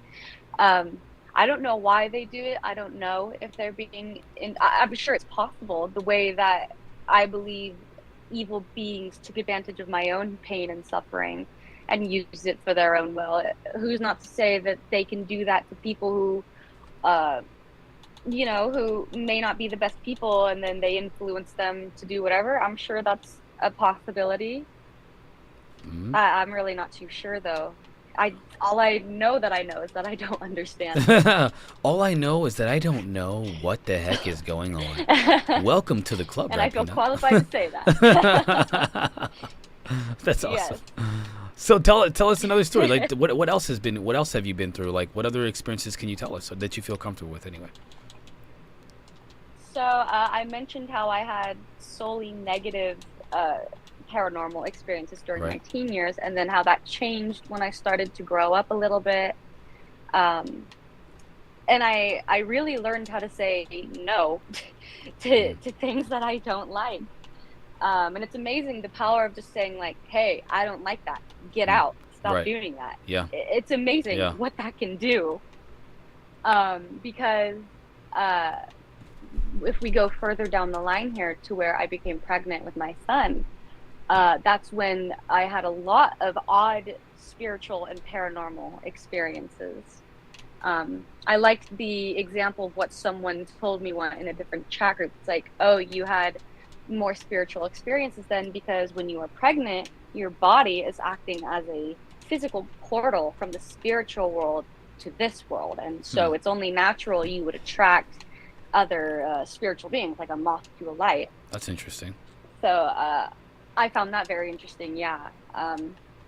The most profound one that has stuck with me, I was extremely heavily pregnant at this point, around 8-9 months, and it was getting to the point where it was just so uncomfortable to try to lay down to sleep that I actually had to sleep in an armchair that was reclined so I could breathe.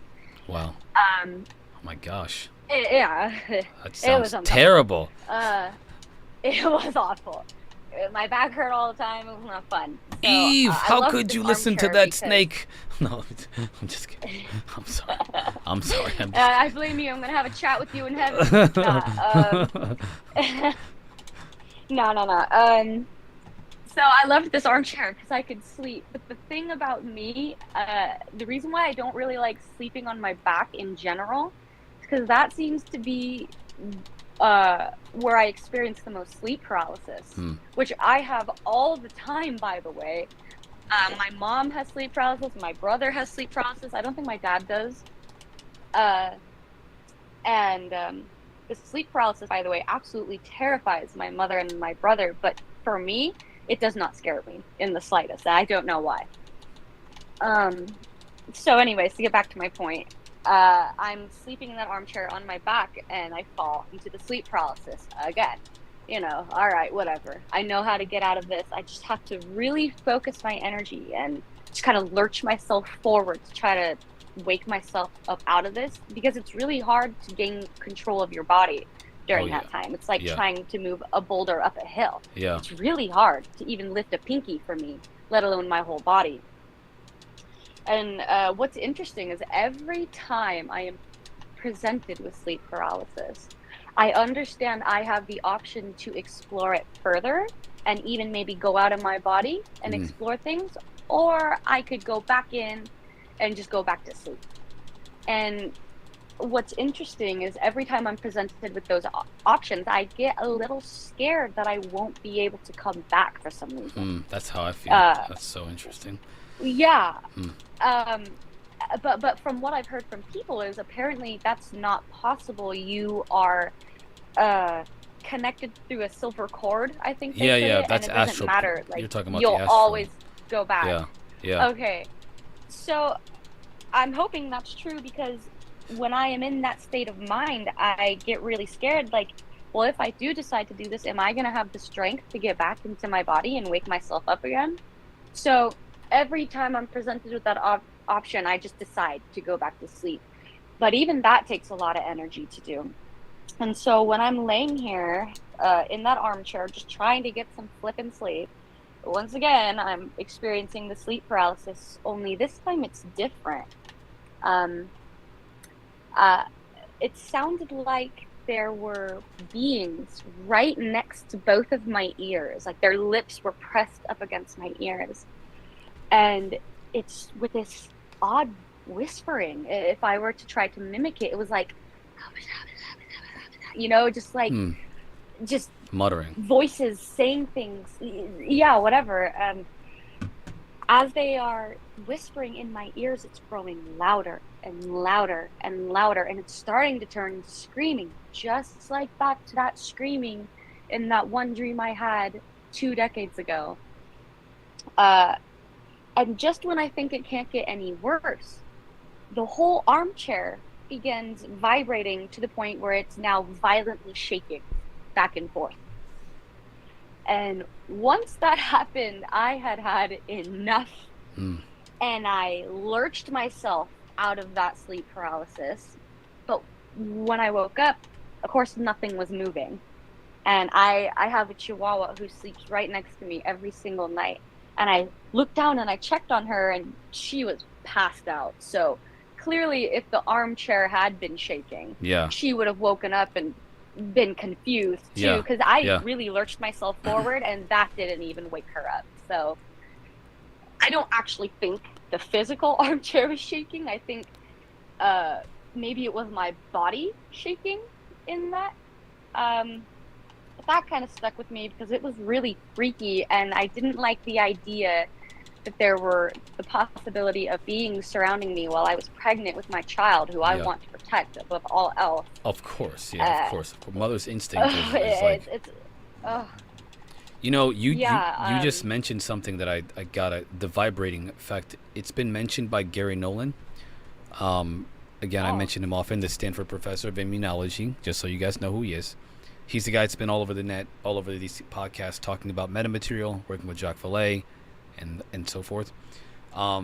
Crazy thing, I've had plenty of experiences where I was vibrating just like that. And I never really put anything to it. I just kind of thought, I hate the experience, it's weird. And I could never figure out why. Sometimes I was conscious, and I would feel myself just vibrating, and I didn't know why. Like, what am I vibrating from? Wow, that's really interesting. It's interesting hearing you say that, mention that experience. It's really interesting. Yeah, because like I said, I thought that it was weird, but when I woke up and I didn't actually see anything with evidence that I had been shaking, I just kind of brushed it off to the sleep paralysis. But that is interesting. You mentioned that other people have experienced, and yourself have experienced that too. Yeah. I don't know how to. These are things that we don't. At least not for myself. I can't make sense of them. Like, what is now that I'm thinking? Again, you're going to make me think about this as if, what if it is an experience? And I didn't put it together, because I don't liken it to my other experiences. But I've had so many of those kinds of experiences. A lot of them, like an overwhelming amount of them. Overwhelming. Yeah, no, and that's really intense. I can't imagine having like frequent experiences of that. So, I'm so sorry you have to go through that. No, it doesn't. It's not fear. It's more like, what the WTF? Like, what is going on? And I don't necessarily have full control, so I don't really. But it's not scary. It hasn't been scary for me. It's just been. That's just an odd feeling of like really violent vibrations. They don't hurt me, but. Like, is the ground moving? Is there an earthquake? Why am I? What is going on? Like, why does it feel like everything is shaking, but nothing is moving? Right. Sometimes I like to think, because I don't always think my thoughts like normal people do. Sometimes I see our lives described to me in my own thoughts as like music or colors, or even math at times. And they're all kind of the same things to me, just different perspectives of the same. And I've heard other people say that all life is just vibrations too. Yeah. So Gary Nolan said that they told him. Yeah. Gary Nolan said that when he had his experience, he was vibrating, and then he heard this voice say, "This is how you connect." The vibration type thing. Very strange. Wow. Very strange. I don't even know. I don't know what to make of that. I never heard voices. always looks around like, does anybody else feel it? Like, you know, does anybody else? Is this just me feeling this vibration, or what is? It's.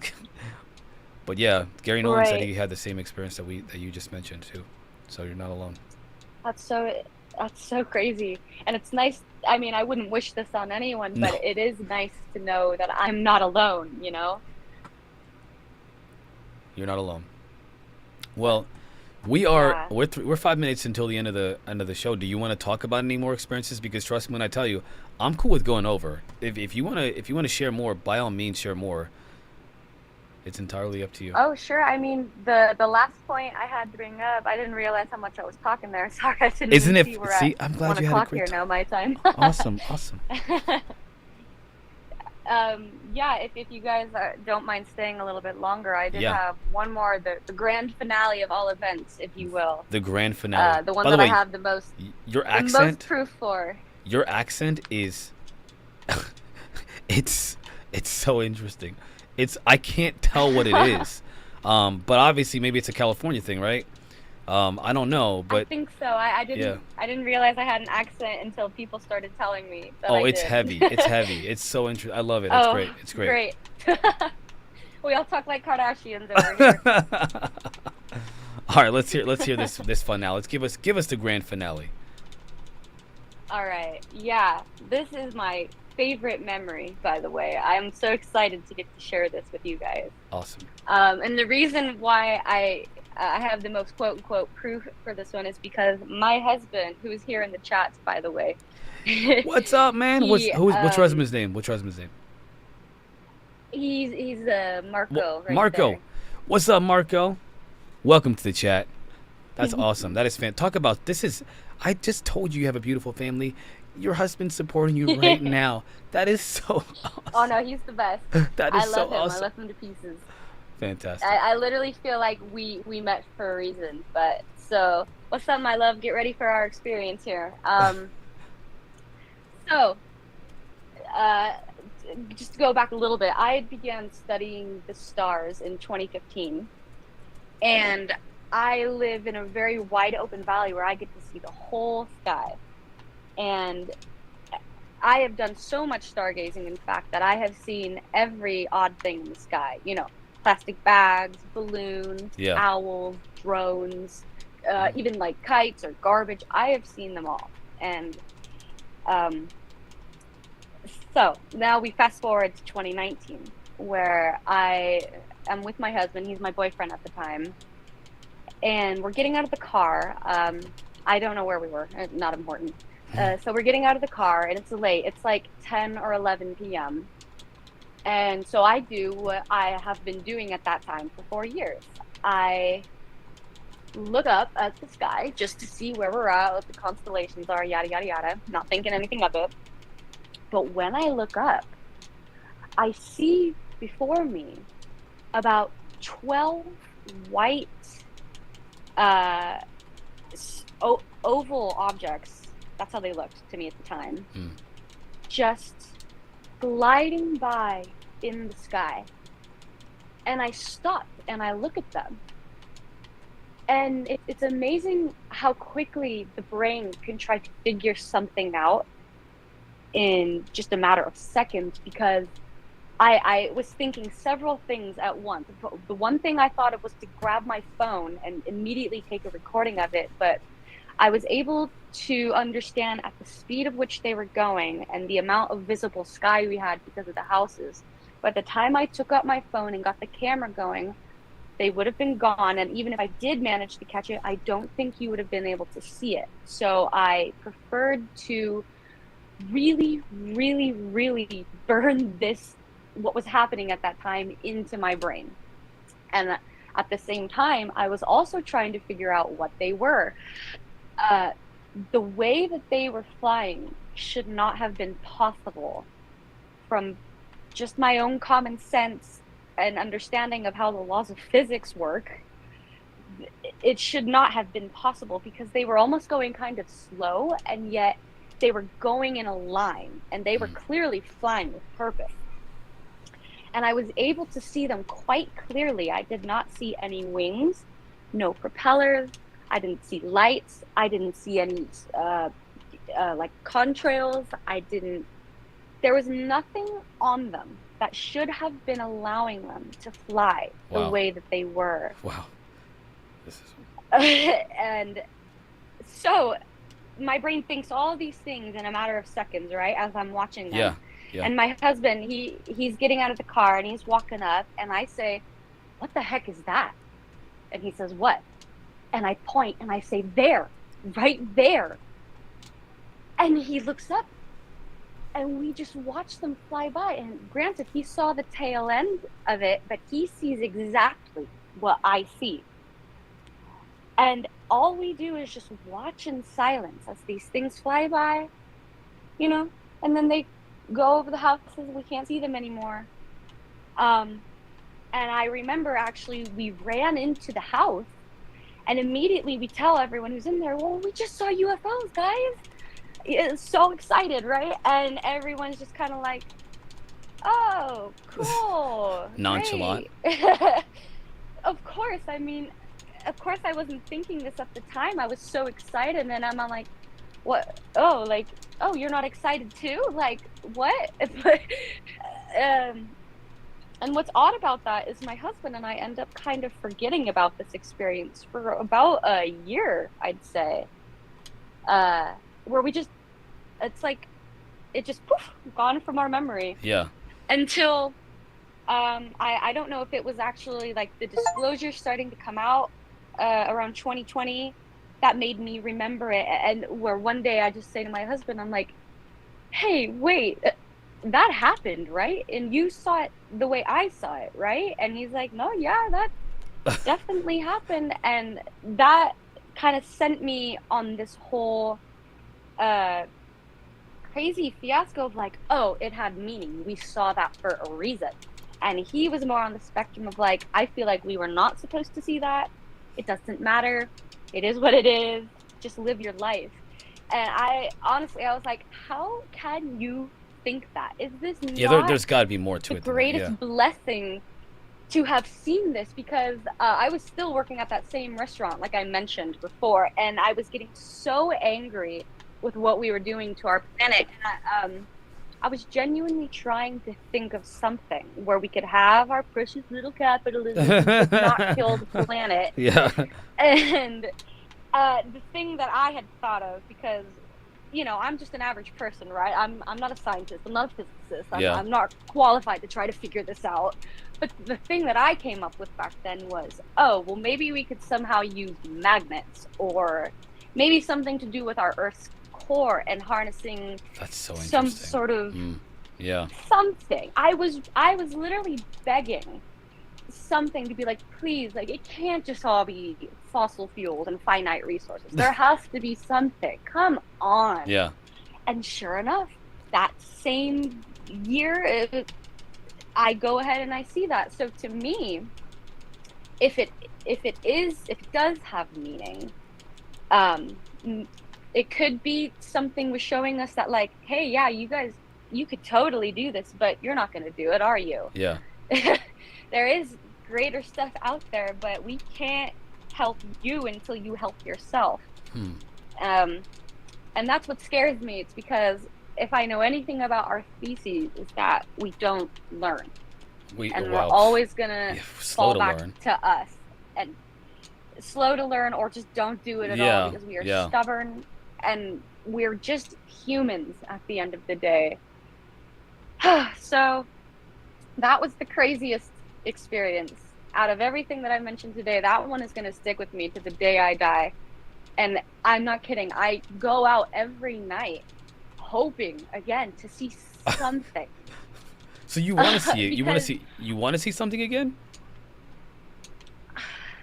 No, I'm not judging you. I'm just. I mean, I didn't know if your experiences turned you off to it. It's hard to think about, because I don't know if it's good or bad, the way that we perceive things to be good or bad. And I cannot believe that I actually saw something like that. Yeah. I can't. Every time I talk about it, it's like I'm reliving it again in that moment. You ever wonder if it's absolutely wild? do you ever wonder if they are? I mean, think about the Bible, right? Angels have appeared as men. Sodom and Gomorrah, for example, the angel that wrestled, I can't remember. I think Jacob. I don't remember who.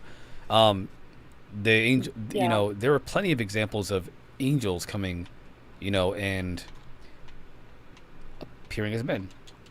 And also, the devil is called I think the Satan's name, Lucifer, is light bringer, which is interesting because we see all these lights in the sky, and you wonder, like, what the freak? Is there a connection? Are we missing something here?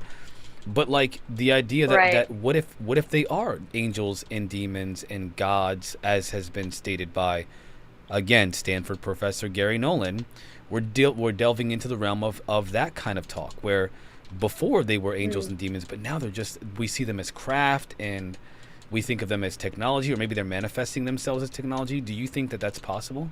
Right. Yeah, my mom asked me that question too.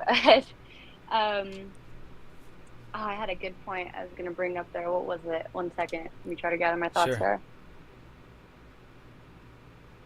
there.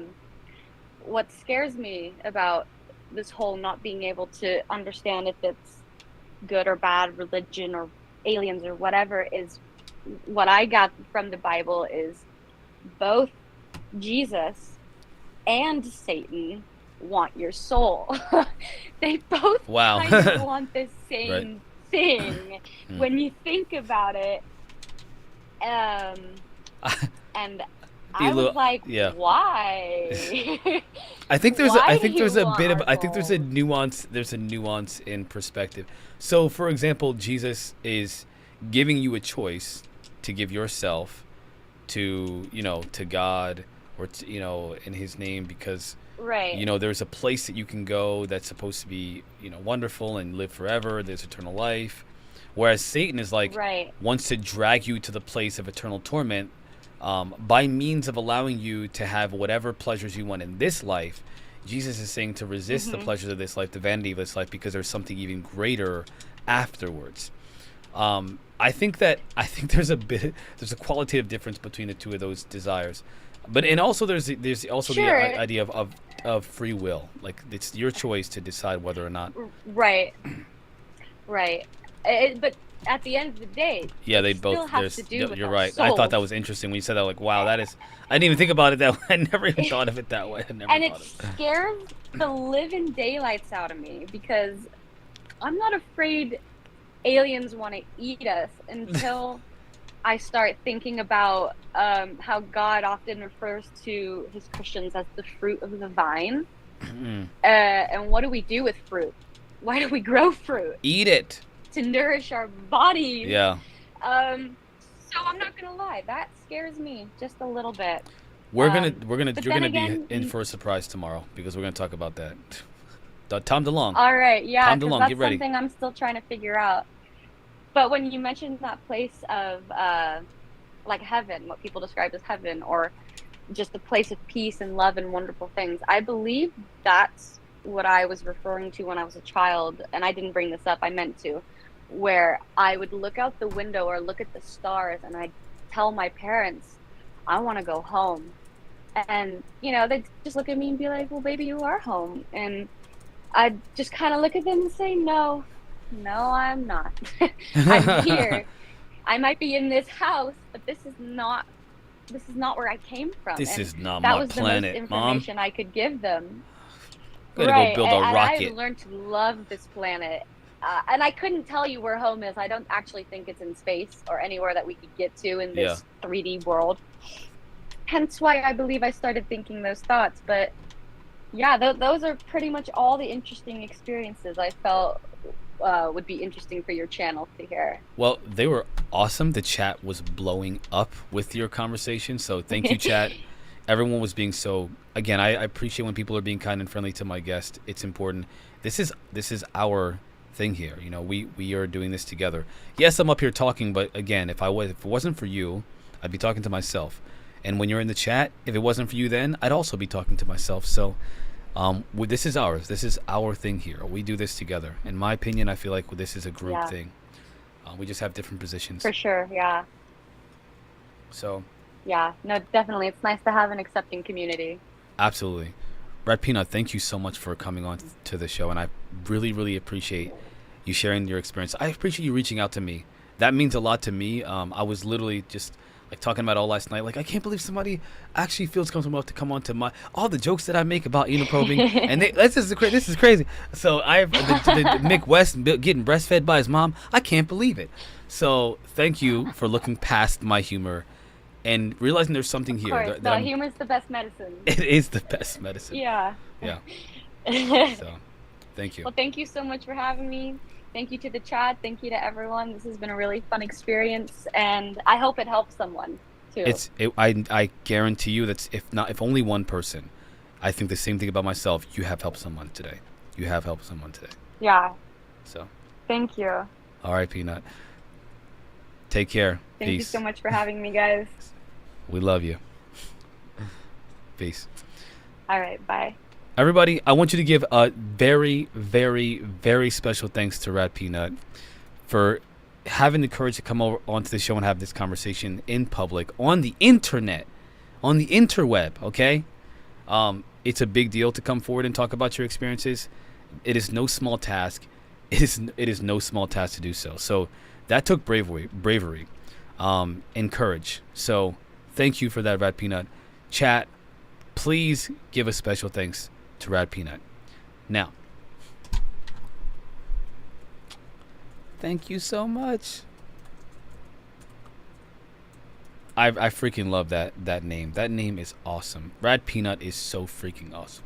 Anyway, with that, my friends, it has been a great pleasure. I have really enjoyed this episode because not only did we get to hear, you guys got in full real time. I had never seen the documentary before. You got to see my thoughts laid out in a cinematic and entertaining way through the documentary process. And also you got to hear from Rat Peanut. You know, you got to hear Rat Peanut talk about her experiences again in real time. Rat Peanut, you can't see Twitch, but Twitch is saying thank you. You can't see Twitch, so that's one thing.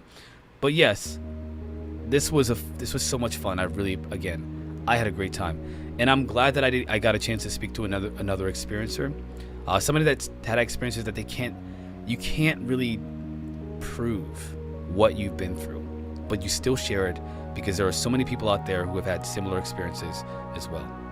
Now, Marco, you're a freaking superhero because you supported Rat Peanut while she's on live right now talking about these crazy things. All right, welcome to the Weirdo Club. I run this club, by the way. I'm the head weirdo, if you will. Yeah, and I dig it.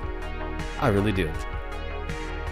Ladies and gentlemen, I'm going to drop my, I'm going to drop my support in the channel. If you guys would like to support the show, you can do that by supporting me on GoFundMe. I started a new GoFundMe. We're starting from square one this month because every month I have to do the GoFundMe so you guys can see where we are for the month. Here is my GoFundMe, everyone, in the Twitch chat. And then I'll post the same thing in YouTube. And if you would like to, it is completely up to you. You can support the show with whatever donation you like to do so. Ladies and gentlemen, I love y'all. This is our thing. This isn't just me. This is ours. Okay? Right here, this is us. Catch y'all tomorrow. Same time, same place.